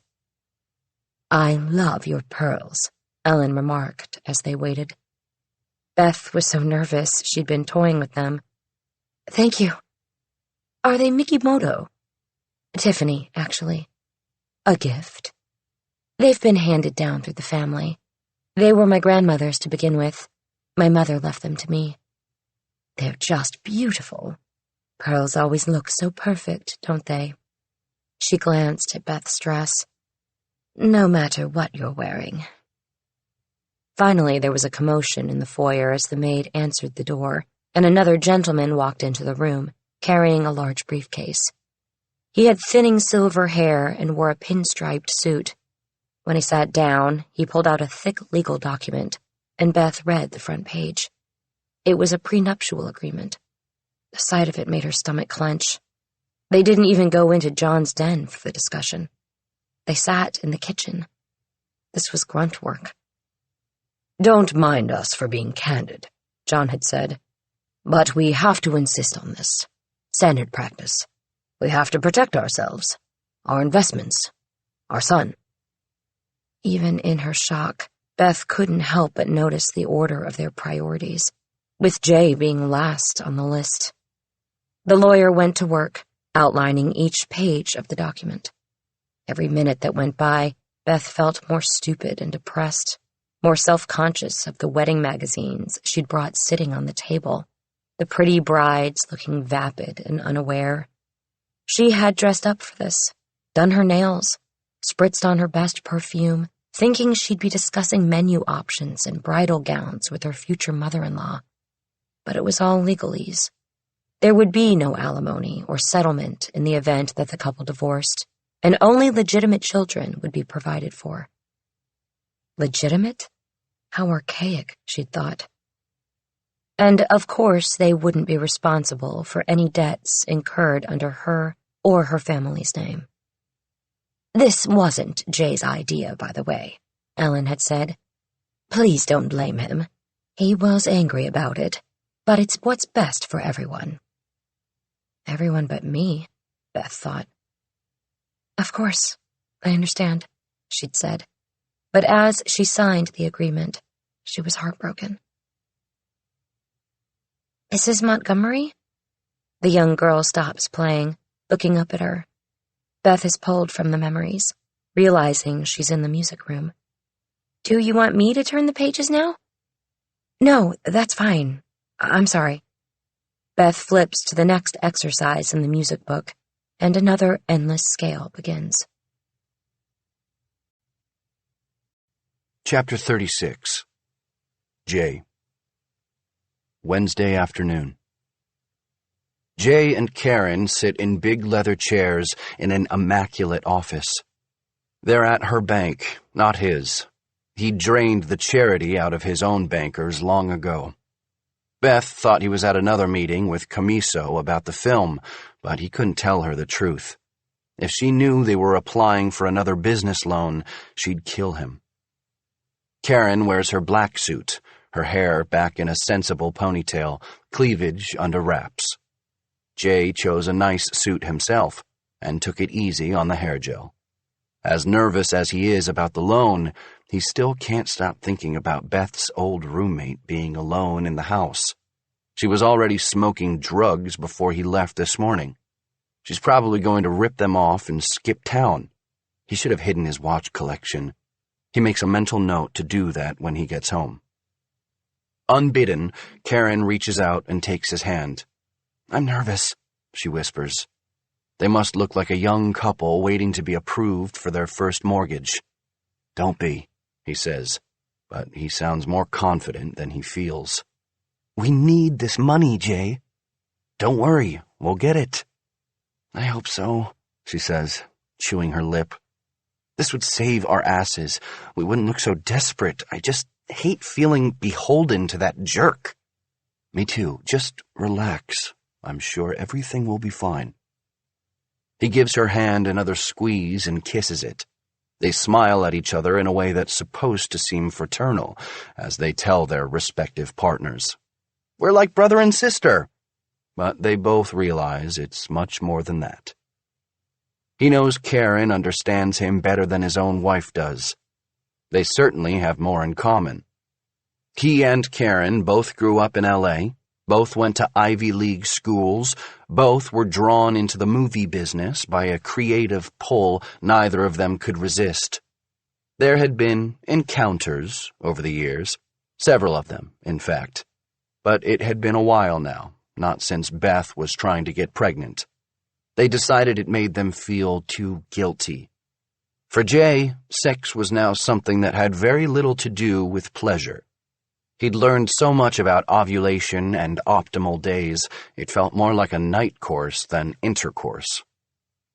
Karen didn't question the change in their relationship. She had a long-term boyfriend herself. But he still thinks about her, and he knows she thinks about him. Sometimes he remembers their little pact. If this movie thing doesn't work out, we could always get married, and wonders if he would be happier if he had married Karen instead. The door opens and they unlink hands. A blonde woman in her late 40s comes into the room, well-dressed and friendly-looking. She specializes in business loans. It's not the first time she's lent money to Vermont Films, and Jay hopes it won't be the last. "Can I get you guys coffee or anything?" she asks, smiling. She has a stack of files with her, his budget sitting on top. "We're good," Jay says. The woman scratches her chin as she peruses the files in front of her. Jay feels his heart suspend beating. Chapter 37. Cassie. Wednesday afternoon. Cassie drags the red duffel bag out from under her bed and unzips it. The gun is a cool, dull weight in her hand. She has to get out of the house. If she gets some fresh air and sunlight, it might help her relax. She can't sit inside watching basic cable all day, and she jumps at the sound of every car going by. Not even the Montgomery Music Collection can entice her. She noticed the backyard was private and fenced in, surrounded by greenery. Nobody would see her tanning back there. But she can't take any chances, so the gun is a safety precaution, just in case. She begins snooping around for supplies. After opening a few doors in the hallway, she finds the laundry room and, next to it, the linen closet. Beth was just the sort of woman to have a nice linen closet. Matching sheets and towels neatly folded. She sorts through the stacks for a beach towel, throwing one over her shoulder. She hesitates when she sees a small pile of pastel cotton tucked on the bottom shelf. Curious, she lifts one out. It's a little flannel blanket for burping newborns. The sale tag from Baby Gap is still attached. Why does she keep all this stuff around? Beth always did like torturing herself. In the master bedroom, she sees the pillow shams, the mocha bedding, the polished furniture. It's a serene room, yet there's something almost too calm about it. It reminds her of the living room at the rental house, full of all those bodies and blood. Because this is the scene of a crime, too. It's the place where happiness went to die. Certainly her old friend's happiness had gasped its last breath here. Cassie knows Beth well enough to realize she's miserable, as much as she tries to hide it. But Cass sees through her old friend's perfect act. She always could. She creeps to the dresser, opens a drawer. Jay's t-shirts are neatly folded. Another. Beth's underwear, a study of neutrals. She walks to the bed and opens the nightstand. Sees a couple of romance novels tucked away. The shelves in the guest room closet are stacked with these books too, mauve and pink covers, with couples in swirling embrace. She laughs to herself. She can't believe Beth still reads this stuff. But as she closes the drawer, the paperbacks shift and she sees something glinting beneath them. She reaches in and turns it over. She gasps when she sees the photo from that last day at the summer house, Beth with her arms around her parents. She remembers Beth asking Cassie to take the shot of them together. But this is the photo her old friend chose to frame from that day? And not the two girls together? Cassie's pretty sure Beth hasn't been carrying around a picture of them in her wallet all these years either. Cass isn't sure why Beth didn't stay in touch, as the girls promised to do that summer. She guesses it's because Beth never approved of Cassie's lifestyle, the drinking and the drugs. Cass still feels judged by her old friend that way. She suspects if it were up to Beth, they never would have seen each other again. She sighs, touching the glass, then quietly puts the photo back. She steps into the ensuite and opens the medicine cabinet. Judging from the shaving cream and hair gel, she sees what must be Jay's shelf. She notices a prescription bottle. It brings back the memory of manicured fingernails shoving pills into her mouth, urging the glass of apple juice to her lips, the door locking, the knob hot and slippery in her hands as she tried to pull it open, her throat aching from screaming, the fury and fear mixing in her gut. Then, slow stillness would seep through the walls, bringing with it relief. Then, finally, sleep. She shakes off the memories, or tries to, at least. She notices the prescription is in Jay's name for a fairly heavy dose of Ambien. Everyone has their problems, she thinks, putting the bottle back. Another shelf is full of drugstore finds: hairspray, moisturizer, hand cream. Beth doesn't appear to be using designer skincare right now, but Cassie would have guessed there'd be lots of sunblock. And there is. Beth was always protective of her fair skin. During that summer, Cassie remembers Beth slathering on SPF 30 every hour on the hour. Cassie didn't worry about that so much. She tanned well. Rather than sunblock, she grabs a half-empty bottle of baby oil, then pours herself a strong drink. The back door is stiff on its hinges and takes a moment to open, as if no one has used it for a while. She steps out into the sunshine. The yard is angled into the hills with a high cedar fence. She'd always imagined Beth would end up in a house like this. She glances around as she spreads a towel on a lounger. The patio furniture is classic, but the navy chairs are fading and the barbecue is covered in a film of dust. Overgrown frangipani bushes rim the yard, red flowers blooming. But it's clear they don't have a gardener coming in, and this would be one of the few houses in the neighborhood without a pool. It's like a dream perfectly set up, but then stalled in mid-flight. She feels a combination of envy and sympathy, two things Beth could always make her feel. She packed bathing suits, but didn't bother digging them out, settling on her mismatched bra and skimpy panties. She takes off her robe and rubs baby oil on her chest and stomach, down her legs, her skin gleaming. She takes a sip of her drink, then lies back, tucking the gun beneath the towel. She tries to relax, feeling the sun warm her skin. The languid pleasure of just lying in the sun both soothed and excited her, the way drugs did, the way applause did. It was such an easy way to bring ecstasy. She wishes she didn't need the constant excitement, the way Beth didn't seem to need it. Fake, romantic, happy endings were enough for Beth, but not for Cassie. She needs the real thing. She'd turn the stereo on and blast it loud enough to reach the backyard, but she doesn't want to attract attention. She could use a blunt, too, but she needs to stay alert, just in case. Then suddenly something cuts through the silence. A car pulling into the driveway. Her heart constricts. It's not the throaty growl of Jay's Mustang. Rick? She sits up, reaching for the gun. A car door closes.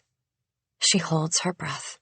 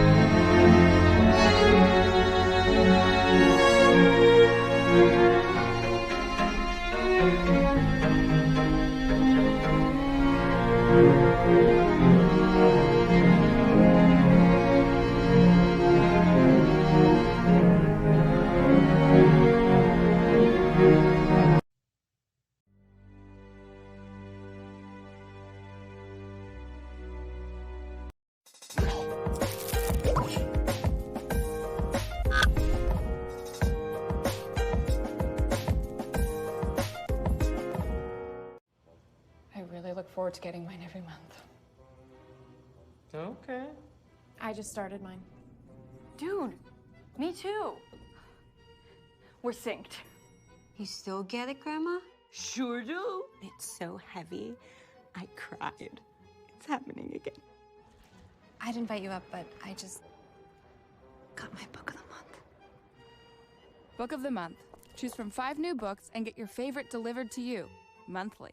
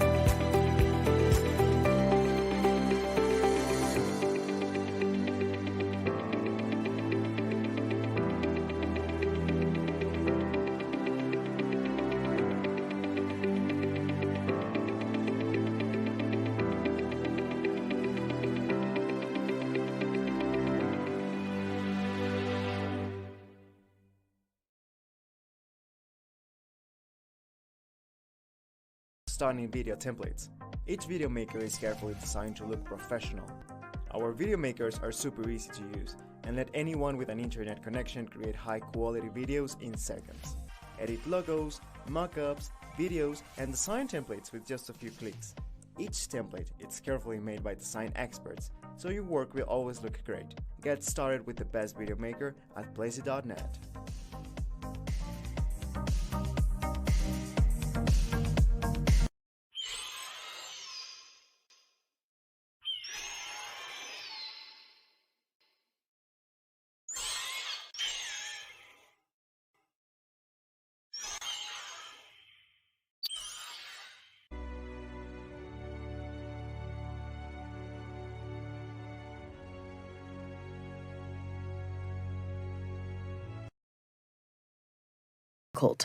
Rock had been falling for tens of thousands of years, leaving long scree slopes and boulders, but most of it was covered with lichen and buried in soil.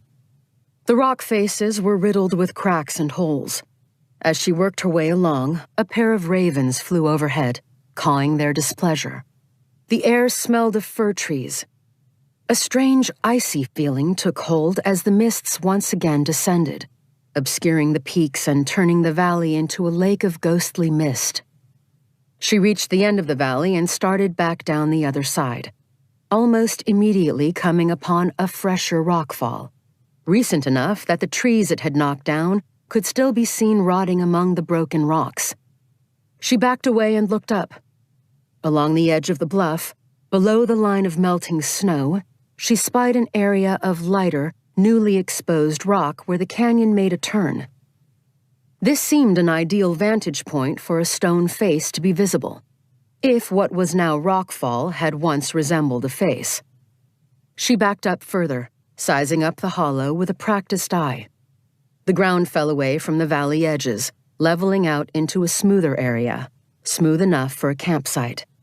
It was 3, maybe 4 acres, much larger than the archaeological site itself, which would probably occupy no more than 1/4 of an acre.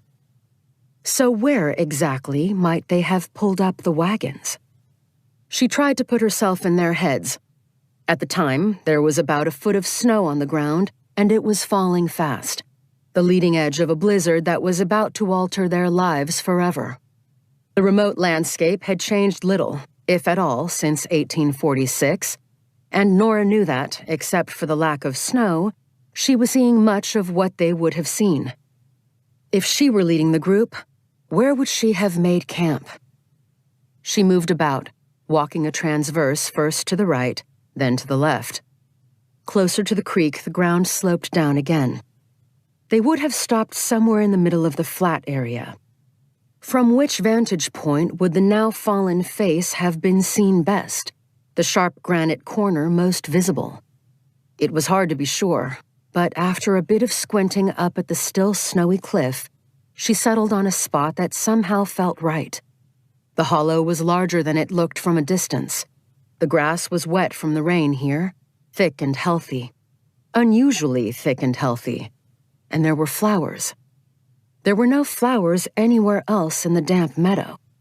As an archaeologist, she was trained to watch for areas of soil that were unexpectedly rich, or where there was a sudden change in vegetation.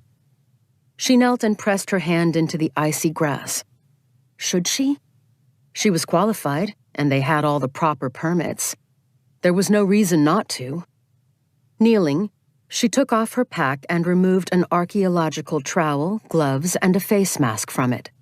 After measuring and cutting a 50-centimeter square in the thick grass cover, she edged the trowel underneath, working the roots loose, and lifted free the plate of grass to expose the muddy soil below. Slowly, with exquisite care, she began scraping back the layers of dirt, bit by bit. A 175-year-old site would not be far below the surface, especially at this high altitude, in a meadow where soil would have accumulated slowly. At 3 inches, the trowel tapped something. Changing to a light brush, she exposed the object. It was a tooth. When she returned to camp, the weather had fully cleared. The fleeting clouds tinged a blood red from the setting sun. The freshly whitened peaks were afire with alpenglow.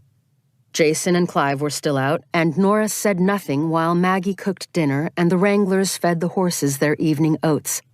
Finally, just as she was beginning to grow concerned, Jason appeared in camp. Clive followed, his face a mask of discouragement. "What a bust," he said, dumping his pack. He picked the ever-ready coffee pot off the fire and poured himself a cup, sitting down on the log. "No go, eh?" Clive shook his head. "Nothing at all? Really?" "Not so much as a button." Jason poured himself a cup as well. "Jason, what do you think?" Nora asked. He shrugged. "If there's a camp, it's not up Dollar Fork." Night was falling quickly, and Nora heard the hoot of an owl.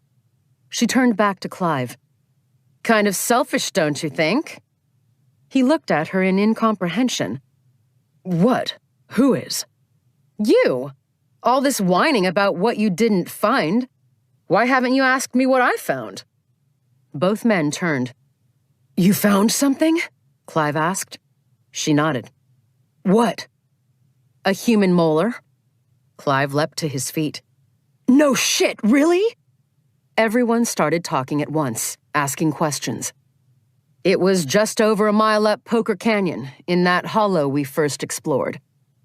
"Nora, my God, that's fantastic," said Clive, giving her a hug before recollecting himself, stepping back and shaking her hand vigorously. She was gratified and a little surprised by Clive's lack of envy that it was she, not he, who'd made the discovery. On top of that, she realized the hug had left her with a faint tingle. "Amazing! Phenomenal!" He sat down again, still laughing with joy, his blue eyes flashing. "Tell us how you did it." She briefly told the story while Burleson broke out a bottle of wine and poured glasses all around. "A toast," he said, holding up his tin cup. That bottle was followed by another, as Maggie served dinner. Afterward, they sat by the fire, and the conversation, consisting mostly of excited speculation, eventually fell off into silence. The only sounds were the crackling of the fire, the hooting of an owl, and the faint sigh of wind in the trees. "We'll move camp tomorrow," said Nora. "There's a flat area along Poker Creek only about half a mile down from the site." Burleson nodded. "I'll get Jack and Drew on it at first light." Again, they lapsed into silence, and then Jason sat up. "Did anyone hear that?" A long silence. Nora heard a knocking sound, very distant and faint. "There it is again," said Jason. "Woodpecker," said Clive. "They don't peck at night," said Maggie. "Sure they do. Don't they?" Another distant knocking sound, this time a little nearer. The wind sighed in the trees. "Anybody missing from the campfire?" Maggie asked. "Off answering nature's call?" "Nobody'd go that far," said Peel. They did a quick head count anyway. Everyone was accounted for. "Okay," said Maggie loudly into the darkness as she rose to her feet. "We know you're trying to scare us. Well, it worked. So show yourself, now that you've had your fun." They waited, and, as if on cue, there was another knock, followed by a low thump. Nora stood up and flicked on her headlamp. "Where are you going?" Maggie asked. "Out there to see what it is." Nora walked quickly across the verge of the meadow, ignoring the various voiced warnings from the campfire. She reached the tall trees and walked into the forest, the trunks like giant pillars in a cathedral, disappearing into the darkness above her. She paused and looked back. The glow of the fire was visible through the trunks. She walked farther, then paused to listen. Nothing but barely audible voices from the campfire, no doubt calling her back. Then the thumping sounded again, closer. It could be the wind, Nora thought, knocking two trees together. Or perhaps an elk moving about in the dark, rubbing its rack on tree trunks. The sound came again, and this time she zeroed in on the direction, walking fast through the trees, keeping to a straight line. After a few minutes, she stopped to listen once more. This, she judged, should be the approximate location of the sound. She waited and waited some more, but no sound came. Taking a few more steps, she passed through a particularly dense stand of trees and suddenly emerged into a roughly circular clearing. Odd. There was no reason for a break like this in such thick forest. She shone her light around, but there was nothing. Just a soft bed of green moss, undisturbed by tracks, and a few scattered boulders. She waited 5 minutes, but the sound did not return. She turned and began retracing her steps. Despite being an experienced woodsman, she hadn't marked her back trail, and in the dark, every trunk began to look the same as every other. Just as she was starting to panic, thinking she'd lost her way, she saw a faint gleam through the trees and headed for the welcoming fire. Chapter 18. May 8th. 2 mornings later, Nora stood near the base of the cliff and looked around. What had been an empty meadow the night before last was now a full-fledged archaeological excavation. And she had to admit, a damn fine one. The prep had gone like clockwork.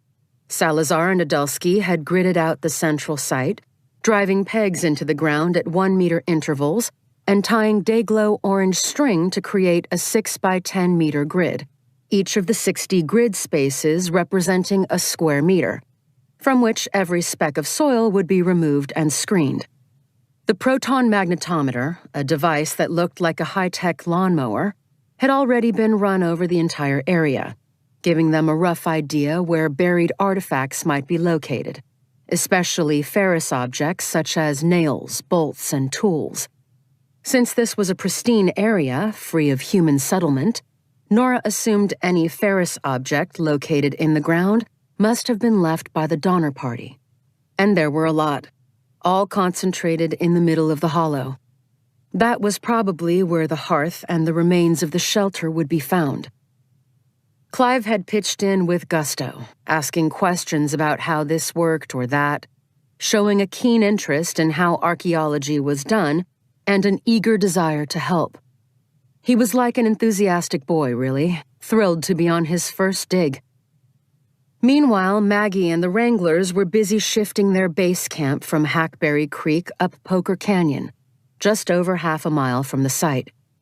Peel was leading the pack train to and from the ranch into the mountains on a daily basis. He would pack in equipment, overnight the animals in the campsite, and then lead them out again for another journey. Their living quarters had already been set up along the banks of the creek, and the move should be complete and everything in place by the following night. At the Lost Camp itself, a large wall tent, cheekily labeled HQ by Adelsky, had been set up adjacent to the archaeological site. It contained work tables and storage containers for sorting, photographing, and conserving the artifacts, along with a computer and Wi-Fi transmitter attached to solar panels and a small backup generator. The Wi-Fi couldn't connect them to the outside world, but it would be effective in communicating and transferring files among themselves. The strongbox went into a corner, and on the opposite side was an area for storing the proton magnetometer and other archaeological equipment. Adelsky and Salazar were at the far end of the meadow, finishing up the magnetometer survey. In the aftermath of the storm, the weather had been sublime, warm during the day and above freezing at night. As she watched, Clive emerged from the work tent and came over to where she was standing. "Beautiful morning," he said. "I'm really curious to see how this is going to progress. I've never worked on a dig before. We historians spend most of our time shut up inside libraries and archives, accumulating dust and withering away." Nora smiled. "Nice shirt," she said, nodding at yet another Paisley horror show. "How many of those did you bring? It's going to get awfully dirty, you realize. That is, if you're really serious about helping." Clive grinned, tugging on the collar. I know. I can't help it. I just like Paisley. But I am serious, really. We're partners, and I want to be useful. not just some bump on a log. Okay, I think that can be arranged. Nora thought back on how solitary her life had been since her husband's death, how used she had become to working alone. Well, perhaps it was time to engage with life a bit more. That's great, said Clive. He gestured at the snow-capped mountains. Sierra Nevada, snowy mountains. They sure live up to their name. It's mid-May and they're still covered with snow. I can't believe how thrilling it is to be out here, working on this. He looked around. You think we should give this meadow a name? The same thought had occurred to Nora. She'd considered Tamsin's Meadow, but decided that wasn't suitable. Even in the early morning sunlight, the damp hollow held little charm. And it was not only because of what had happened here.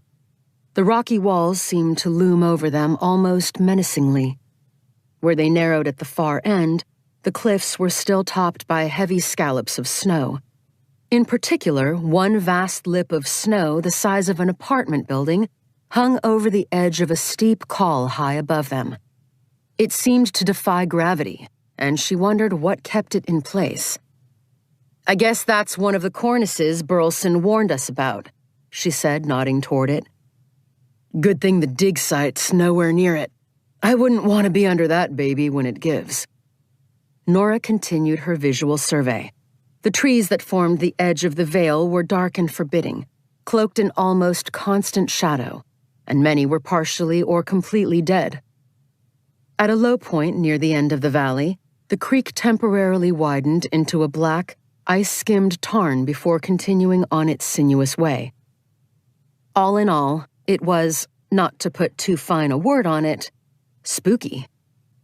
Let's call it Lost Meadow, Clive suggested. Nora considered this a moment. It seemed both simple and appropriate. Good idea. At that moment, they heard the distant voice of Maggie, calling them down to breakfast. Nora finished her bacon and eggs and gulped the last of Maggie's strong black coffee. Seated nearby, Salazar and Adelsky were both wolfing down their food. Now that the site was prepared, they knew what the day had in store. Serious work. She rose and put her plate in the dish tub. What do you say, Jason? She asked the field assistant. Ready to get dirty? Damn straight. He was on his feet in an instant. Count me in, said Clive. Moments later, the four of them, Nora, Salazar, Adelsky, and Clive, were headed back to the gridded-out dig site, Maggie wishing them good hunting at the top of her lungs. At the work tent, Nora picked up one of the iPads that ran the Institute's cutting-edge excavation app. As she fired it up, Clive came and looked over her shoulder. How does it work?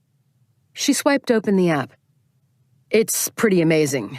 You input all the levels, soil types, and every artifact and its position. All you have to do is photograph the artifact, and the app maps it in situ using the picture. It stitches all the pictures together to create a complete dig site image, layer by layer. Amazing. Can you teach me? To use it? Sure, I'll show you the details. But you'll also need to know the rudiments of basic dirt archaeology. I'll show you as we go along. You can observe and follow what we do today, and maybe tomorrow I'll give you some actual work to do. Thank you. This is very exciting for me. History is always one step removed from the real thing. But right here, to be able to see and feel, it's so much more immediate, so real. It's like touching the past. You put your finger on exactly why I love archaeology, Nora said. She realized she would have to rein in his eagerness until she was sure she could trust his competence in field technique, but she was more than a little pleased at his lively interest. Nora motioned to Salazar and Adelsky. Grab your trowels and equipment and let's go. And don't forget gloves, hairnets, and face masks. Nora had worked out an exacting protocol for the excavation work, so as not to contaminate human remains with their own DNA. They connected their iPads to the local network and calibrated them. She assigned Salazar and Adelsky to 1 meter squares, then she herself took the grid in which she'd found the tooth, B3. Salazar's and Adelsky's squares were not adjacent to hers. She wanted to open the site in different places, get a feel for the broader outlines, develop a sense of where things were. As she put on her knee pads and knelt in the grass, Clive standing behind her, she felt butterflies in her stomach. This wasn't a typical site. It was where an unspeakable tragedy had occurred. The place was owed a certain reverence, and dealing with historic human remains, where there might be living descendants, there were living descendants, like the man whose shadow was half covering her as he looked over her shoulder, made it an entirely different story. Working carefully but efficiently, she removed the tarp from the sod layer she'd cut out 2 days before, labeled with a meter number, and examined the area of black earth where she'd found the tooth. She'd already discovered that the 1846 soil horizon was only 10 inches down, an incredibly shallow excavation. As she proceeded, she patiently explained each step to Clive. Taking the edge of her trowel, she gently removed soil a millimeter at a time, placing it in a bucket next to her, to be later dried and screened or put through flotation in search of carbonized organics and human hair. She could hear the 2 others starting on their squares. Scrape, dump. Scrape, dump. A moment later, her trowel touched something else. Once again, switching to a brush, she began to clean the surrounding area carefully. "It's the top of a human cranium," she announced after a moment. Clive dropped to his knees and looked at it closely, his head almost touching hers. "This gives me a really strange feeling," he murmured. "Seeing these human remains." "Me too." Salazar and Adelsky immediately came over. "That didn't take long." Nora brushed it off, exposing it to the edges. It was a piece about the size of 2 silver dollars, discolored brown edging to a crumbling whitish powder, crazed with fractures. She worked ever so slowly, uncovering more of the skull. Her work revealed the forehead, eye sockets, and nasal opening, along with the mandible that had held her initial discovery, the tooth. "Probably male, from the brow ridges," she murmured. They all watched in focused silence as she continued. "That's the coronal suture," she said, pointing with the tip of her brush at a squiggly line running through the bone. "I'm no physical anthropologist, but I'd guess from its state of fusing this skull belonged to an adult." There was a silence. "The Lost Camp, according to my census, had 7 male adults," said Clive, his voice low. "A 17-year-old, 3 in their 20s, 2 in their 30s, and 1 who was 40. But Boardman, who was in his late 20s, escaped to the Donner camp, and the 40-year-old, Cheers, was eventually rescued. So it couldn't be either of them. I'd guess this was one of the 30-year-olds. Clive squatted closer. "Can you tell anything else from looking at it?" Nora took a deep breath. "See these marks here and here?" She fished out a loop and allowed him to examine them closely. "Those look like anvil strike markings. They're one of the 6 classic signs of cannibalism. The kind of scratches caused by a skull being placed on a rock and bashed open with another rock." Clive shook his head in faint horror. She pointed at another spot. "And here we have a second classic sign. The crumbling edge on this bone could only have been the result of heating and cooking." She sat back. "This person was decapitated, his head put in a fire and cooked, and the brain pan was bashed open to get at the, cooked brain." This was greeted by a brief silence. "Glad I kept my hands off that bacon at breakfast," said Salazar. "Brings it home pretty strong, doesn't it?" said Clive. "So, what are the other 4 signs of cannibalism?" "Scraping marks inside the bone to get out the marrow, butcher marks made by stone or metal tools, the mashing of spongy bone to extract the nourishment, and pot polish. Pot polish?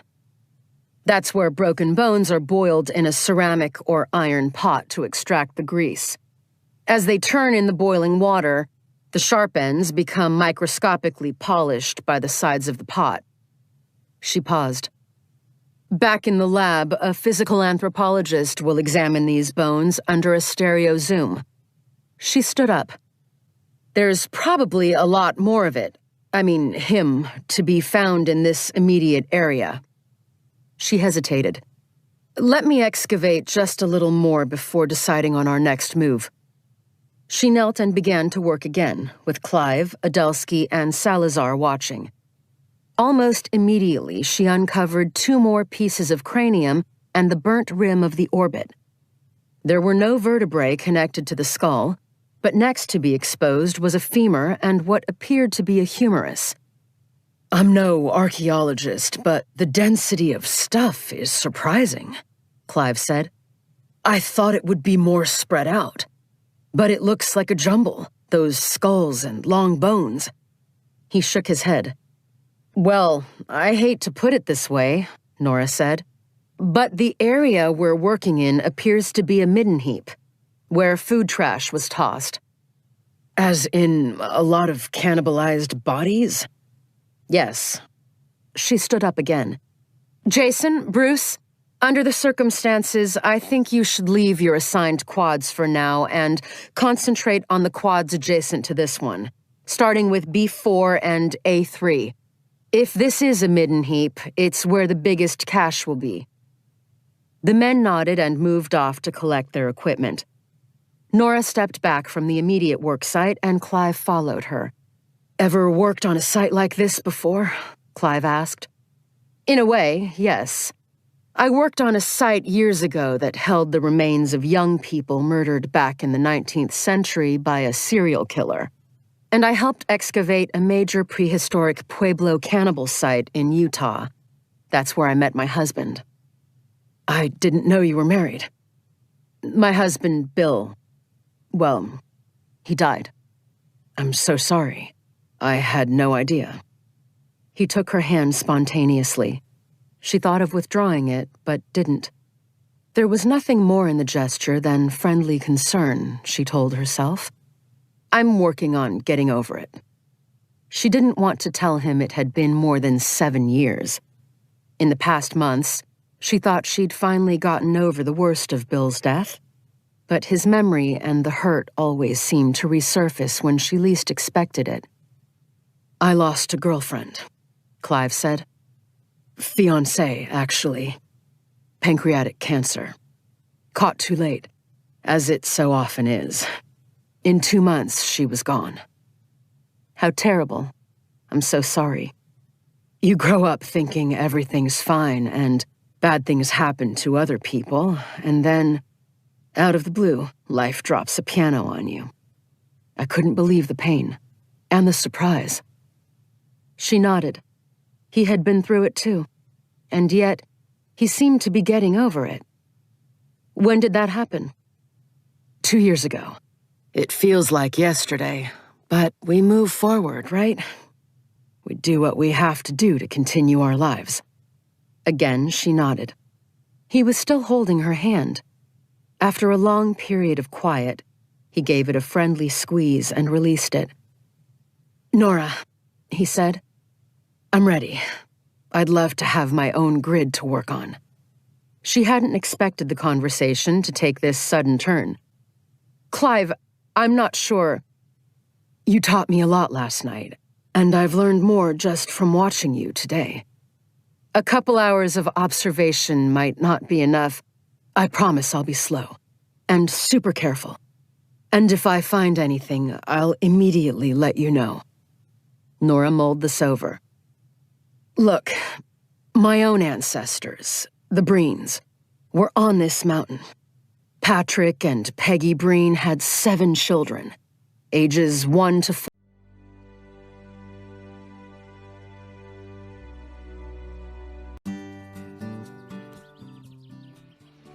We've all been there. A speeding ticket. And not just any speeding ticket. A speeding ticket will on a trip abroad. And that comes with all kinds of problems, like late penalties and foreign language barriers, or government websites that only accept obscure ways of payment. It's time for a revolution. With PayTicket, your foreign parking ticket problems are a thing of the past.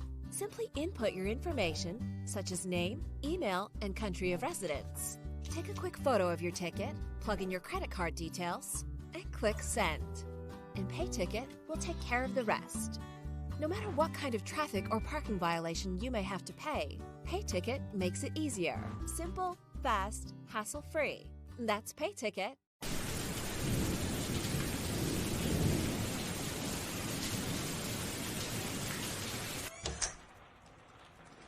That's all right. No, this is true.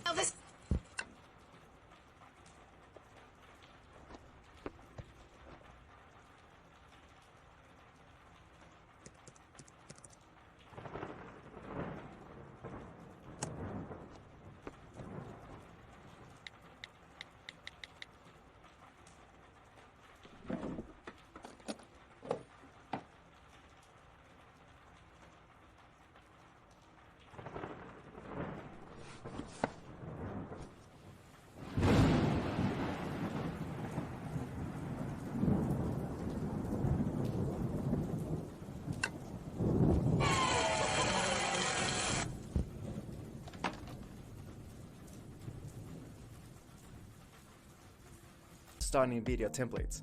Each video maker is carefully designed to look professional.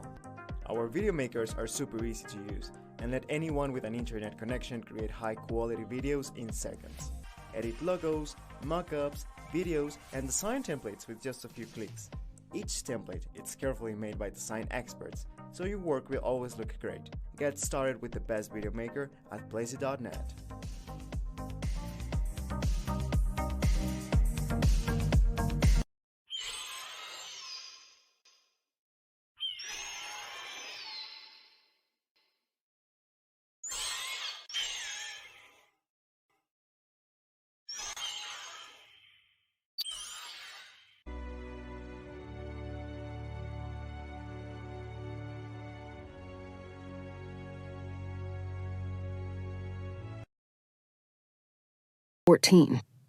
They overcame their scruples for their children's sake and fed them human flesh. They were the only family that didn't have a death, and forever after, they were marked. Those are the kids who lived on human flesh. It seems horrible, I know, but if their son Edward hadn't resorted to cannibalism, I wouldn't be here.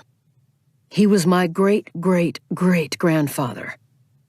He took a deep breath. Now that we've found these remains, I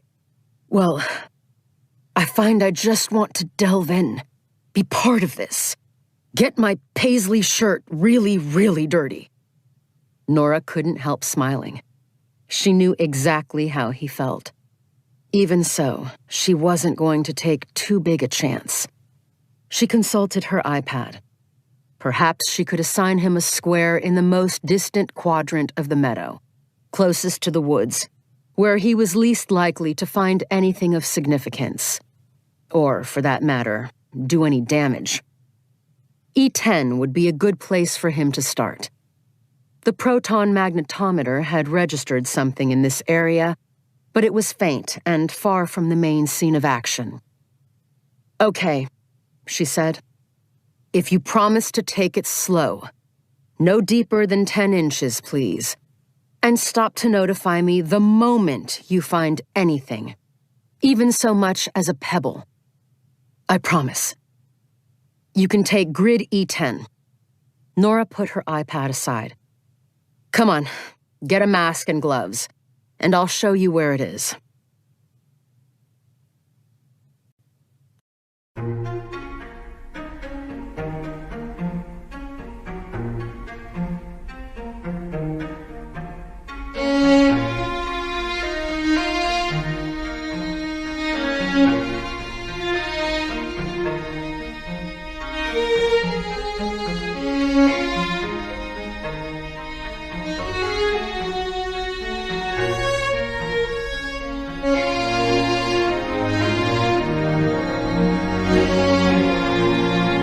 Chapter 19.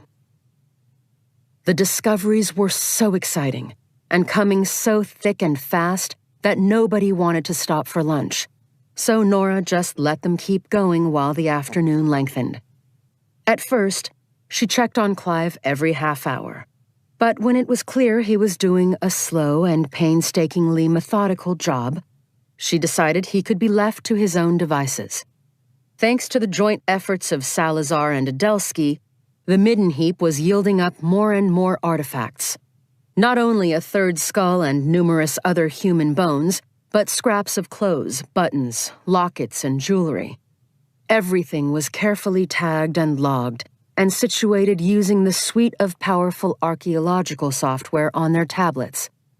Salazar pointed out that here and there the Midden Heap showed signs of animal disturbance, but it looked old, probably dating back to the tragedy. And after a brief conference, they came to the conclusion that these were most likely the result of brief scavenging attempts after the first spring thaw. Nora knew there would not be many animals at this altitude, and in any case, what bones remained would have been covered in dust, dirt, and grass soon enough. It was around 3:30, with a gorgeous afternoon just beginning to settle toward evening, the sun hanging low over the snowy mountains and bathing them in light, when Clive came over to the square that Nora was carefully photographing. "Have you got a minute?" he asked. "I'd like to show you something." His voice was calm, but there was a curious expression on his face that she hadn't seen before. "Sure." She slung the camera around her neck and followed him over to the far end of the dig site, away from the others. Here, in these grids farthest from the main camp, the ground was already under the shadow of the pine trees. A late breeze swept through the meadow, rippling the fresh grass and bringing with it the scent of flowers. Nora saw that Clive had excavated the square she'd assigned him, E10, down to 10 inches, and finding nothing, having secured and documented it in the manner she'd demonstrated, he had moved on to the adjoining square, E9. It was toward this that he pointed. Nora knelt for a closer look. Clive had carefully removed the carpet of grass in a single section and excavated down no more than 2 inches. Something wrinkled and rough was protruding from the soil. At first, Nora thought it might be a saddle or the hide of some animal, but a closer look revealed it was the rotting remains of an old boot. Peering even more closely, she could see toe bones peeking out from within. "It was so near the surface," he explained, "that I barely did more than remove the grass. A few whisks of the broom and the earth just fell away." Nora examined it from various angles. "Might be a burial," she said. "Or it might have just been left where the man died. The boot leather is the one thing nobody would have eaten. Even a starving person knew it was madness to eat the only thing protecting you from the cold and snow." "Makes sense. But that's not what I brought you here to see." He knelt down beside her. "This is." And, taking up a paintbrush, he turned to a small mound of disturbed dirt at one side of the ancient boot. Nora watched as the first whisk of the brush exposed a small leather bag, bound with a thong and crumbling into dust. A second gentle whisk revealed where the bag had rotted and split. It revealed the glint of gold. For a minute, Nora just stared at it. Then she looked at Clive. "Once I discovered what it was, I covered it back up," he explained. "I wanted you to see it before anyone else did." Nora glanced over her shoulder.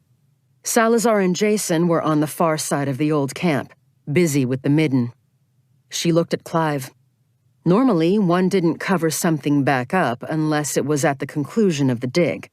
But in this case, she nodded her approval.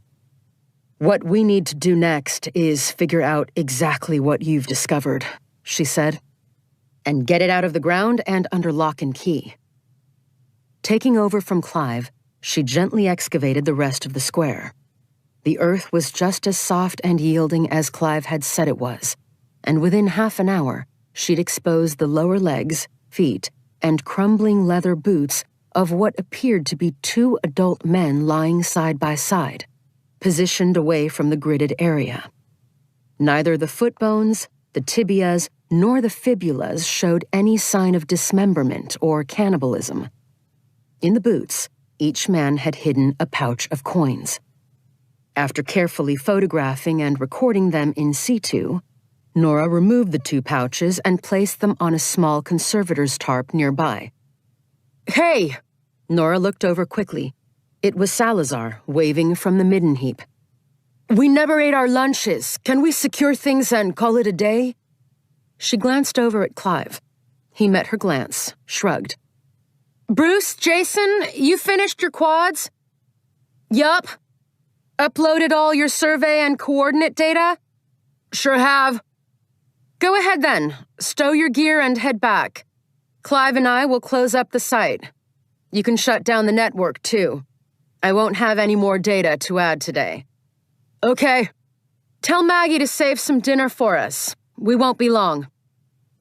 As the 2 assistants took off their masks, hairnets, and gloves and began to stow their tools, Nora and Clive returned to the moldering leather pouches. Using a thin pair of forceps and a loop, Nora pried gently at one. It immediately fell apart, revealing 5 pieces of gold.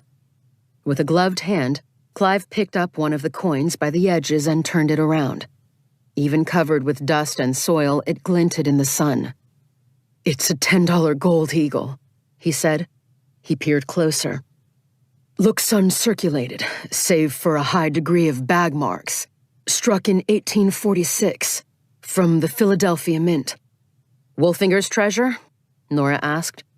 Taking the forceps from Nora, Clive teased open the remains of both bags. They each held 5 $10 gold pieces, virtually identical. "The year's right," he said. "The mint is right.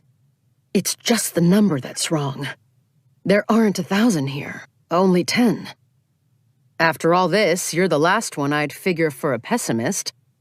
Clive broke into a smile. "Pessimist? With those coins winking back at me? I don't know about you, but that's what I'd call proof. Now let's find the rest." "If it's here." "It will be," said Clive. "Think about it.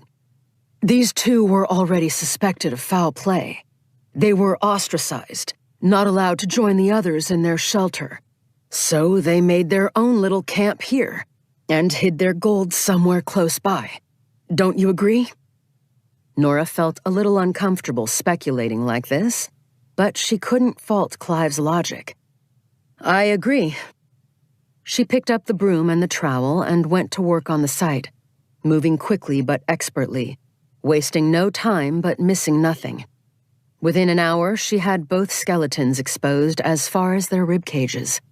Not only that, but she had uncovered some exceedingly rotten planks that appeared to be the remains of a small, crude shelter made from wagon pieces.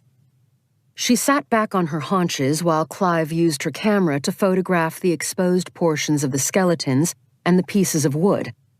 "Well," she asked, "what do you think?" "You're the archaeologist. You're the historian. But okay. 2 individuals, both in their 30s, as best I can tell.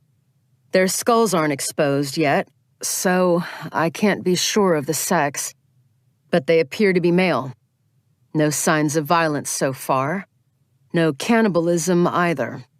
Based on the fact that there are 2 of them placed here together, away from the main group, and judging by the gold on their persons, specifically 1846 $10 gold eagles hidden in their boots, I would say they are almost certainly Reinhardt and Spitzer.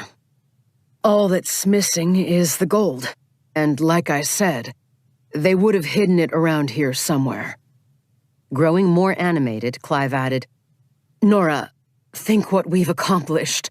We've been here less than a week, and look, not only this." He gestured at the money pouches.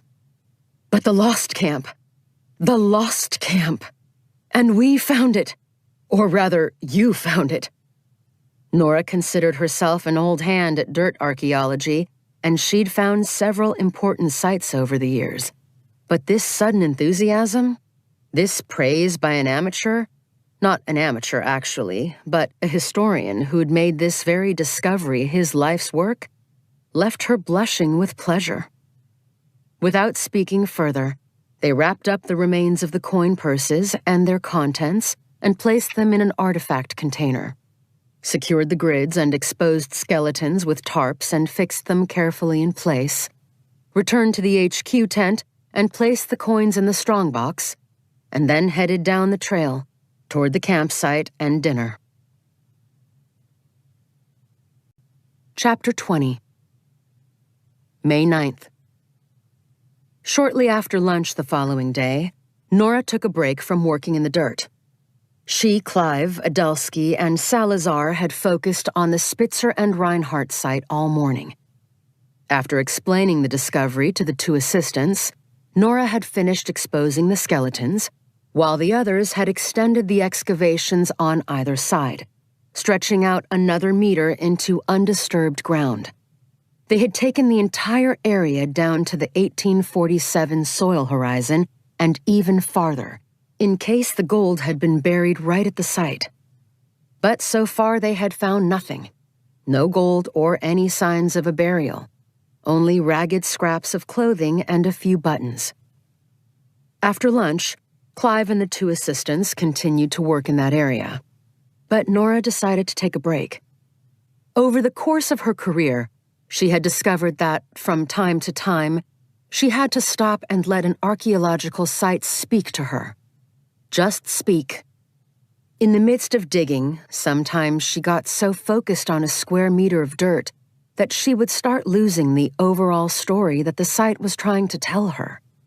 That had happened while searching for the gold, and she had to remind herself that it was only a small part of the archaeological treasures the site was yielding. So now she laid down her trowel and wandered about the site, shutting down the intellectual side of her brain, pushing out thoughts of gold, and letting the history rise from the earth, as one of her professors had put it.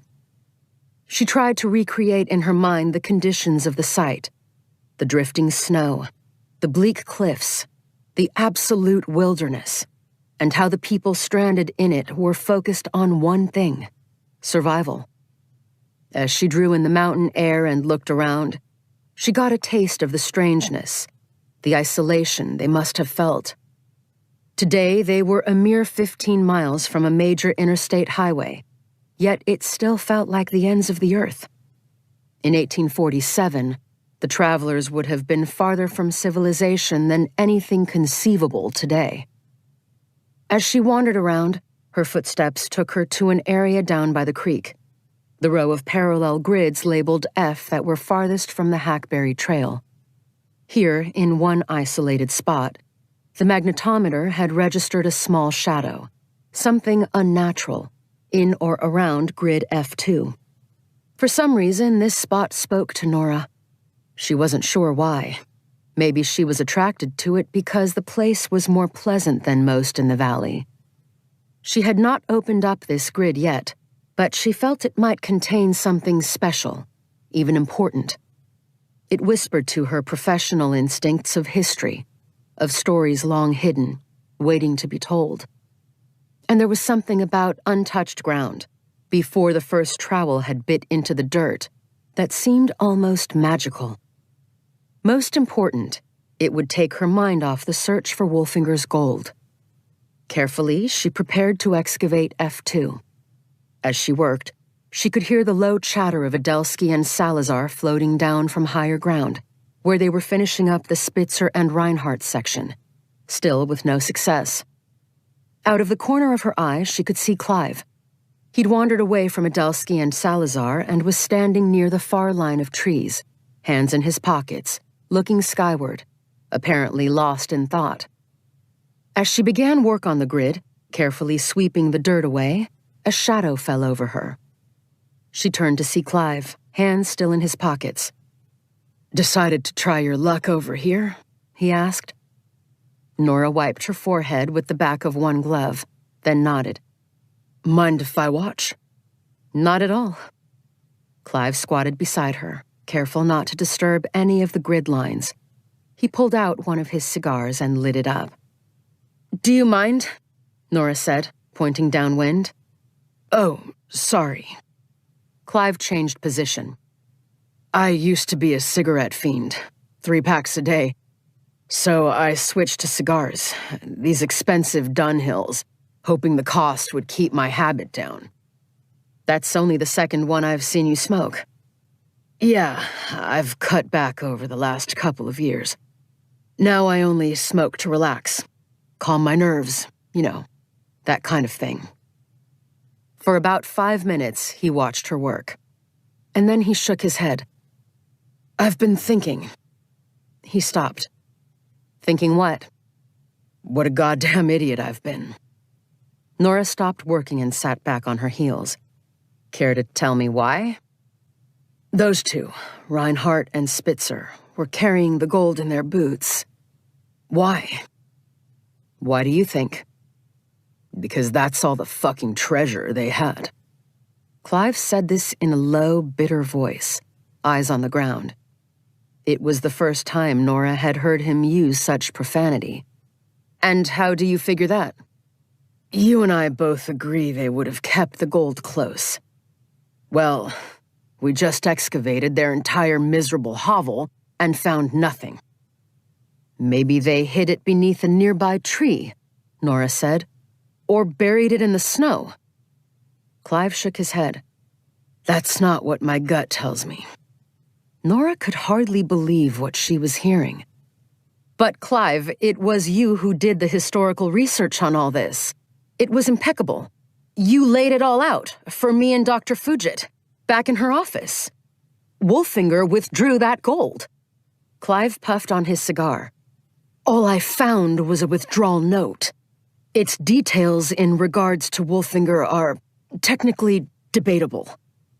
But still, we know there was a robbery and murder. Sure, by a couple of jackasses who got $100 for their trouble. When we first found those coins, I said they looked uncirculated, although with heavier bag marks than usual. But I've thought about that some more. If I'm honest with myself, I have to admit that's not the case. They're scratched, dinged up, far beyond what any bag marks would cause. And do you know why? Because Reinhardt and Spitzer had been walking around with those coins in their boots ever since they killed Wolfinger. But, Nora began, then stopped when she saw the expression on his face. They murdered him expecting a fortune, and found only 10 gold pieces. Not exactly chump change in 1847, but no treasure either. It's exactly from such things that legends are born. And this particular legend was just credible enough to gull this particular historian. Clive, what makes you think that gold isn't hidden somewhere else? Nora began, but Clive cut her off. Put yourself in their shoes for a moment. Think about what you would do. Nora thought. I suppose I wouldn't have let it out of my sight. Exactly. I made a fatal mistake. I'm a trained historian, and I should have been more careful. I have no excuse. What mistake, exactly? Excuse for what? For making an assumption. I assumed Wolfinger made that withdrawal. But Nora, the fact is those bank records were incomplete. Dr. Fugit was right to be skeptical. Sure, Wolfinger made a withdrawal that week, but it was for $100. The other $900 must have gone out in other withdrawals, lost in the bank's incomplete records. That's why Reinhardt and Spitzer divided the gold equally between them, 5 coins apiece. That's why it was in their boots. And that's why I've let you down. As he'd done earlier, he looked up at the sky. Nora, I'm ashamed. I guaranteed the Institute we'd find that gold, and instead all we have is 10 lousy coins. Nora was silent a moment. Listening to Clive talk, she felt something she hadn't expected. Regret. As an archaeologist, she'd always told herself that gold, treasure, didn't matter.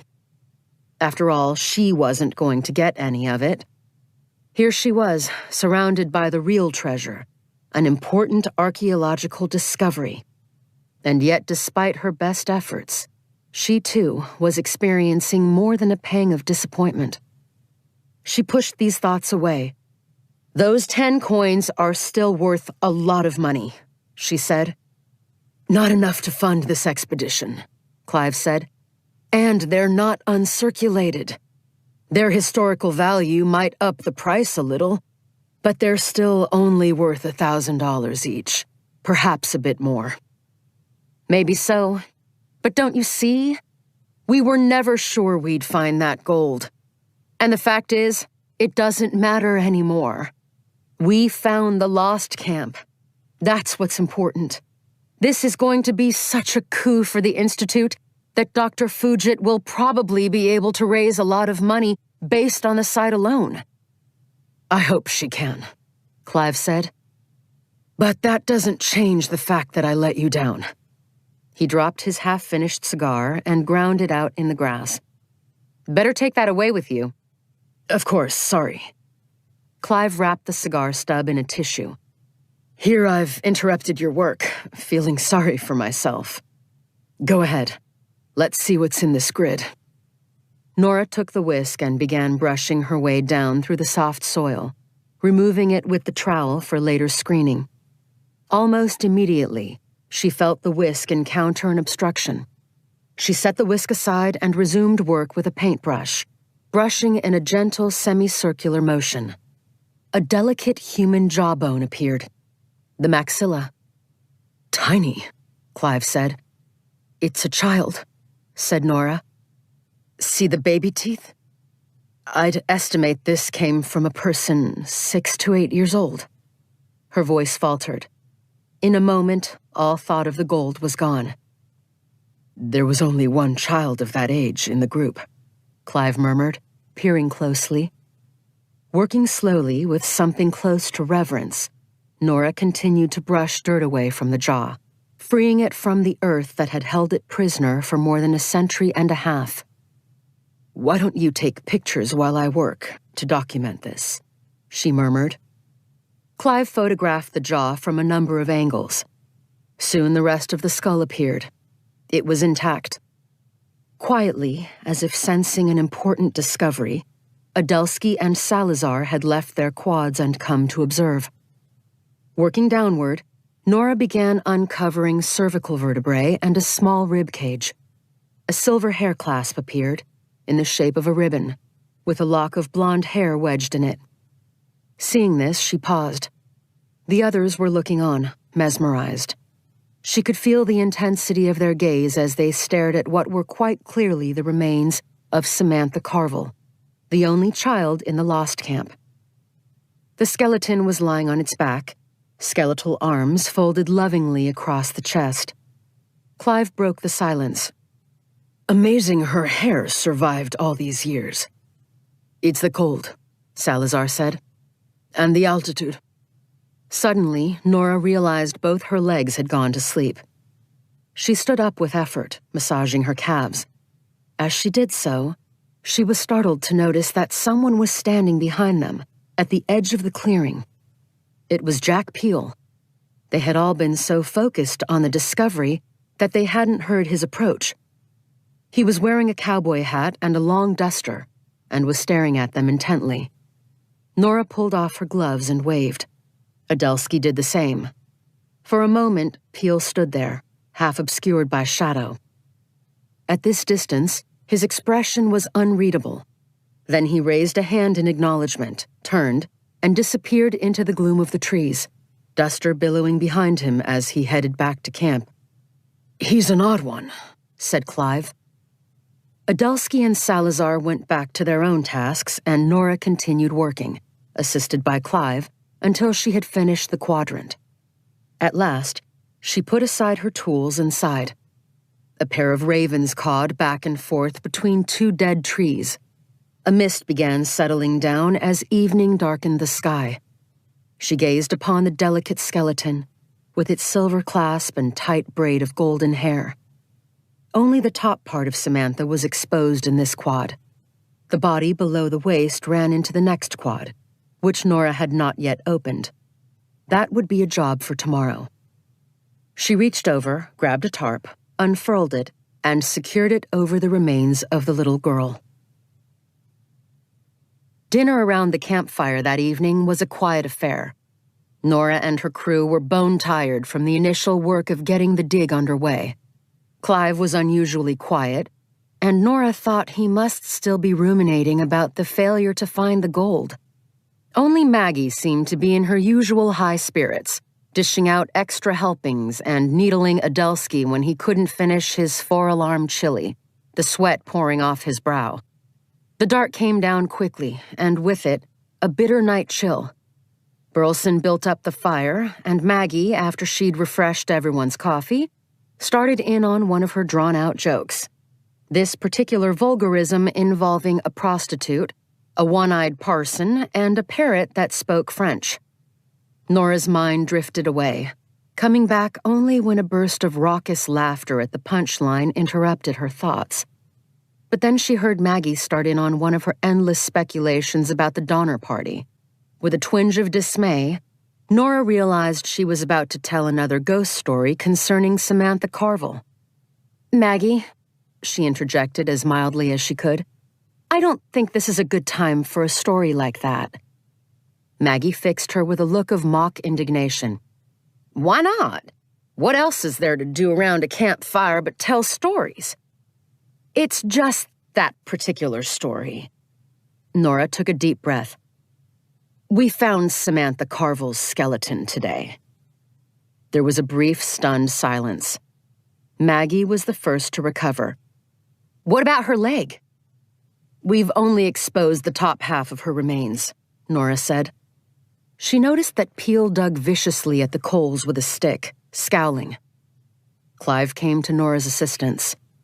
"As for Samantha's leg, Maggie, I like a tall tale as much as anyone, but there's not a shred of historical evidence to support that story. No doubt we'll unearth it tomorrow."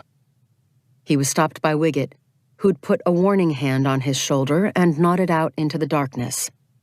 For a moment, there was no sound beyond the crackling fire and the cold wind in the trees. And then Nora heard it. The thud of iron shoes, the snorting of a horse. Nobody moved. The slow, thudding steps came closer, and then abruptly, a figure emerged out of the darkness. A young woman in a heavy jacket and gloves, a Palomino horse trailing on a lead behind her. Chapter 21. The woman came to a stop in the firelight and looked over the group, an uncertain expression on her face. Closer up, she looked even younger than Nora had first thought, with a small upturned nose, pale face, and short brown hair in a choppy but professionally layered pixie cut. She stood just outside the circle, as if respectful of their space. Her body might have been still, but her eyes were busy, taking everything and everyone in. Burleson rose. "I see you've ridden one of our horses up here," he said.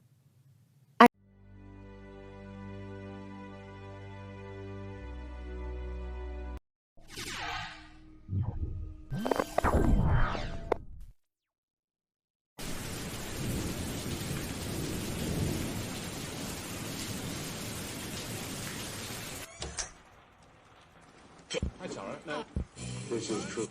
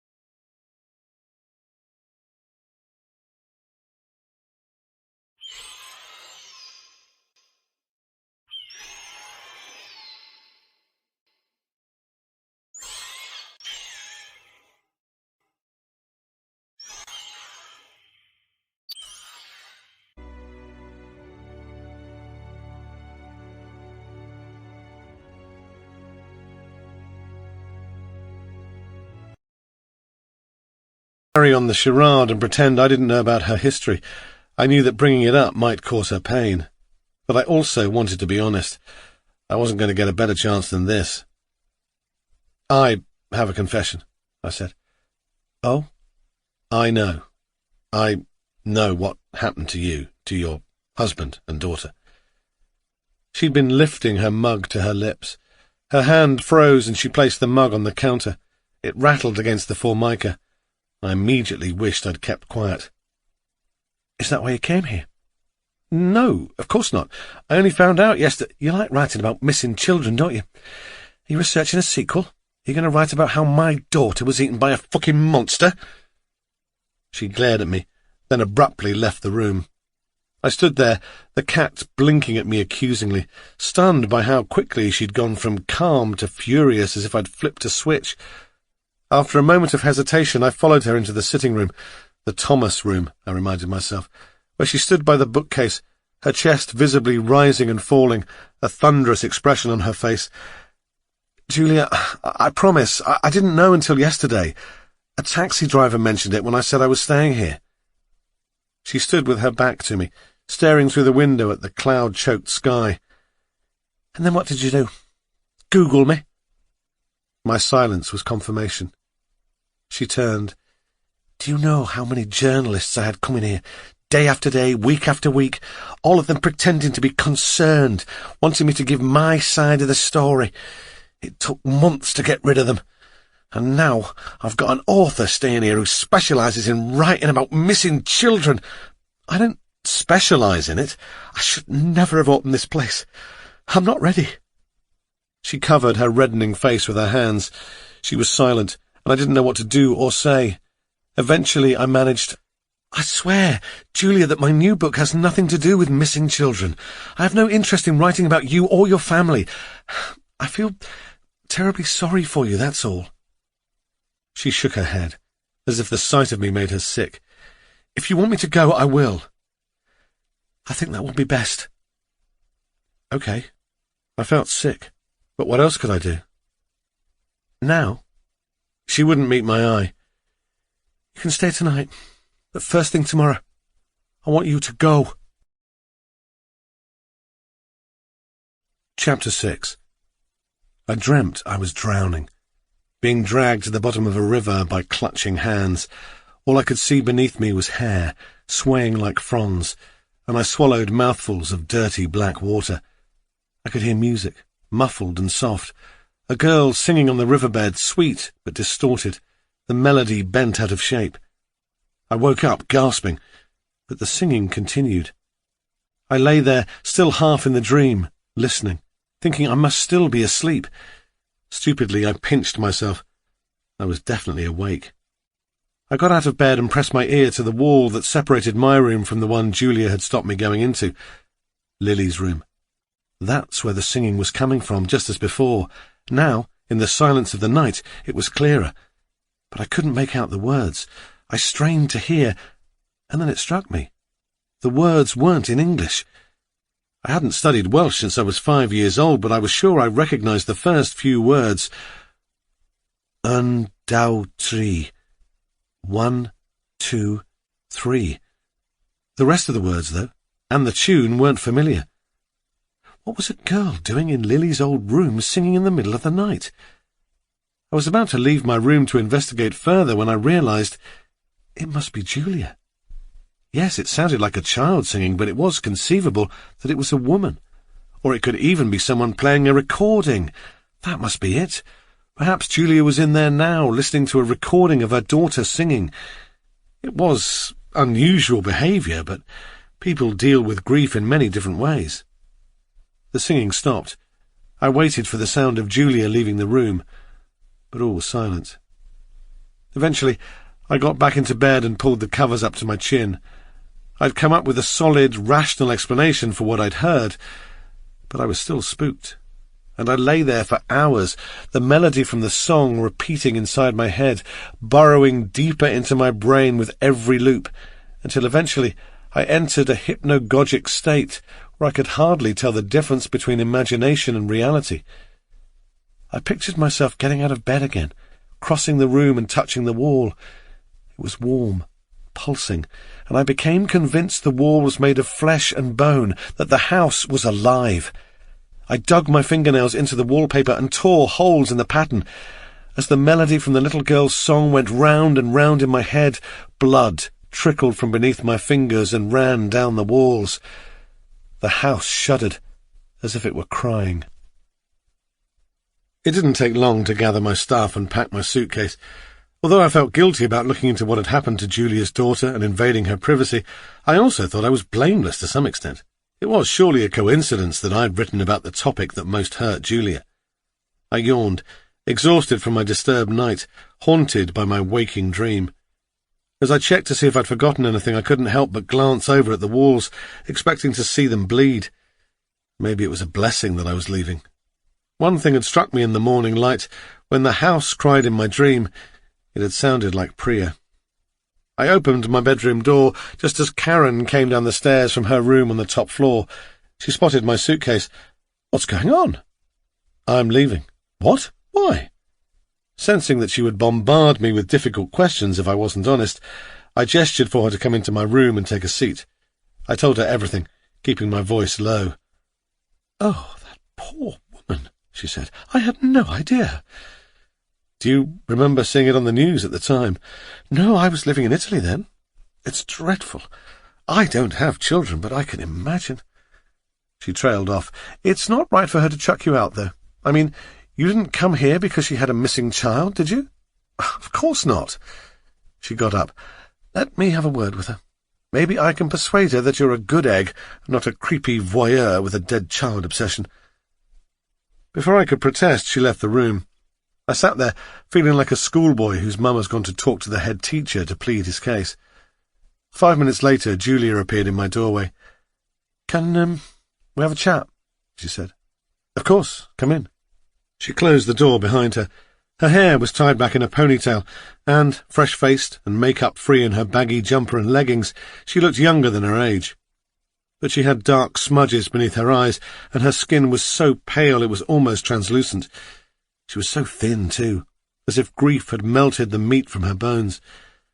"Listen, Julia, I promise you I had no idea about Lily before I came here. It's a total coincidence that I wrote a book about missing kids. I would never, ever dream of exploiting—" She cut off my babble. "Lucas, sorry. No, I'm sorry. I overreacted. You can stay, assuming you still want to." "I do. Good. That's settled then. Let's forget it ever happened." She went to leave, but I stopped her by saying, "Do you want to talk about it? About Lily and Michael?" She focused on a spot on the carpet. "Not really. I understand. It hurts to talk about it." She looked at me curiously, and I added, "I lost someone too. Someone I loved, and it still causes me pain just to think about it, let alone talk about it. For you to lose 2 members of your family." She shook her head. "1. Only Michael. I mean, yes, Lily is lost, but she's not dead. I'm sure of it." "Oh." She made an exasperated gesture. "Everyone assumes she's dead. The police, all the people in town, my friends, everyone. But they don't." She sat down on the bed. "Okay, I'll tell you, but you have to promise you won't put it in a book. On my mother's life." "Okay." She turned her face towards the window. "It was New Year's Day, 2 years ago." The path along the riverbank was slick with mud. It sucked at the soles of Julia's wellies. The wind caught her from behind, and she almost lost her footing, heart flipping, arms windmilling, until Michael grabbed her arm. "Careful!" "I'm fine." She wriggled free of his grip and pulled her coat tightly around herself, shivering. She called out to Lily, "Stay where I can see you." Their daughter was a little way ahead, 8 years old and skinny as a snake, the coat she'd got for Christmas unzipped and hanging from her bony shoulders. She'd refused to put on her hat or gloves, insisting she didn't need them. And it was true. Lily was like a human radiator, always had been. On bitter winter nights when drafts invaded their house, the house that Michael liked to say had its own weather system, Julia would steal into Lily's bed and bask in her glow. Lily was clutching her favourite toy, Big Cat, which she'd had since she was a baby. She raised an arm and carried on along the bank at her own pace. She was at the point where the path descended towards a copse of trees that hugged the bend in the river. She glanced back occasionally, an unreadable expression on her face. Lily had been studying her parents closely today, watching them as if trying to see inside their heads. Most likely she was watching them because she didn't trust the peace between them. Julia opened her mouth to call out again, to tell Lily to stay where she could see her, but Michael said, "Leave her. She's happy." "I know, I just don't like her going into the trees on her own." "Stop fretting, she'll be fine." He put his arms around her and pulled her into a kiss. He still smelled of last night's alcohol, and the kiss was brief, but after a dry spell that had threatened to turn into a drought, it was still something. Julia made her way down the final stretch of the slippery path, glancing at the river as she went. All that recent rainfall had made the water level rise, and it was fast-flowing here, churning white as it swept around the bend. This was a popular spot for whitewater rafting, groups of tourists heading downstream from Bedmaur. Julia shivered again and decided her New Year's resolution on the spot. She would conquer her long-held fear and learn to swim. Lily was still ahead of them, approaching the copse at the bottom of the slope. Julia turned to speak to Michael and saw him sneak something into his pocket. "What was that?" "Nothing." She stepped closer. "Show me." "Come on, Julia, it was nothing." He went to move past her, but she stepped into his path, making him slip. As he snatched at her arm, she stuck her hand into the pocket of his fleece. He tried to stop her, but she was too fast. She held up the hip flask. The evidence. The broken promise. "It's for the cold," he began, before trailing off. She expected him to be apologetic, sheepish, but his eyes flashed with defiance. In that moment he looked just like Lily when Julia told her to tidy her room or do her homework. "I don't have a husband and child," she thought. "I have 2 children." She flung the hip flask with all her strength towards the river. It fell short, landing on the edge of the bank. They both stared after it. "If you pick that up, that's it," she said. "I'm not going to." But she saw the way his eyes flicked sideways, could see the longing there. "I'm going to catch up with Lily," she said. "We can talk about it when we get home." The final part of the path was steep, forcing her to run to avoid slipping again, and she skidded to a halt among the trees. Bare branches, slimy leaf mulch on the ground, more puddles of mud. But no sign of Lily. She strode ahead towards the far edge of the copse, aware of her heartbeat accelerating while following a trail of footsteps. Michael was a few steps behind her as Julia called out, "Lily!" There was no response. Logic told her she would find Lily just beyond the trees, but logic couldn't quell the cold eddy of fear in her belly. "Lily!" she called again, trying to keep her voice light. "We're going to have hot chocolate when we get home. And you can watch as much YouTube as you like," she added silently. Julia emerged on the other side of the copse. Sure, the sky had grown darker during the few minutes she'd been beneath the trees, the clouds more swollen with rain. Ahead, the path rose, steep but not as muddy as before, and the churning in Julia's stomach intensified. Where was she? Where the hell was Lily? Julia ran up the slope to a crest that overlooked the river. The water foamed and snapped at the bank. And that was when she saw it. The sight that almost stopped her heart. Big Cat, floating on the water. "Michael!" His name emerged as a scream. She ran back to him, grabbed hold of his arm and pointed at the river, at the black and white stuffed toy. He saw it immediately, and their eyes locked, mother and father, before he tore off his coat and ran down the bank, across a ledge of flat grey rocks that stretched out to the water. He paused for a second, shouting for their daughter as the river dragged Big Cat beneath its surface. Michael plunged into the water. Julia had no idea how deep it was, but her husband was swallowed up as if he'd never existed. It must have been only seconds later that his head reappeared, but it felt like forever. Julia paced the bank, wringing her hands and trying to focus on the water, searching among the grey and white for a glimpse of Lily. If she thought throwing herself in would save her daughter, would even give her a tiny chance of survival, she would do it without hesitation. But she was helpless. Useless. "I can't see her!" Michael called, the panic in his voice reflecting the sick sensation in Julia's stomach. The water rushed around him, crashing over him like waves hitting rocks. "Keep trying!" He went under again, then came back to the surface almost immediately, gasping and fighting to stay afloat. The frigid water squeezed the breath from his lungs, and his voice was weak as he called out for Lily.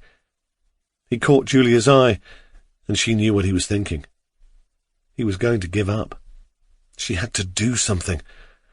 "Over there!" she yelled, pointing to the centre of the river. I saw something!" He struck out towards where she had pointed, against the current. Water pummeled him and he went under, gulping down air before he kicked out, turning in the water. He was 4 or 5 metres from the bank, clearly struggling, fighting the river as it tried to claim him. In her panicked state, Julia imagined creatures beneath the surface, clutching at Michael's ankles, dragging him down. She pictured Lily down there too, wrapped in a river creature's deathly embrace. Michael was getting weaker. Julia could see it on his face, in his sluggish kick, and a burst of foaming water caught him, sweeping him away from where Julia stood. It didn't cross her mind that he might drown. As a non-swimmer, she had an inflated idea of his abilities. All she wanted was for him to keep trying to find Lily. As he headed for the far bank, submerging for a moment before coming back to the surface, she remembered her phone in her pocket and woke it up with shaking hands, punching 999, yelling at the operator who answered, their calm voice doing nothing to soothe her. When she looked up, Michael was gone. Julia dashed down to the edge of the bank, onto the rocks, expecting Michael to emerge, trying not to panic. She swept her gaze along the river, left, then right. Where was he? Where was he? It was cold, so cold on the riverbank, but she barely felt it, in the same way she couldn't feel the tears on her cheeks. She couldn't feel a thing. There was a silence in the room after she'd finished, the weight of her words thickening the air between us. I groped for something to say, something more than a platitude. Should I tell her my own story now?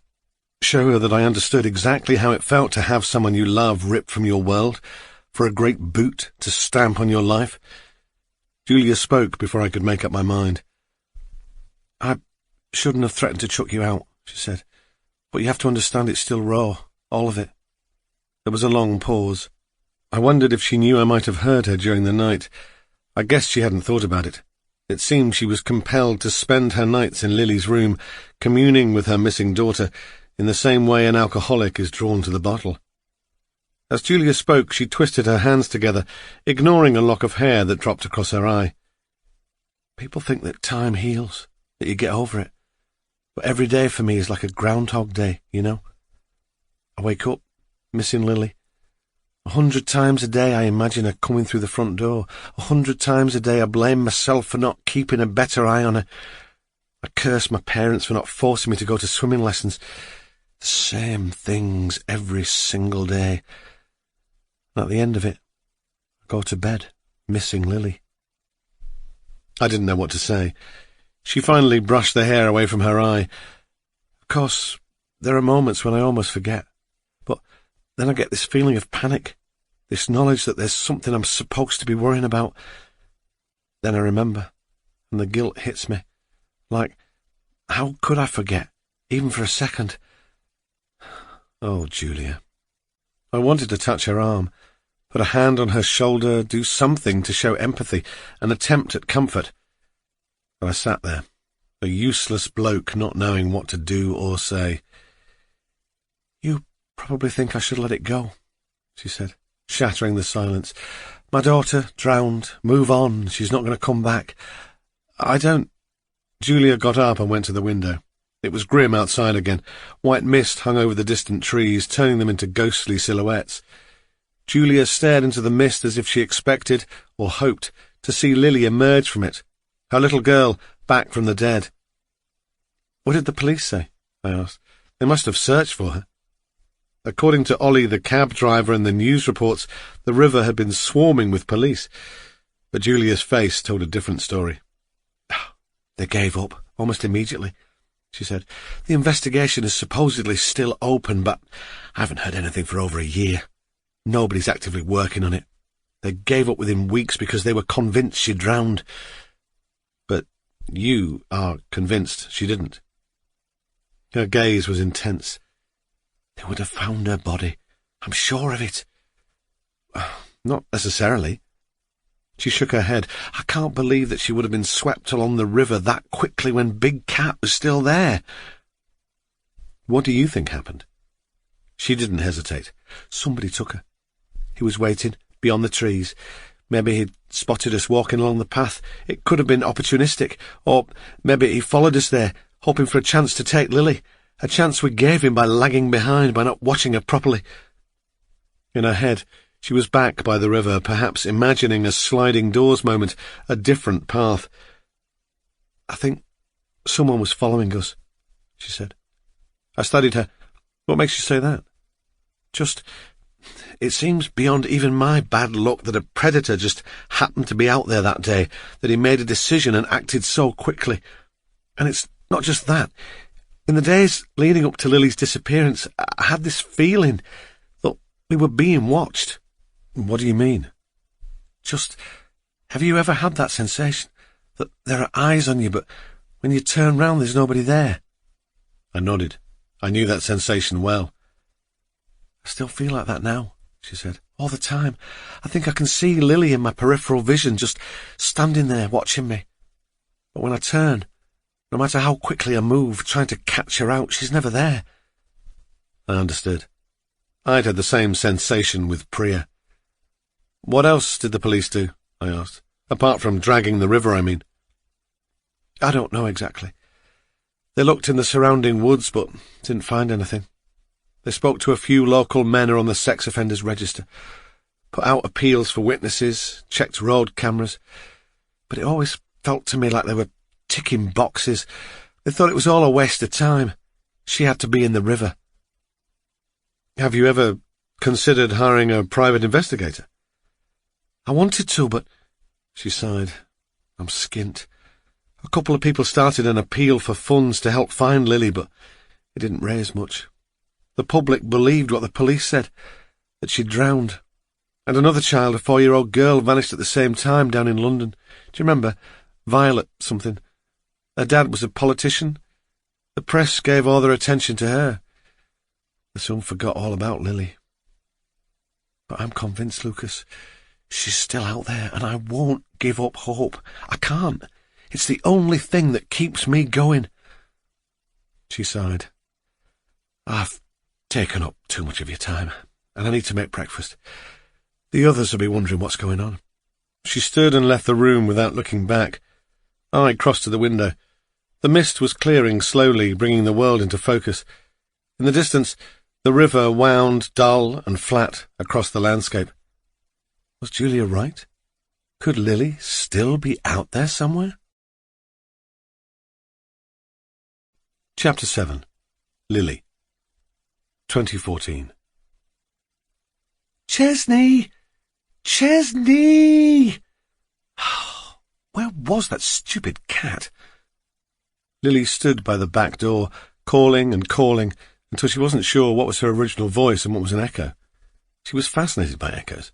When she was a little kid, like 2 years ago, Dad made her go trekking up Snowdon. It was boring, except for the cafe at the top, where she had an enormous hot chocolate with cream and sprinkles, and, even better, the bit where they stood at the top of the mountain and yelled, "Hello!" listening to it bounce around and back again.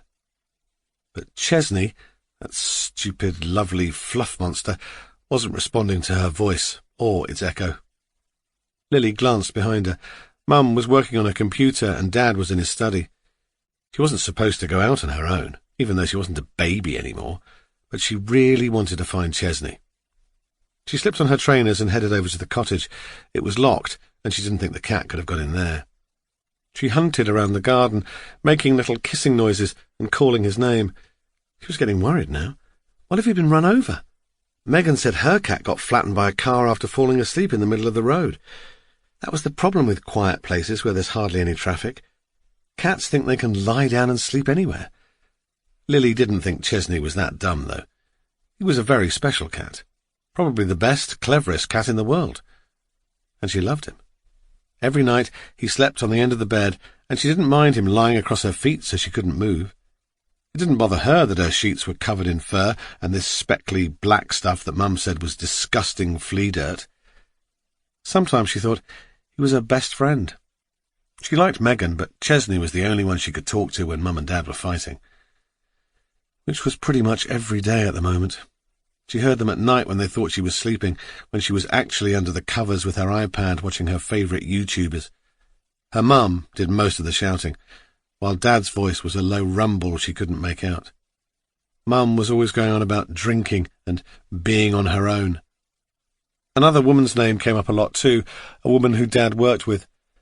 Lily had asked him who Lana was once, and he went white before saying it was just a woman in his office. Megan said her mum and Dad had argued a lot too. Then they got divorced when Megan was little. Her dad lived on his own in another town, and Megan hardly ever saw him. Now, the only man in Megan's life was her granddad. When Lily thought about her own parents divorcing, she went colder than ice and had to squeeze Chesney really hard to stop herself from crying. She had reached the edge of the garden, and there was still no sign of Chesney. Beyond the fence was a stretch of overgrown grass and long flowers that were probably weeds, dandelion clocks and stinging nettles. Dad said there were rabbit warrens in the field, though Lily had never seen any. Maybe that's where Chesney was now, lying unseen in the long grass waiting for a bunny to come hopping out of its hole. Lily didn't believe her cat would kill a rabbit. He never brought any gross dead stuff into the house, probably because he knew Mum would freak out, but he probably liked watching them. Checking no grown-ups were watching, Lily climbed over the low fence into the little meadow. She hadn't realized how foggy it was until she moved away from the house. The mist hung among the trees like a giant cloud, white and spooky-looking. She imagined it was cold to the touch. There was no way Lily would go into those woods on her own, especially when it was foggy like that. She didn't want the widow to get her. Not that she believed. "Lily!" She almost jumped out of her skin. "Lily, where are you?" Her mum was starting to sound panicked now, and Lily felt the urge to stay hidden. If Mum got really worried, then she'd be incredibly relieved when Lily turned up, and she might give her a treat. Maybe she'd feel guilty about working, and Lily would be able to persuade her to buy those Heelys she needed. She crouched in the grass, trying to decide what to do. Her mum's voice grew fainter as she moved away. Lily stood up. She felt mean, but was also worried that Mum might be angry with her. She walked back towards the fence and saw a movement out of the corner of her eye. Chesney? She whirled around. A shape vanished into the trees and was swallowed by the fog.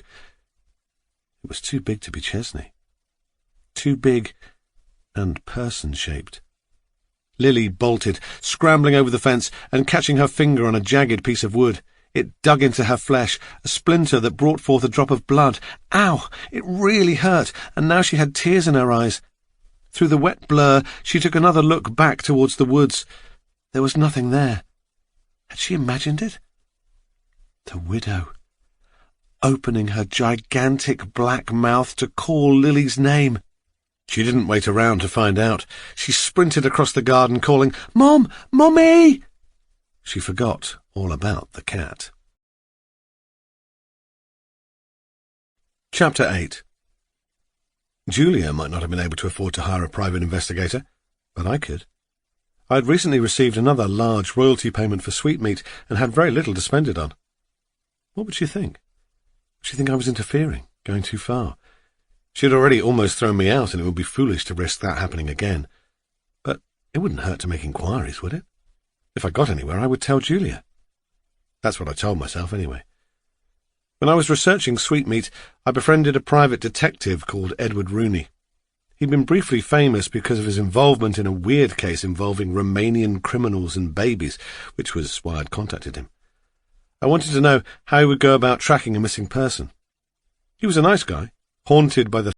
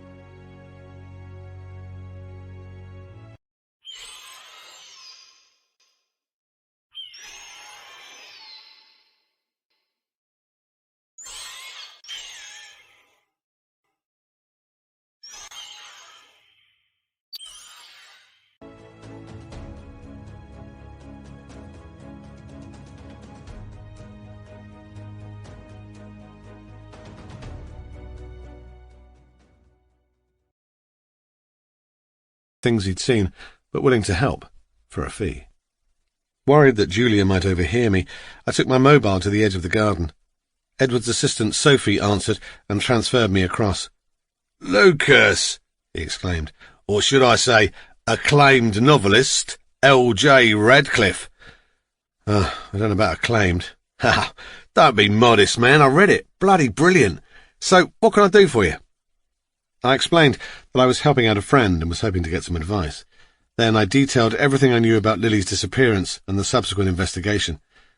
The police have given up, apparently, convinced Lily drowned, but Julia doesn't believe they did everything they could to find her, that they gave up too easily. She can't afford to hire someone, so I offered to help out. I cleared my throat. It was a white lie. It was quiet on Edward's end of the line. Eventually he said, "You should save your money." "Why'd you say that?" "Because in cases like this, when it involves kids, the police always pull out all the stops, especially if the parents are nice and middle class. I don't think an investigator would be able to find out any more than the police did, and it's just going to stir up all the hope in your friend's heart again." I thought about it. But if we can set Julia's mind at rest, so she knows the police explored every avenue? He sighed. "All right. You're not going to let this go, are you?" "I don't want to." "OK, look, I'm busy at the moment. There's no way I can schlep all the way to Wales. But I do know someone who lives in Telford, just across the border. Let me text you her number." "OK," I said. I have to admit I was disappointed. Edward's text arrived a minute later. I looked up at Nithe Bran and shivered as I remembered my half-dream, the bleeding walls, the sense that the house was alive. I ought to be in there, writing. The problem was, I had an itch now. I wanted to know what had happened to Lily, and not just because I couldn't resist a mystery. I imagined myself finding her, bringing her to Julia, the tears and the joy that would follow. Even if the chance of this happening was 1,000 to 1, the image was powerful enough to compel me to do something. I called the number Edward had sent me. Zara Sullivan wasn't busy. In fact, she told me she could meet me in Bedmar in 2 hours. While we were on the phone, she looked up cafes in the town on TripAdvisor and told me she'd be at Rhiannon's Cafe at 1 o'clock. "I'll be wearing a red baseball cap," she said, then hung up. I stared at my phone. Was she for real, or was Edward playing a joke on me? I arrived at the cafe 5 minutes late.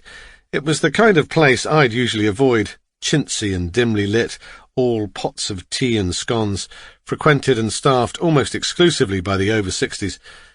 There were a number of paintings on the walls depicting mining scenes, men heading down the pit, women with babes in arms watching them go. Among these, the same picture that hung in the pub, the woman in red among the trees. Sitting in the corner with a pot of tea before her was a woman in a red baseball cap. She took it off as I approached and shook out her hair, which was blonde and stringy, hanging around a moon-shaped face. It was hard to tell how old she was, somewhere between 30 and 40, though she was dressed like a teenager in a black puffer jacket. She really didn't look like a private detective, but then everyone said I, with my reddish hair and friendly face, didn't look like a horror novelist. "I'll listen to your book on the drive here," she said. "First hour of it, anyway. Not bad." Thanks. "I'm sure the more you write, the better you'll get." She raised a hand and beckoned over the waitress, a sprightly woman in her 70s. I ordered coffee. "Let's discuss terms," Zara said, not wasting any time. Her hourly rate was more than I'd expected, but still reasonable. "I could travel in from Telford every day, but it would be easier for me to stay here," she said, "if you're willing to pay. I like to immerse myself, get to know the locals." That's fine. "Luckily, I have an FWB in the police in Wrexham." That was the nearest large town where the investigation into Lily's disappearance would have been centred. "FWB? A friend with benefits?" "More than one benefit in this case." She grinned and slurped her tea. "Have a Welsh cake. They're scrummy." Producing a notebook from her messenger bag, she said, "Right. Can you tell me everything you know?" Before I start, there's one condition. I don't want Julia Marsh finding out I've hired you to do this. I'll tell her if you find anything, but I don't want to get her hopes up, so you need to be discreet." "Discretion is my middle name." She readied her pencil over her pad and raised her eyebrows. The cafe was busy, but the hubbub masked our words, as I told her what I knew. She wrote it all down, then closed her notepad. "OK, I'll call you tomorrow with a progress report." She stuck out her hand. It was sticky with cake residue. "Let's find out what happened to little Lily." I spent the afternoon working on my novel. It was about a father who believes the world is coming to an end. He takes his family, his wife and daughter, to live in a shack in the middle of a forest away from danger. The twist is that the world really is ending. A plague is sweeping across the planet, turning people into hungry monsters. I avoided using the word zombies. And these monsters begin to close in on the family in the woods. After dinner, I went into the Thomas room to find something to read. Julia had an impressive collection of books, mostly classics and contemporary literature, with the occasional thriller dotted around the shelves. I could see a line of brightly coloured spines on the top shelf. Intrigued, I climbed the library ladder and saw that most of these books bore the Jackdaw logo. That was the publisher Julia had done most of her work for. Standing on the middle rung, I took down a book called 12 Little Beasties. It was indeed illustrated by Julia Marsh, a parade of comical monsters in bright colours. I was impressed. Julia was talented. If she'd stopped work, that only compounded the tragedy of what had happened to her. At the end of the shelf, a book with a tatty spine stuck out at an angle. Feeling compelled to straighten it, I pulled it out and found an illustrated edition of Edward Lear's poem The Owl and the Pussycat. The book looked old, and I wondered if it had belonged to Julia when she was a child. I turned to the first page to see if there was an inscription, but the title page had been torn out. I flicked through the book, and something fell to the ground beneath me. I descended the ladder and picked it up. It was a faded Polaroid of a couple. A tall, skinny man in his 40s standing stiffly beside a shorter woman. Despite their late 70s, early 80s haircuts and clothes, they reminded me of the couple in that painting American Gothic. I studied the photo, trying to work out where it had been taken, but the background was too dark, the colours muted and blurred. "What have you got there?" It was Max, coming into the room with Susie. They appeared to have made up. I slipped the Polaroid back into the book and stuck it between two books on the nearest shelf. "Nothing." Max eyed the bookcase. "I'm sure if we pushed this in the right place, it would rotate to reveal a secret passageway," he said. "It's that kind of house." "Like something from the famous Five," added Susie. No, creepier than that, said Max. Like something from one of Lucas's books. They sat on the sofa, and I perched on the armchair opposite. Someone told me this house is cursed. I explained what the taxi driver had said. Max's eyes shone. How exciting. I love stories like that. Modern folklore. A friend of mine comes from Hastings, where Aleister Crowley lived. Apparently, he cursed the town, so it's impossible to leave unless you take a pebble from the beach with you. Nonsense, obviously, but fun. Where's Karen? I asked. I think she went up for a smoke. Maybe we should join her, Susie said. Good idea. What do you think, Lucas? Shall we go and see if Karen's willing to share her stash? He was so naff, but I nodded. Why not? Upstairs, Max knocked lightly on Karen's door. I was a little embarrassed. We were acting like a group of naughty schoolchildren sneaking around the dorm. I wasn't expecting to hear a gasp of fear from inside the room. "Leave me alone!" Karen cried. Max and I exchanged a worried glance. "Karen," I said through the door, "it's Lucas. Are you okay?" I heard footsteps and the key turning in the lock. Karen pulled open the door and stuck her head out, looking left and right. "Come in," she hissed. We trooped into the room. Karen had retreated to the edge of her bed, clenching her fists. The window was open, but the room stank of cannabis. Karen's pupils were huge, dilated like black pools. "Shut the door," she said. "Lock it." Susie sat beside her. "What's the matter?" "Somebody was trying to get into my room."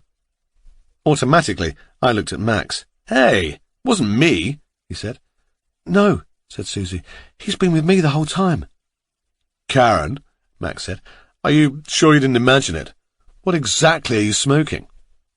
There was a little bag on the bedside table. Max picked it up and held it to the light, as if he'd be able to tell how strong it was. Karen continued to stare into space. "They whispered something through the door." "Really? What did they say?" "You're not welcome here." We all looked at each other. "Male or female?" I asked, thinking about the singing I'd heard. But Karen appeared to have gone into a stupor, staring in terror at the door. Her face was as pale as the moon that shone through the window. "I'm going to be sick." She rushed from the room, and we heard her running down the hall towards the bathroom. "She's stoned, that's all," Max said. "Pulling a what do you call it? A whiteout?" "A whitey," I said. But Susie had gone almost as pale as Karen. "I wasn't high when someone tried to get into my room." "I told you," said Max. "It wasn't me." He seemed concerned for a moment, then laughed. "It's the curse. The ghost of the dead miner. Woo!" "Oh, shut up, Max." But Susie laughed too. "Are you sure it's not you doing it?" Max said, and I was so deep in thought that it took a moment to realize he was talking to me. "Maybe you're conducting research for your next book. Some kind of meta-experiment." "I was downstairs with you, remember?" Well, anyway, it's all quite exciting, isn't it?" We left Karen's room. Max headed back downstairs, and Susie said she would wait to check that Karen was okay. I went to my room. The most likely explanation was that Karen was stoned and imagining things, almost certainly triggered by what had happened to Susie. And Max was lying. He had tried to get into Susie's room but wouldn't admit it. It was all perfectly rational. So why did I lie in bed, unable to sleep again, imagining a figure on the other side of my door trying to get in? "You're not welcome here." I finally went to sleep with those words echoing in my head. Chapter 9. The atmosphere at breakfast was subdued. Karen seemed embarrassed by the incident the previous night and still looked a little green around the gills. Max tapped at his phone throughout, apparently conducting a Twitter spat with someone who'd made an ill-judged joke about depression. Susie hadn't come down. I guess she was still asleep or working in her room. I took my used breakfast things into the kitchen where Julia was stacking the dishwasher, the cat snaking around her ankles. It was another cold day, frost sparkling on the lawn. Rodri was in the garden, fixing a section of fencing that had blown down in the strong winds the previous week. "Did he come with the house?" I asked, nodding towards Rodri. "Huh? Oh, You mean, did he work here before we moved in? Apparently so. He introduced himself to Michael as soon as we got here, but Michael told him we wouldn't need his help because he was determined to do all that stuff himself. That was part of the appeal of coming here. She closed the dishwasher. He had so many plans for this place.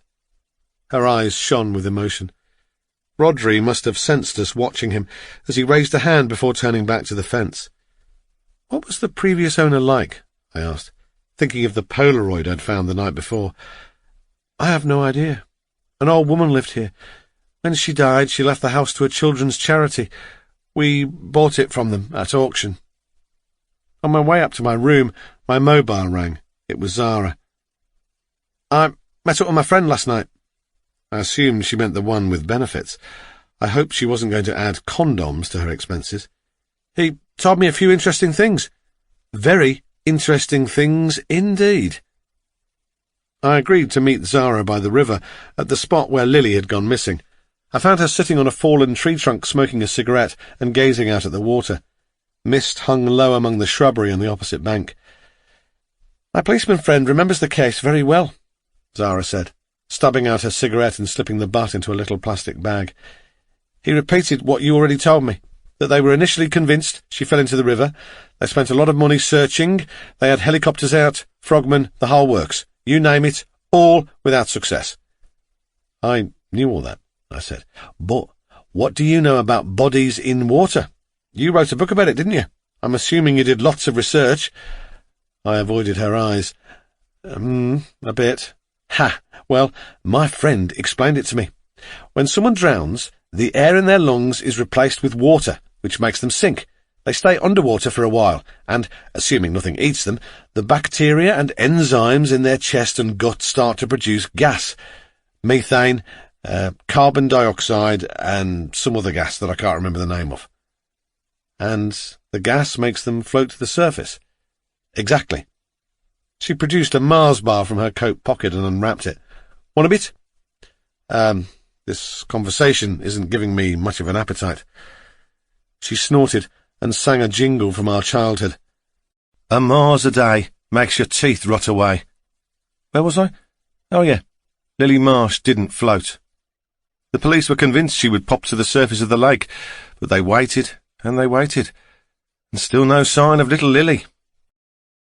I stared at her. Now, there's nothing in that lake that could have eaten her up. No monsters living in the woods round here, Mr. Radcliffe, so if she did go in the water, she must have been weighed down, which didn't fit with her supposed accidental drowning, or she got caught on something under the water. Supposed accidental drowning? Yes. If she was weighed down, it must have been murder, but that didn't fit either, because her body would almost certainly be on the riverbed, not in the lake. A pair of moorhens drifted by. When Lily's body didn't appear, the police turned their attention to the mother. I was shocked. To Julia? Think about it. There were no witnesses other than Mrs. Marsh. They only had her word for what happened. My friend said her distress seemed genuine, but maybe it was an accident, one that she tried to cover up.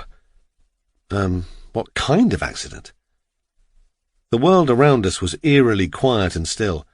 A songbird called out from a tree above our heads. The water made a rushing sound as it rounded the bend. Apart from that, all was silent.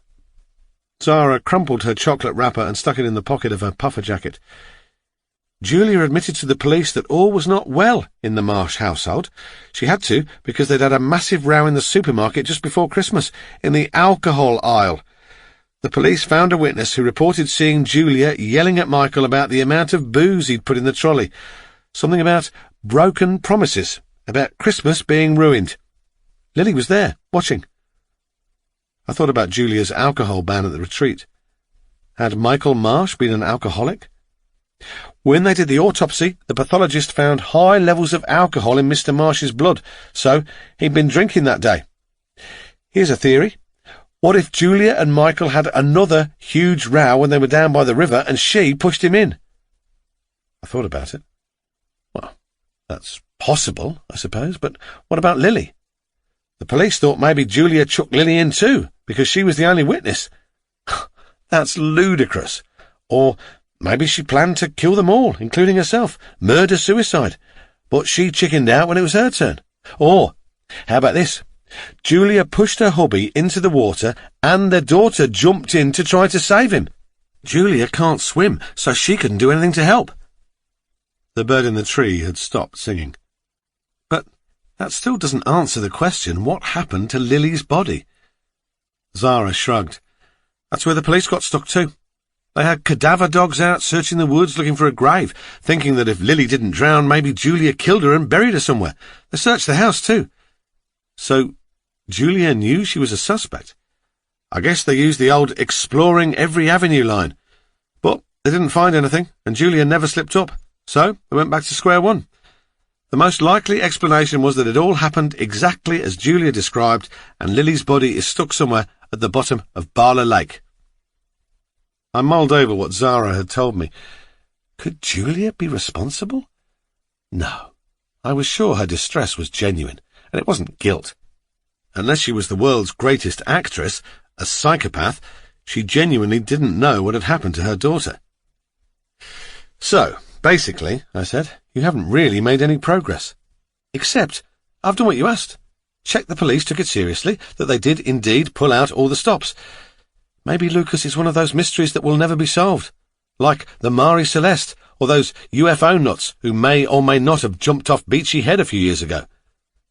I blinked at her. So, what do you want me to do? She asked. I stood up and paced around the copse, hoping the movement of my feet would trigger my brain. Did the police interview local sex offenders? Paedophiles? Yep, it's a small community. There weren't that many guys for them to talk to, but they got them all in, checked their alibis, searched the houses. Nada. Well, maybe they didn't search hard enough, especially if they were fixated on this theory that Julia was responsible, or it was an accident. Again, she shrugged. That's possible. You want me to do some digging? I do. She pushed herself to her feet. All right then. Digging I shall do. We headed up towards the road where Zara's car was parked. The mist had cleared and the sun had come out, bathing the landscape in buttery early spring light. Zara paused to take it in, then looked at me. So, you come from round here originally, she said. I'm curious. You hardly know this Julia woman, do you? Why are you trying to help her? I was taken aback by her directness. I feel bad for her. I want to help. You sure that's all it is? We reached Zara's car, a 10-year-old Honda. Inside it was littered with fast food containers and sweet wrappers. I'm not sure what you mean, I said. Oh, nothing, it's just... She laughed. Sorry, I know I can be overly frank sometimes, but I've seen photos of Julia Marsh. She's a good-looking woman. And you think I'm helping her as a way of getting her into bed? She unlocked her car. Hey, I don't mean to offend you, but there's a certain kind of man who can't resist a damsel in distress. And by certain kind of man, I mean one with blood in his veins and a dick between his legs. She chuckled as she got into the car. She wound down the window. I'll see what I can find out about the local kiddie fiddlers and call you tomorrow. She drove off, leaving me squinting into the sun and wondering, was she right? Did I have an ulterior motive? Zara was correct about one thing. Julia was attractive, but it was despite the mask of pain she wore, not because of it. And I didn't fancy her. I felt uncomfortable, though, as I walked back to the house, and I made up my mind. I would give Zara another 24 hours. If she didn't find out anything interesting, and it seemed unlikely that she would, I'd give up, put my head down, and finish my book without any further distractions. Chapter 10. Julia was in the garden talking to Rodri, who was showing her the mended fence panel. He took his tools over to the shed, and Julia waved at me as I walked up the driveway towards her. She was wearing an old-looking top and gardening gloves, hair scraped back, glasses on. She looked lovely. I mentally kicked myself. Yes, she was attractive, but I didn't fancy her. It was Zara's fault for putting the idea in my head. Been for a stroll? She asked. I had the horrible sense she could read my mind. Flustered, I said, yeah, just trying to get the mental cogs turning. Where did you go? I hesitated. It's all right, she said. I can hear the word river without having a meltdown. Rodri came over, nodding at me. Gorgeous day, isn't it? Julia told me you come from round these parts. What are your parents' names? Carol and David Radcliffe. You're joking. David Radcliffe, the solicitor? That's right. You knew him? He seemed slightly stunned. I know everyone around here. It's been a bloody long time, though. What are they up to these days? They retired to Spain, I replied. He whistled. All right for some. Well, give them my regards when you speak to them. He pointed at the flower beds. What are you planning to do here, Julia? Weeding, mainly, and I was thinking of moving those peonies. What? You can't do that. He acted as if she'd said she was going to pour petrol on the earth and set it aflame. Why not? It's bad luck, he replied. If you move peonies, a woodpecker will come and peck out your eyes. Julia laughed, but Rodri looked deadly serious. Please don't move them, Julia. Okay. He nodded, satisfied, and headed off to the shed. Julia and I exchanged an amused look. Well, I guess the peonies do look all right where they are. I should probably tell him my dad passed away, I said. Oh, I'm sorry. Did it happen recently? I must have cringed because she added, Don't worry, if you'd rather not talk about it. No, it's fine. It's healthy to talk about it, isn't it? It was 5 years ago now. Pancreatic cancer. He died 3 weeks after getting the diagnosis. How awful. I scraped at the ground with the toe of my shoe. Apparently with pancreatic cancer there are no symptoms until it's too late. The good thing is that he didn't suffer for long. How's your mum? Julia asked. She's okay. She lives in Spain, so I don't see her much. She's fine, though. She's one of those women who just gets on with it, whatever shit life throws at her. She's always been like that. I could tell Julia was thinking about herself, the shit life had thrown at her, and her reaction. I was about to change the subject when Karen emerged from the house carrying a laptop. She saw us and came over. I was just going to the cottage to do some work, she said. We exchanged a few pleasantries about the weather, then she said, I saw the new guest earlier, so now there are 5 of us. Julia looked puzzled. Another guest? Yeah, I got up at 6, and when I came down to make coffee, I saw them in the dining room. We don't have any other guests, Julia said. Just you and Lucas, Max and Susie. Karen opened her mouth, then closed it again. Oh. Were they male or female? I asked. Female, I think. They had their back to me, and I only got a brief glimpse, but I thought it was a woman. You must have imagined it, Julia said. Karen seemed troubled by this. That's really strange. I'm sure I saw someone. Perhaps it was Susie, I offered. No, I'm pretty certain she was still in bed. She chewed a thumbnail. I suppose I must have still been a little... She stopped herself, but Julia laughed. Stoned? I'm not completely wet behind the ears, Karen. I can smell it in your room. I was going to ask you to do it outside. There are certain boring regulations I have to follow. Sorry to be a massive killjoy. No, I'm sorry. Karen cringed. So now I feel like a naughty schoolgirl who's been caught smoking out the window. I'd better get on. She headed over to the cottage. That's all I need, Julia said. People seeing things. You should all lay off the weed. She tugged at her gardening gloves. I'd better get on. I was going to defend Karen, but Julia had already knelt by the flower bed and picked up the little fork. She jabbed it into the dirt, grabbing handfuls of weeds and yanking them from the earth. A strand of hair fell over her face, and she pushed it away with a gloved fist before attacking the flower bed again. She caught me watching her, and I looked away embarrassed. I'd been imagining her taking off those gloves and laying her hands on me, inviting me to lie down on the grass with her. I walked back to the house on shaky legs, face burning. Not because I thought it was wrong, per se, to be attracted to Julia, or to fantasize about her. No, it was because it felt like a betrayal. What are you up to today? Oh, nothing special. I was just going to carry on making notes for this new idea. The sweetmeat one? Sounds good. Priya kissed me goodbye and said something else, but I wasn't really listening. My mind had already strayed to my book, to this idea that wouldn't work, that I was on the verge of abandoning, along with my whole writing career. The ideas, the words wouldn't come, and half an hour after Priya left for work, I put the TV on, pretending to hope it might stimulate my brain. I was watching a phone-in about neighbours from hell when the landline rang. It was Priya's boss at the insurance company. "I just wanted to check that Priya's okay," she said. "You're supposed to call in if you're sick. It's an important rule." "But she left for work," I checked the time, "almost 3 hours ago." I hung up and tried her number. It went straight to voicemail. I texted her, asking her to call me urgently, and tried to phone her again. There was a knot in my stomach that grew bigger with every passing second. She cycled to work every morning, even though I told her it was dangerous, that the roads in London were insane and choked with rage-filled lunatics. She always laughed off my concerns. "It's the most exciting part of my day," she said. Once I would have said, "What, more exciting than coming home to me?" But I knew the answer. I knew that coming home to her morose, waster, has-been boyfriend was probably something she dreaded.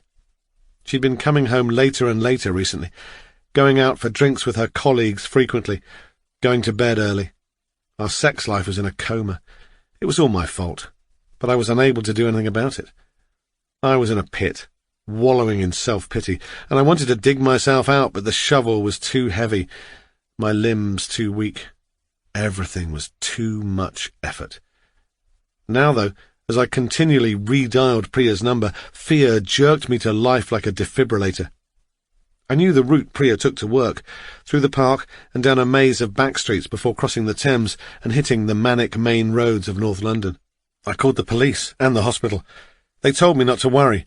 It had only been a few hours. But I knew. Something terrible had happened. I was about to go out to look for her when an idea struck me. Priya's iPhone. I knew her Apple password, so quickly opened the Find My iPhone app and logged in as her.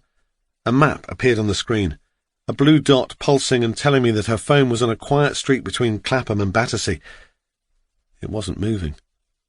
I almost caused an accident on the Elephant and Castle roundabout, driving across 2 lanes in my haste to get to that motionless blue dot. Horns sounded. A woman gave me the finger. I checked the map as I rounded Clapham Common, turning off into the leafy residential streets that Priya and I had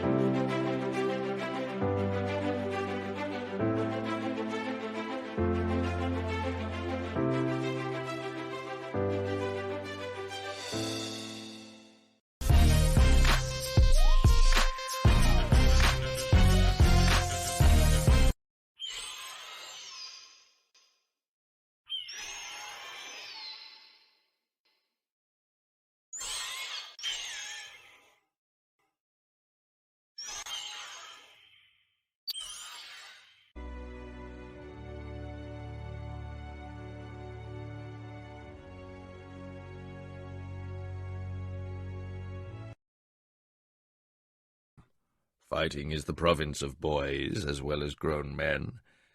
But I trust that the other boy looks at least as bad.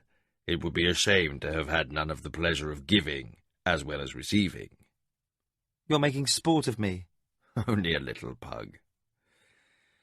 The truth is that in my own youth I had my share of scraps, but the time for boyish fighting is past.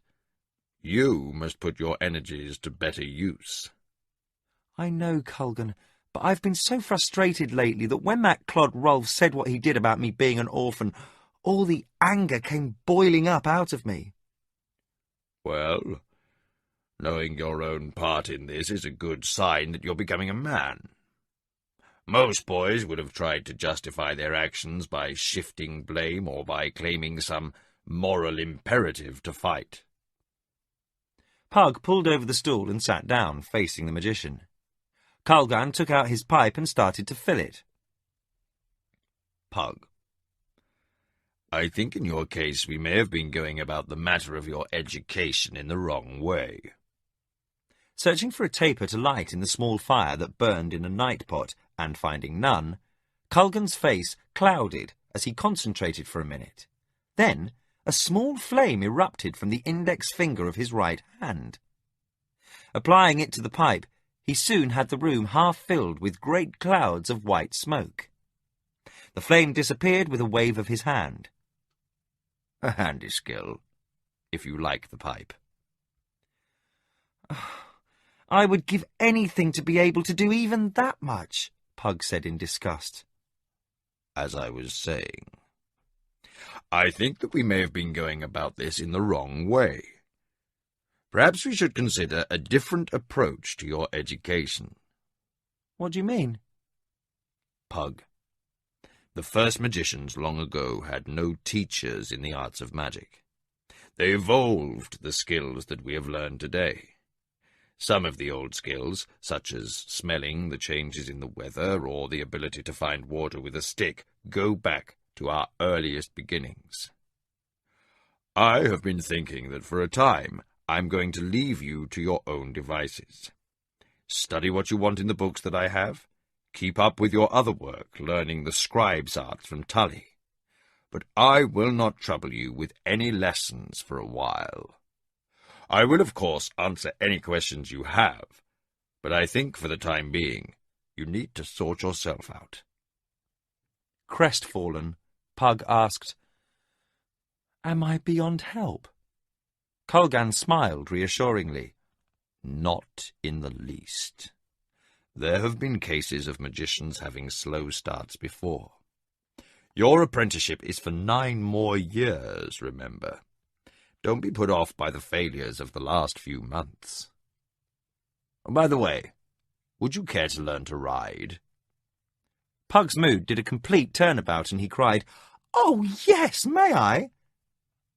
The Duke has decided that he would like a boy to ride with the princess from time to time. His sons have many duties now that they're grown, and he feels you would be a good choice for when they are too busy to accompany her. Pug's head was spinning. Not only was he to learn to ride, a skill limited to the nobility for the most part, but to be in the company of the princess as well. When do I start? This very day. Morning chapel is almost done. Being first day, those inclined went to devotions either in the keep's chapel or in the small temple down in the town. The rest of the day was given to light work, only that needed to put food on the Duke's table. The boys and girls might get an extra half day on 6th day, but their elders rested only on 1st day. Go to Horsemaster Algon. He has been instructed by the Duke and will begin your lessons now. Without a further word, Pug leaped up and sped for the stables. Chapter 4. Assault.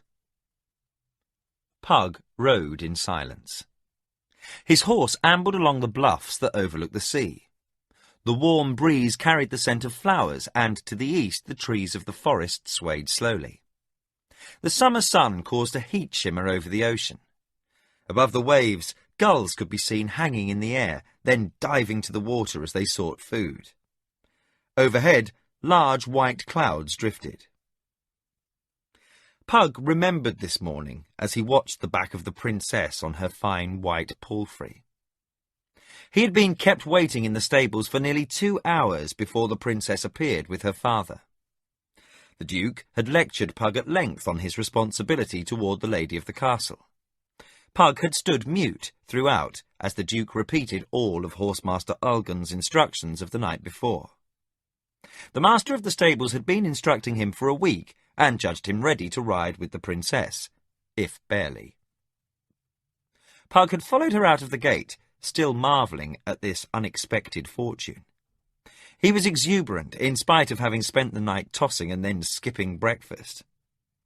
Now his mood was changing from boyish adulation to outright irritation. The princess refused to respond to any of his polite attempts at conversation, except to order him about. Her tone was imperious and rude, and she insisted on calling him boy, ignoring several courteous reminders that his name was Pug. She acted little like the poised young woman of the court now, and resembled nothing as much as a spoilt, petulant child. He had felt awkward at first as he sat atop the old grey dray horse that had been judged sufficient for one of his skills. The mare had a calm nature and showed no inclination to move faster than absolutely necessary. Pug wore his bright red tunic, the one that Culgan had given to him, but still looked poorly attired next to the princess. She was dressed in a simple but exquisite yellow riding dress trimmed in black and a matching hat. Even sitting side-saddle, Carline looked like one born to ride, while Pug felt as if he should be walking behind his mare with a plough. Pug's horse had an irritating tendency to want to stop every dozen feet to crop grass or nibble at shrubbery, ignoring Pug's frantic kicks to the side, while the princess's excellently trained horse responded instantly to the slightest touch of her crop. She rode along in silence, ignoring the grunts of exertion from the boy behind, who attempted by force of will as much as horsemanship to keep his recalcitrant mount moving. Pug felt the first stirring of hunger, his dreams of romance surrendering to his normal 15-year-old's appetite. As they rode, his thoughts turned more and more to the basket of lunch that hung from his saddle horn. After what seemed like an eternity to Pug, the princess turned to him. "Boy, what is your craft?" Startled by the question after the long silence, Pug stammered his reply. I'm apprenticed to Master Culgan." She fixed him with a gaze that would have suited her had an insect been found crawling across a dinner plate. "Oh, you're that boy." Whatever brief spark of interest there had been went out, and she turned away from him. They rode a while longer, then the princess said, "Boy, we stop here." Pug pulled up his mare, and before he could reach the princess's side, she was nimbly down, not waiting for his hand, as Master Algon had instructed him she would. She handed him the reins of her horse and walked to the edge of the cliffs. She stared out to sea for a minute, then, without looking at Pug, said, "Do you think I'm beautiful?" Pug stood in silence, not knowing what to say. She turned and looked at him. "Well?" Pug said, "Yes, Your Highness." "Very beautiful?" "Yes, Your Highness, very beautiful." The princess seemed to consider this for a moment, then returned her attention to the vista below. "It is important for me to be beautiful, boy. Lady Mana says that I must be the most beautiful lady in the kingdom, for I must find a powerful husband some day, and only the most beautiful ladies in the kingdom can choose. The homely ones must take whoever will ask for them. She says that I will have many suitors, for father is very important." She turned, and for a brief moment Pug thought he saw a look of apprehension pass over her lovely features. "Have you many friends, boy?" Pug shrugged. "Some, Your Highness." She studied him for a moment, then said, "That must be nice," absently brushing aside a wisp of hair that had come loose from under her broad-brimmed riding hat. Something in her seemed so wounded and alone that moment that Pug found his heart in his throat again. Obviously his expression revealed something to the princess, for suddenly her eyes narrowed and her mood shifted from thoughtful to regal. In her most commanding voice she announced, "We will have lunch now." Pug quickly staked the horses and unslung the basket. He placed it on the ground and opened it. Carline stepped over and said, "I will prepare the meal, boy. I'll not have clumsy hands overturning dishes and spilling wine." Pug took a step back as she knelt and began unpacking the lunch. Rich odours of cheese and bread assayed Pug's nostrils, and his mouth watered. The princess looked up at him. "Walk the horses over the hill to the stream and water them. You may eat as we ride back. I'll call you when I've eaten." Suppressing a groan, Pug took the horse's reins and started walking. He kicked at some loose stones, emotions conflicting within him as he led the horses along. He knew he wasn't supposed to leave the girl, but he couldn't very well disobey her either. There was no one else in sight, and trouble was unlikely this far from the forest. Additionally, he was glad to be away from Carline for a little while. He reached the stream and unsaddled the mounts. He brushed away the damp saddle and girth marks, then left their reins upon the ground. The palfrey was trained to ground tie, and the draught horse showed no inclination to wander far. They cropped grass while Pug found a comfortable spot to sit. He considered the situation and found himself perplexed. Carline was still the loveliest girl he had ever seen, but her manner was quickly taking the sheen off his fascination. For the moment, his stomach was of larger concern than the girl of his dreams. He thought perhaps there was more to this love business than he had imagined.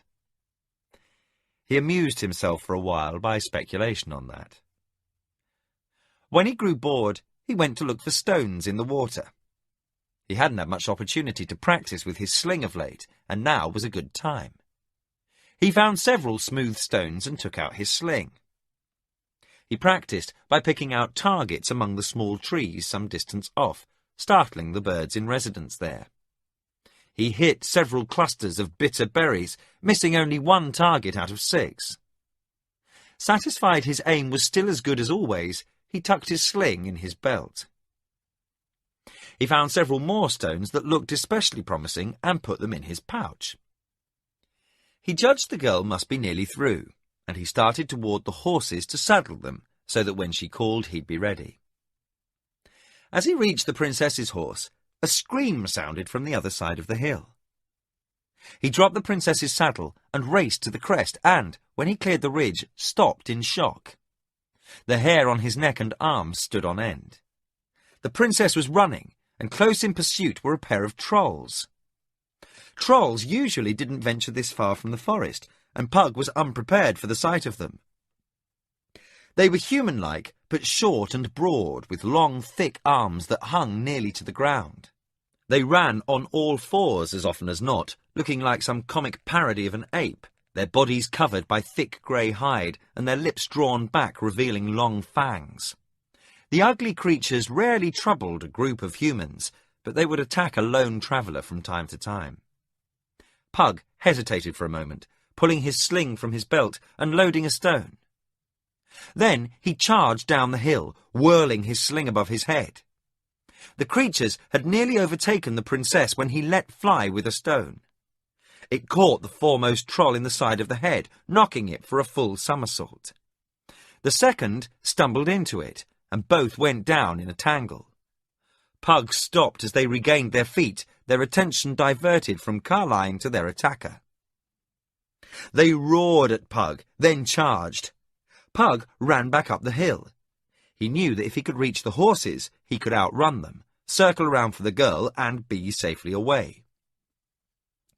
He looked over his shoulder and saw them coming, huge canine teeth bared, long foreclaws tearing up the ground.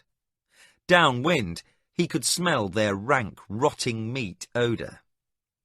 He cleared the top of the hill, his breath coming in ragged gasps. His heart skipped as he saw that the horses had wandered across the stream and were 20 yards farther away than before. Plunging down the hill, he hoped the difference would not prove fatal. He could hear the trolls behind him as he entered the stream at a full run. The water was shallow here, but still it slowed him down. Splashing through the stream, he caught his foot on a stone and fell. He threw his arms forward and broke his fall with his hands, keeping his head above water. Shock ran up through his arms as he tried to regain his feet. He stumbled again and turned as the trolls approached the water's edge. They howled at the sight of their tormentor stumbling in the water and paused for a moment. Pug felt blind terror as he struggled with numb fingers to put a stone in his sling. He fumbled and dropped the sling, and the stream carried it away. Pug felt a scream building in his throat.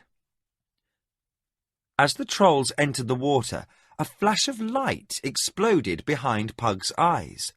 A searing pain ripped across his forehead as letters of grey seemed to appear in his mind. They were familiar to Pug from a scroll that Culgan had shown him several times.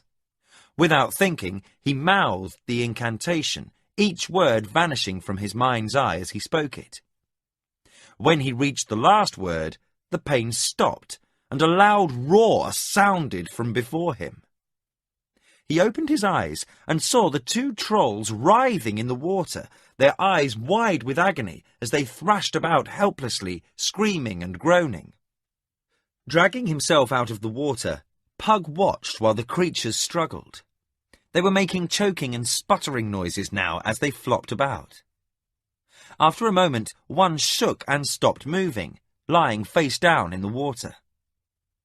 The second took a few minutes longer to die, but, like its companion, it also drowned, unable to keep its head above the shallow water. Feeling light-headed and weak, Pug recrossed the stream. His mind was numb, and everything seemed hazy and disjointed. He stopped after he had taken a few steps, remembering the horses. He looked about and could see nothing of the animals. They must have run off when they caught wind of the trolls and would be on the way to safe pasture. Pug resumed his walk to where the princess had been. He topped the hillock and looked around. She was nowhere in sight, so he headed for the overturned basket of food. He was having trouble thinking, and he was ravenous. He knew he should be doing or thinking about something, but all he could sort out of the kaleidoscope of thoughts was food. Dropping to his knees, he picked up a wedge of cheese and stuffed it in his mouth. A half-spilt bottle of wine lay nearby, and he washed the cheese down with it. The rich cheese and piquant white wine revived him, and he felt his mind clearing. He ripped a large piece of bread from a loaf and chewed on it, while trying to put his thoughts in order. As Pug recalled events, one thing stood out. Somehow, he had managed to cast a magic spell. What's more, he had done so without the aid of a book, scroll, or a device. He was not sure, but that seemed somehow strange. His thoughts turned hazy again. More than anything, he wanted to lie down and sleep, but, as he chewed his food, a thought pushed through the crazy quilt of his impressions. The princess. He jumped to his feet and his head swam. Steadying himself, he grabbed up some bread and the wine and set off in the direction he had last seen her running. He pushed himself along, his feet scuffing as he tried to walk. After a few minutes, he found his thinking improving and the exhaustion lifting. He started to call the princess's name, then heard muted sobbing coming from a clump of bushes. Pushing his way through, he found Carline huddled behind the shrubs, her balled fist pulled up into her stomach. Her eyes were wide with terror, and her gown was soiled and torn. Startled when Pug stepped into view, she jumped to her feet and flew into his arms, burying her head in his chest. Great racking sobs shook her body as she clutched the fabric of his shirt. Standing with his arms still outstretched, wine and bread occupying his hands, Pug was totally confused over what to do. He awkwardly placed his arm around the terrified girl and said, "It's all right. They're gone. You're safe." She hung on to him for a moment. Then, when her tears subsided, she stepped away.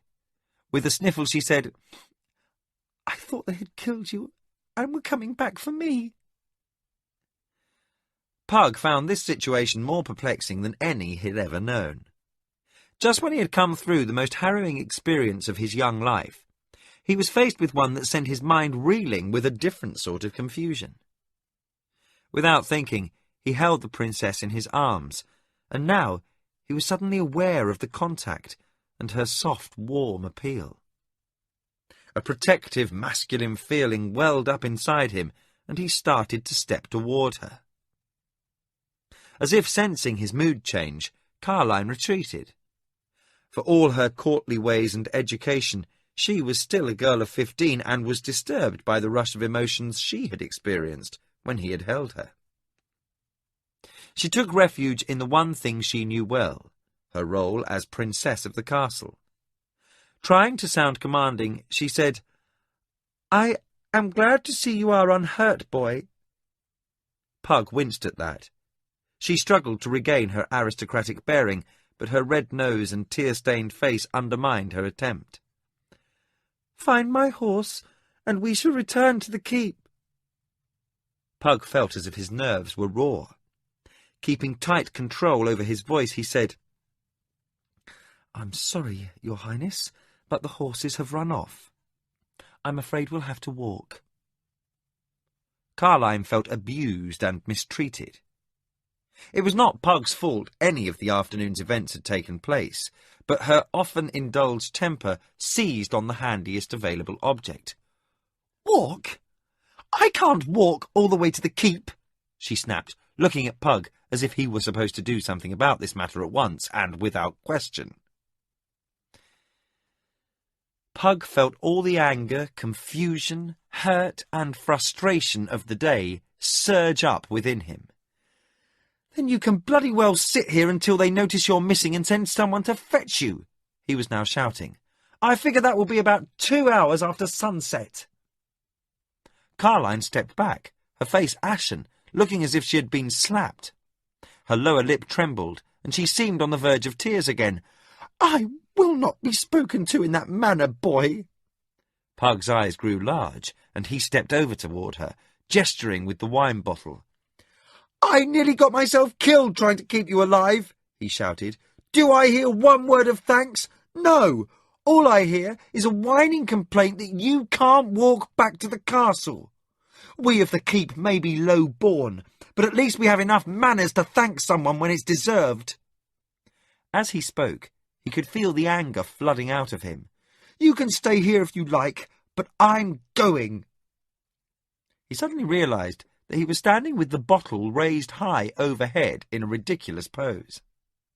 The princess's eyes were on the loaf of bread, and he realized that he was holding it at his belt, thumb hooked in a loop, which only added to the awkward appearance.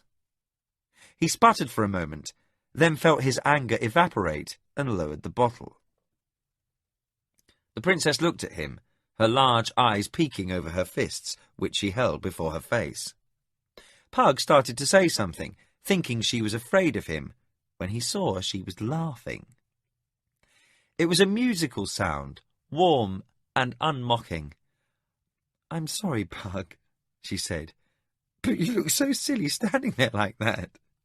You look like one of those awful statues they erect in Crondor, with bottle held high instead of sword." Pug shook his head. "I'm the one who's sorry, Your Highness. I had no right to yell at you that way. Please forgive me." Her expression abruptly changed to one of concern. "No, Pug. You had every right to say what you did.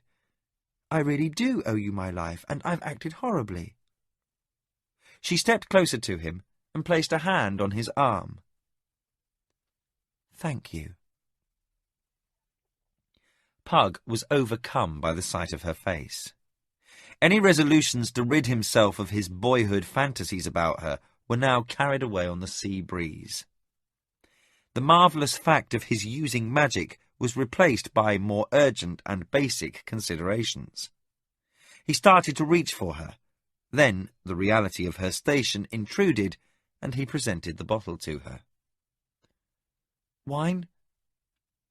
She laughed, sensing his sudden shift in thought. They were both wrung out and a little giddy from the ordeal, but she still held on to her wits and understood the effect she was having on him. With a nod, she took the bottle and sipped. Recovering a shred of poise, Pug said, "We'd better hurry. We might make the keep by nightfall." She nodded, keeping her eyes upon him, and smiled. Pug was feeling uncomfortable under her gaze and turned toward the way to the keep. "Well then, we'd best be off." She fell into step beside him.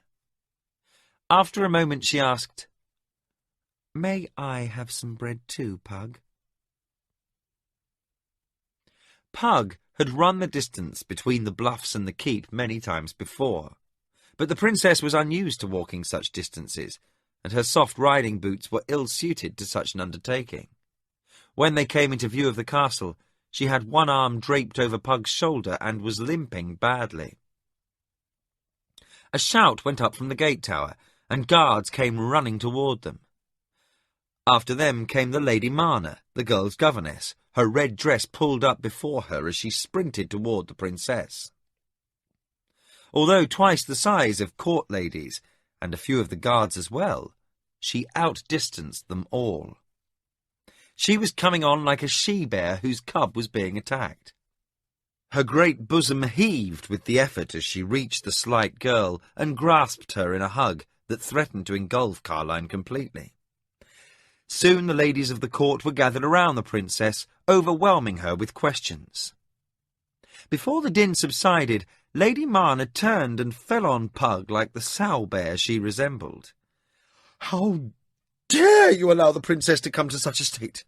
Limping in, dress all torn and dirty. I'll see you whipped from one end of the keep to the other. Before I have done with you, you'll wish you'd never seen the light of day." Backing away before the onslaught, Pug was overwhelmed by confusion, unable to get a word in. Sensing that somehow Pug was responsible for the princess's condition, one of the guards stepped up and seized him by the arm. "Leave him alone!" Silence descended as Carline forced her way between the governess and Pug. Small fists struck at the guard as he let go of Pug and fell back with a look of astonishment on his face. "He saved my life. He almost got killed saving me." Tears were running down her face. "He has done nothing wrong, and I won't have any of you bullying him." The crowd closed in around them, regarding Pug with newfound respect. Hushed voices sounded from all sides, and one of the guards ran to carry the news to the castle. The princess placed her arm around Pug's shoulder once more and started toward the gate. The crowd parted, and the two weary travellers could see the torches and lanterns being lit on the wall. By the time they had reached the courtyard gate, the princess had consented to let two of her ladies help her, much to Pug's relief. He could not have believed that such a slight girl could become such a burden. The Duke hurried out to her, having been told of Carline's return. He embraced his daughter, then started to speak with her. Pug lost sight of them as curious, questioning onlookers surrounded him. He tried to push his way toward the magician's tower, but the press of people held him back. "Is there no work to be done?" a voice roared. Heads turned to see Swordmaster Fannon, followed closely by Thomas. All the keep folk quickly retired, leaving Pug standing before Fannon, Thomas, and those of the Duke's court with rank enough to ignore Fannon's remark. Pug could see the princess talking to her father, Liam, Arthur, and Squire Rowland. Fannon said, "What happened, boy?" Pug tried to speak, but stopped when he saw the Duke and his sons approaching. Culgan came hurrying behind the Duke, having been alerted by the general commotion in the courtyard. All bowed to the Duke when he approached, and Pug saw Caroline break free of Roland's solicitations and follow her father to stand at Pug's side. Lady Marna threw a besieged look heavenward, and Roland followed the girl, an open expression of surprise upon his face. When the princess took Pug's hand in her own, Roland's expression changed to one of black-humoured jealousy. The Duke said, "My daughter has said some very remarkable things about you, boy. I would like to hear your account." Pug felt suddenly self-conscious and gently disengaged his hand from Carline's. He recounted the events of the day, with Carline enthusiastically adding embellishments. Between the two of them, the Duke gained a nearly accurate account of things. When Pug finished, Lord Borwick asked, "How is it the trolls drowned in the stream, Pug?" Pug looked uncomfortable. "I cast a spell upon them, and they were unable to reach the shore," he said softly.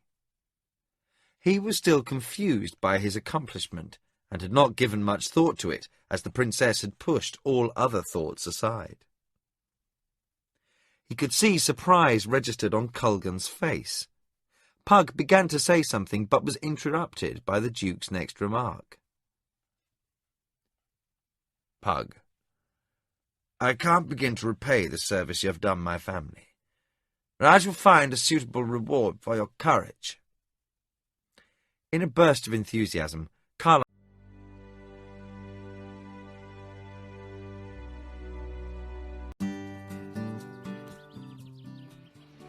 We've all been there.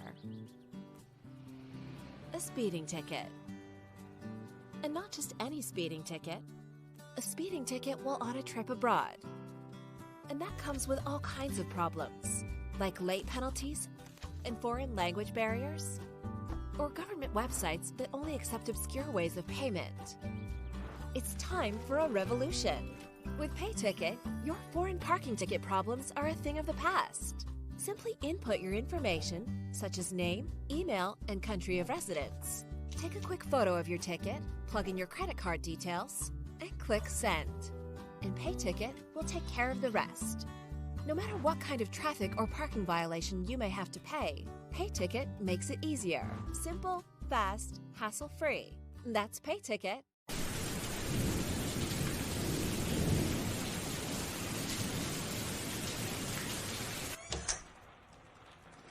That's all right. No, this is true. Elvis!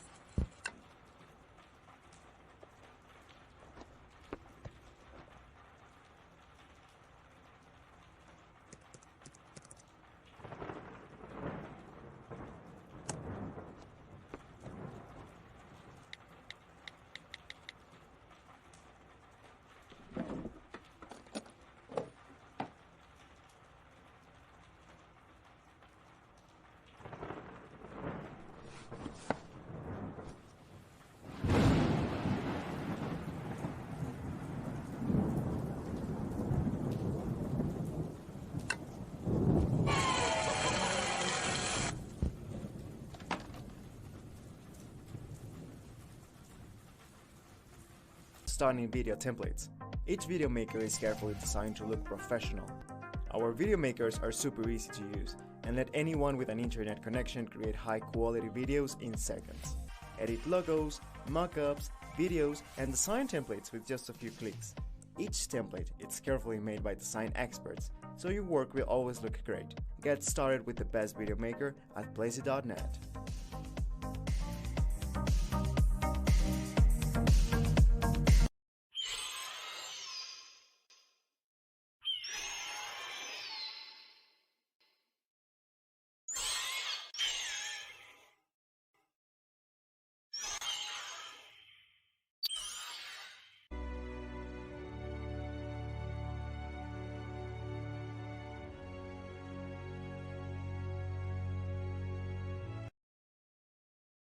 and threw her arms around Pug's neck, hugging him fiercely.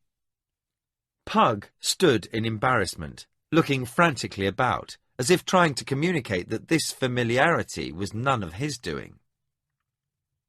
Lady Marna looked ready to faint, and the Duke pointedly coughed, motioning with his head for his daughter to retire. As she left with the Lady Mana, Culgan and Fannin simply let their amusement show, as did Liam and Arutha. Roland shot Pug an angry, envious look, then turned and headed off toward his own quarters. Lord Boric said to Culgan, "Take this boy to his room. He looks exhausted. I'll order food sent to him. Have him come to the Great Hall after tomorrow morning's meal." He turned to Pug. "Again, I thank you." The Duke motioned for his sons to follow and walked away. Fannin gripped Thomas by the elbow, for the sandy-haired boy had started to speak with his friend. The old swordmaster motioned with his head that the boy should come with him, leaving Pug in peace. Thomas nodded, though he was burning with 1,000 questions. When they had all left, Culgan placed his arm around the boy's shoulder. "Come, Pug. You are tired, and there is much to speak of." Pug lay back on his pallet, the remains of his meal lying on a platter next to him. He couldn't remember ever having been this tired before. Culgan paced back and forth across the room. "It's absolutely incredible." He waved a hand in the air, his red robe surging over his heavy frame like water flowing over a boulder. "You close your eyes, and the image of a scroll you saw weeks before appears. You incant the spell as if you were holding the scroll in your hand before you, and the trolls fall. Absolutely incredible." Sitting down on the stool near the window, he continued, "Pug, nothing like this has ever been done before. Do you know what you've done?" Pug started from the edge of a warm, soft sleep and looked at the magician. "Only what I said I did, Culgan." "Yes, but do you have any idea what it means?" "No." "Neither do I." The magician seemed to collapse inside as his excitement left, replaced by complete uncertainty. "I don't have the slightest idea what it all means. Magicians don't toss spells off the top of their heads. Clerics can, but they have a different focus and different magic. Do you remember what I taught you about focuses, Pug?" Pug winced, not being in the mood to recite a lesson, but forced himself to sit up. "Anyone who employs magic must have a focus for the power he uses. Priests have power to focus their magic through prayer. Their incantations are a form of prayer. Magicians use their bodies or devices or books and scrolls." "Correct," said Culgan. "But you have just violated that truism." He took out his long pipe and absently stuffed tobacco into the bowl. "The spell you incanted cannot use the caster's body as a focus. It has been developed to inflict great pain upon another. It can be a very terrible weapon, but it can be cast only by reading from a scroll that it is written upon at the time it's cast. Why is this?" Pug forced leaden eyelids open. "The scroll itself is magic." "True. Some magic is intrinsic to the magician, such as taking on the shape of an animal or smelling weather.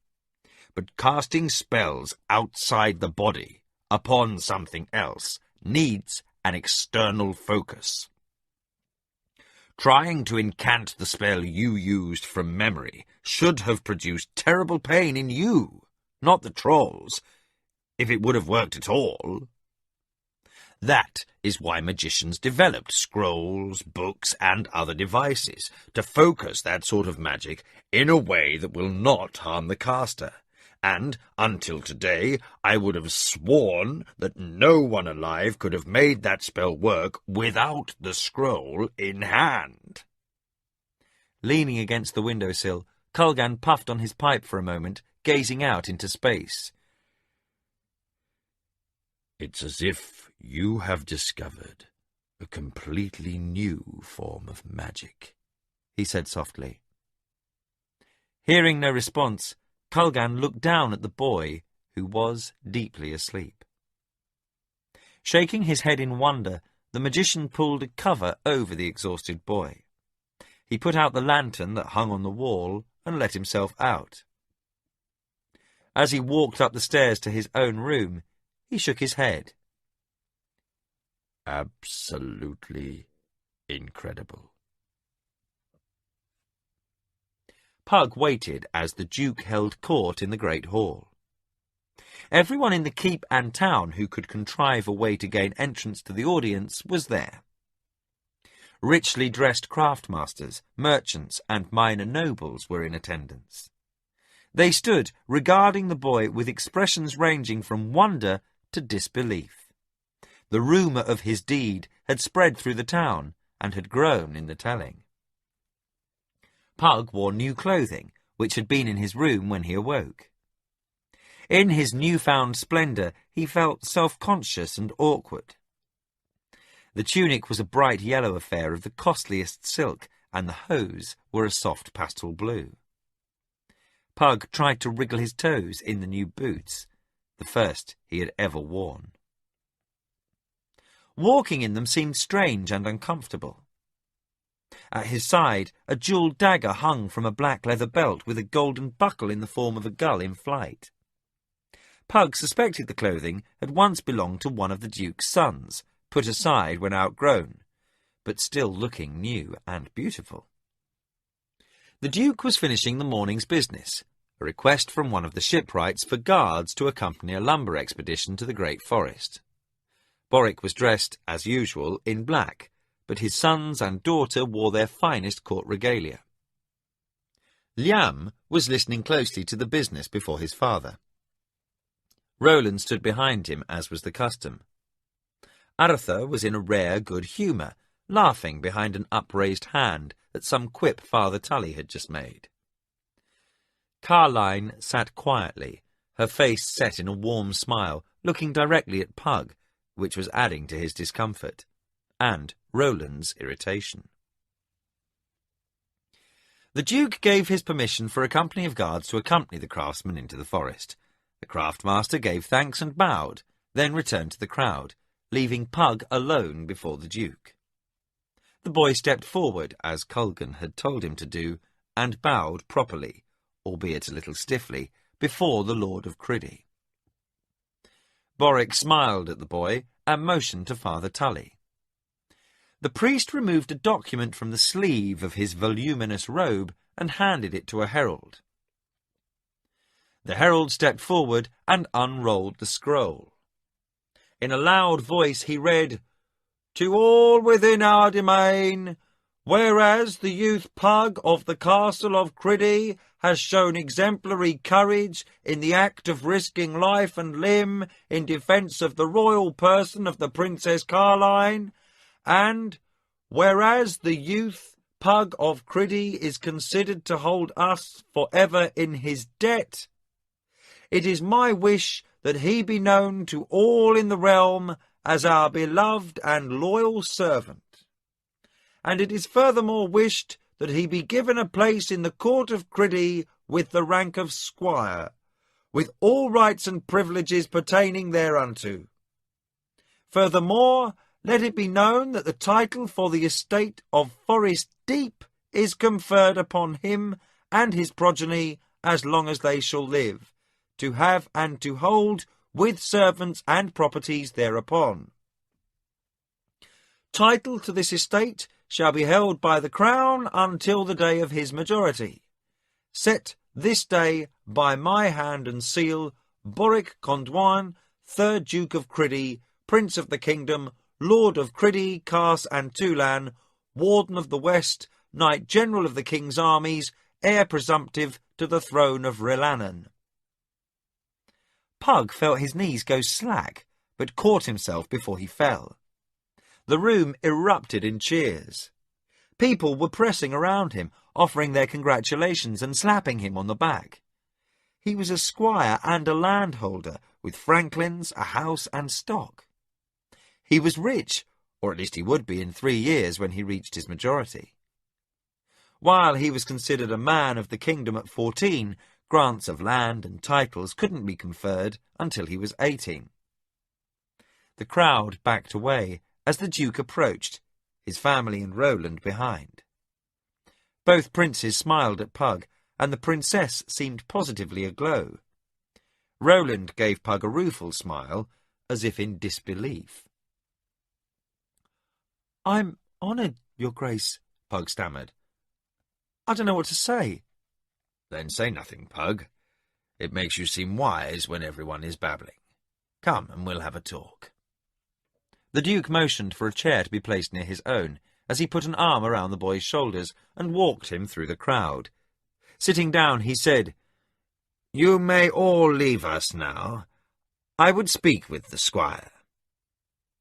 The crowd, pressing around, muttered in disappointment, but began to drift out of the hall. "Except you two," the Duke added, pointing toward Culgan and Tully.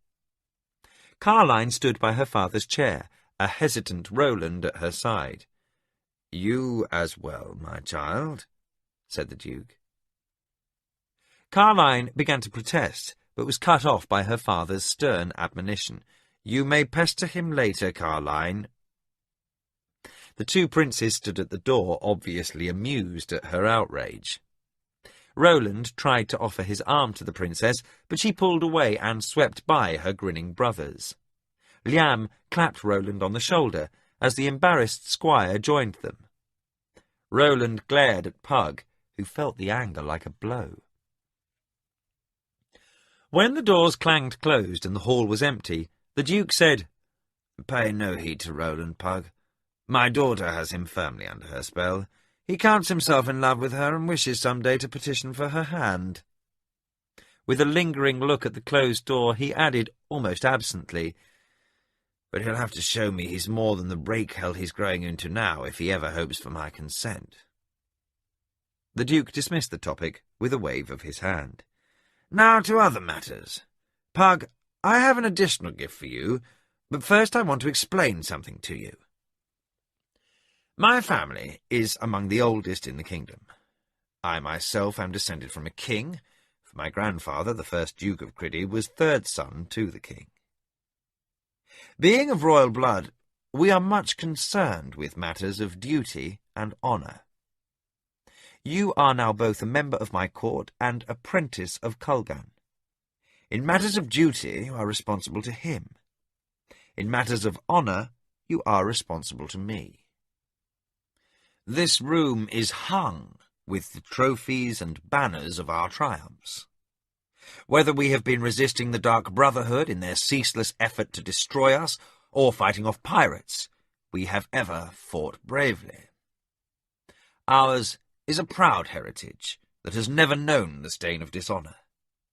No member of our court has ever brought shame to this hall, and I will expect the same of you." Pug nodded, tales of glory and honour remembered from his youth spinning in his mind. The Duke smiled. "Now to the business of your other gift. Father Tully has a document that I asked him to draw up last night. I'm going to ask him to keep it until such time as he deems fit to give it to you. I will say no more on the subject, except that when he gives it to you, I hope you will remember this day and consider long what it says." "I will, Your Grace." Pug was sure the Duke was saying something very important, but with all the events of the last half hour, it didn't register very well. "I will expect you for supper, Pug, as a member of the court. You will not be eating meals in the kitchen any more." The Duke smiled at him. "We'll make a young gentleman out of you, boy. And some day, when you travel to the king's city of Rilannon, no one will fault the manners of those who come from the court of Criddy." Chapter 5. Shipwreck. The breeze was cool. The last days of summer had passed, and soon the rains of autumn would come. A few weeks later the first snows of winter would follow. Pug sat in his room studying a book of ancient exercises designed to ready the mind for spellcasting. He had fallen back into his old routine once the excitement of his elevation to the Duke's court had worn off. His marvellous feat with the trolls continued to be the object of speculation by Culgun and Father Tully. Pug found he still couldn't do many of the things expected of an apprentice, but other feats were beginning to come to him. Certain scrolls were easier to use now, and once, in secret, he had tried to duplicate his feat. He had memorized a spell from a book, one designed to levitate objects. He had felt the familiar blocks in his mind when he tried to incant it from memory. He had failed to move the object, a candle holder, but it trembled for a few seconds, and he felt a brief sensation as if he had touched the holder with part of his mind.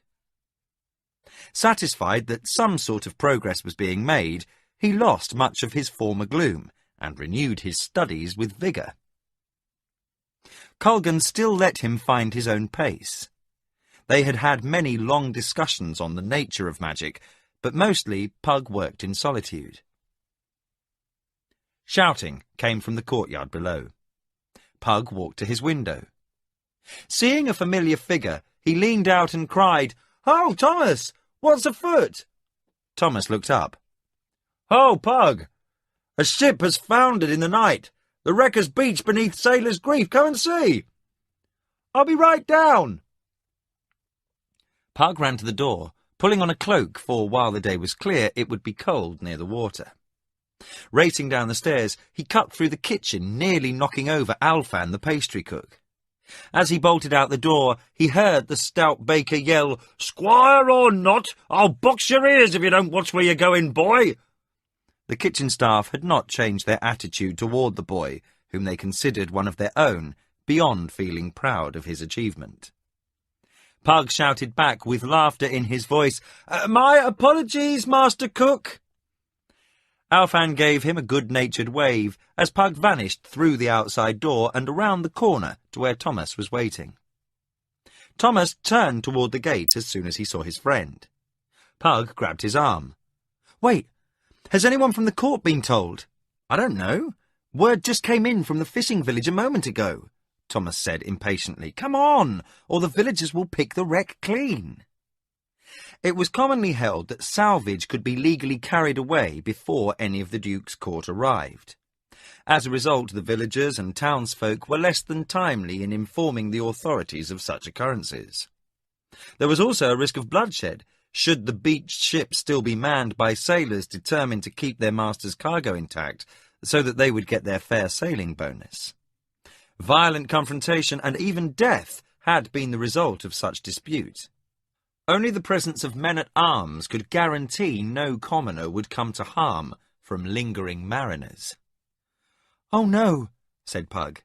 "If there is any trouble down there and the Duke finds out I didn't tell someone else, I'll be in for it." "Look, Pug, do you think with all these people rushing about the Duke will be long in hearing of it?" Thomas ran his hand through his hair. "Someone is probably in the Great Hall right now telling him the news. Master Fannin is away on patrol, and Culgun won't be back a while yet." Culgun was due back later that day from his cottage in the forest, where he and Meacham had spent the last week. "It may be our only chance to see a shipwreck." A look of sudden inspiration came over his face. "Pug, I have it! You're a member of the court now. Come along, and when we get there, you declare for the Duke." A calculating expression crossed his face. "And if we find a rich bauble or two, who's to know?" "I would know." Pug thought for a moment. "I can't properly declare for the Duke, then take something for myself." He fixed Thomas with a disapproving expression. "Or let one of his men-at-arms take something either." As Thomas's face showed his embarrassment, Pug said, "But we can still see the wreck. Come on!" Pug was suddenly taken with the idea of using his new office, and if he could get there before too much was carried away or someone was hurt, the Duke would be pleased with him. "All right," he said. "I'll saddle a horse and we can ride down there before everything is stolen." Pug turned and ran for the stable. Thomas caught up with him as he opened the large wooden doors. "But, Pug, I've never been on a horse in my life. I don't know how." "It's simple," Pug said, taking a bridle and saddle from the tack room. He spied the large grey he had ridden the day he and the princess had their adventure. "I'll ride, and you sit behind me. Just keep your arms around my waist and you won't fall off." Thomas looked doubtful. "I'm to depend on you?" He shook his head. "After all, who has looked after you for all these years?" Pug threw him a wicked smile. "Your mother. Now fetch a sword from the armoury in case there's trouble. You may get to play soldier yet." Thomas looked pleased at the prospect and ran out the door. A few minutes later, the large grey, with the two boys mounted on her back, lumbered out the main gate, heading down the road towards Sailor's Grief. The surf was pounding as the boys came in sight of the wreckage. Only a few villagers were approaching the site, and they scattered as soon as a horse and rider appeared, for it could only be a noble from the court to declare the wreck salvage for the Duke. By the time Pug reined in, no one was about. Pug said, "Come on, we've got a few minutes to look around before anyone else gets here." Dismounting, the boys left the mare to graze in a little stand of grass only 50 yards from the rocks. Running through the sand, the boys laughed, with Thomas raising the sword aloft, trying to sound fierce as he yelled old war cries learned from the sagas. Not that he had any delusions about his ability to use it, but it might make someone think twice about attacking them, at least long enough for the castle guards to arrive. As they neared the wreck, Thomas whistled a low note. "This ship didn't just run on the rocks, Pug. It looks like it was driven by a storm." Pug said, "There certainly isn't much left, is there?" Thomas scratched behind his right ear. "No, just a section of the bow. I don't understand. There wasn't any storm last night, just a strong wind. How could the ship be broken up so badly?" "I don't know." Suddenly something registered on Pug. "Look at the bow. See how it's painted." The bow rested on the rocks, held there until the tide rose. From the deck line down, the hull was painted a bright green, and it shone with reflected sunlight as if it had been glazed over. Instead of a figurehead, intricate designs were painted in bright yellow down to the waterline, which was a dull black. A large blue and white eye had been painted several feet behind the prow, and all the above-deck railing that they could see was painted white. Pug grabbed Thomas's arm. "Look!" He pointed to the water behind the prow, and Thomas could see a shattered white mast extending a few feet above the surging foam. Thomas took a step closer. "There's no kingdom ship for certain." He turned to Pug. "Maybe they were from Queg." "No," answered Pug. "You've seen as many Quegan ships as I have. This is nothing from Queg or the Free Cities. I don't think a ship like this has ever passed these waters before. Let's look around." Thomas seemed suddenly timid. "Careful, Pug. There's something strange here, and I have an ill feeling. Someone may still be about." Both boys looked around for a minute before Pug concluded, "I think not. Whatever snapped that mast and drove the ship ashore with enough force to wreck it this badly must have killed any who tried to ride her in." Venturing closer, the boys found small articles lying about, tossed among the rocks by the waves. They saw broken crockery and boards, pieces of torn red sailcloth and lengths of rope. Pug stopped and picked up a strange-looking dagger, fashioned from some unfamiliar material. It was a dull grey, and was lighter than steel, but still quite sharp. Thomas tried to pull himself to the railing, but couldn't find a proper footing on the slippery rocks. Pug moved along the hull until he found himself in danger of having his boots washed by the tide. They could board the hulk if they waded into the sea, but Pug was unwilling to ruin his good clothing. He walked back to where Thomas stood, studying the wreck. Thomas pointed behind Pug. "If we climb up to that ledge, we could lower ourselves down to the deck." Pug saw the ledge, a jutting single piece of stone that started 20 feet back on their left, extending upward and out to overhang the bow. It looked like an easy climb, and Pug agreed. They pulled themselves up and inched along the ledge, backs flat to the base of the bluffs. The path was narrow, but by stepping carefully they ran little risk of falling. They reached a point above the hull. Thomas pointed. "Look! Bodies!" Lying on the deck were two men, both dressed in bright blue armour of unfamiliar design. One had his head crushed by a fallen spar, but the other, lying face down, didn't show any injuries beyond his stillness.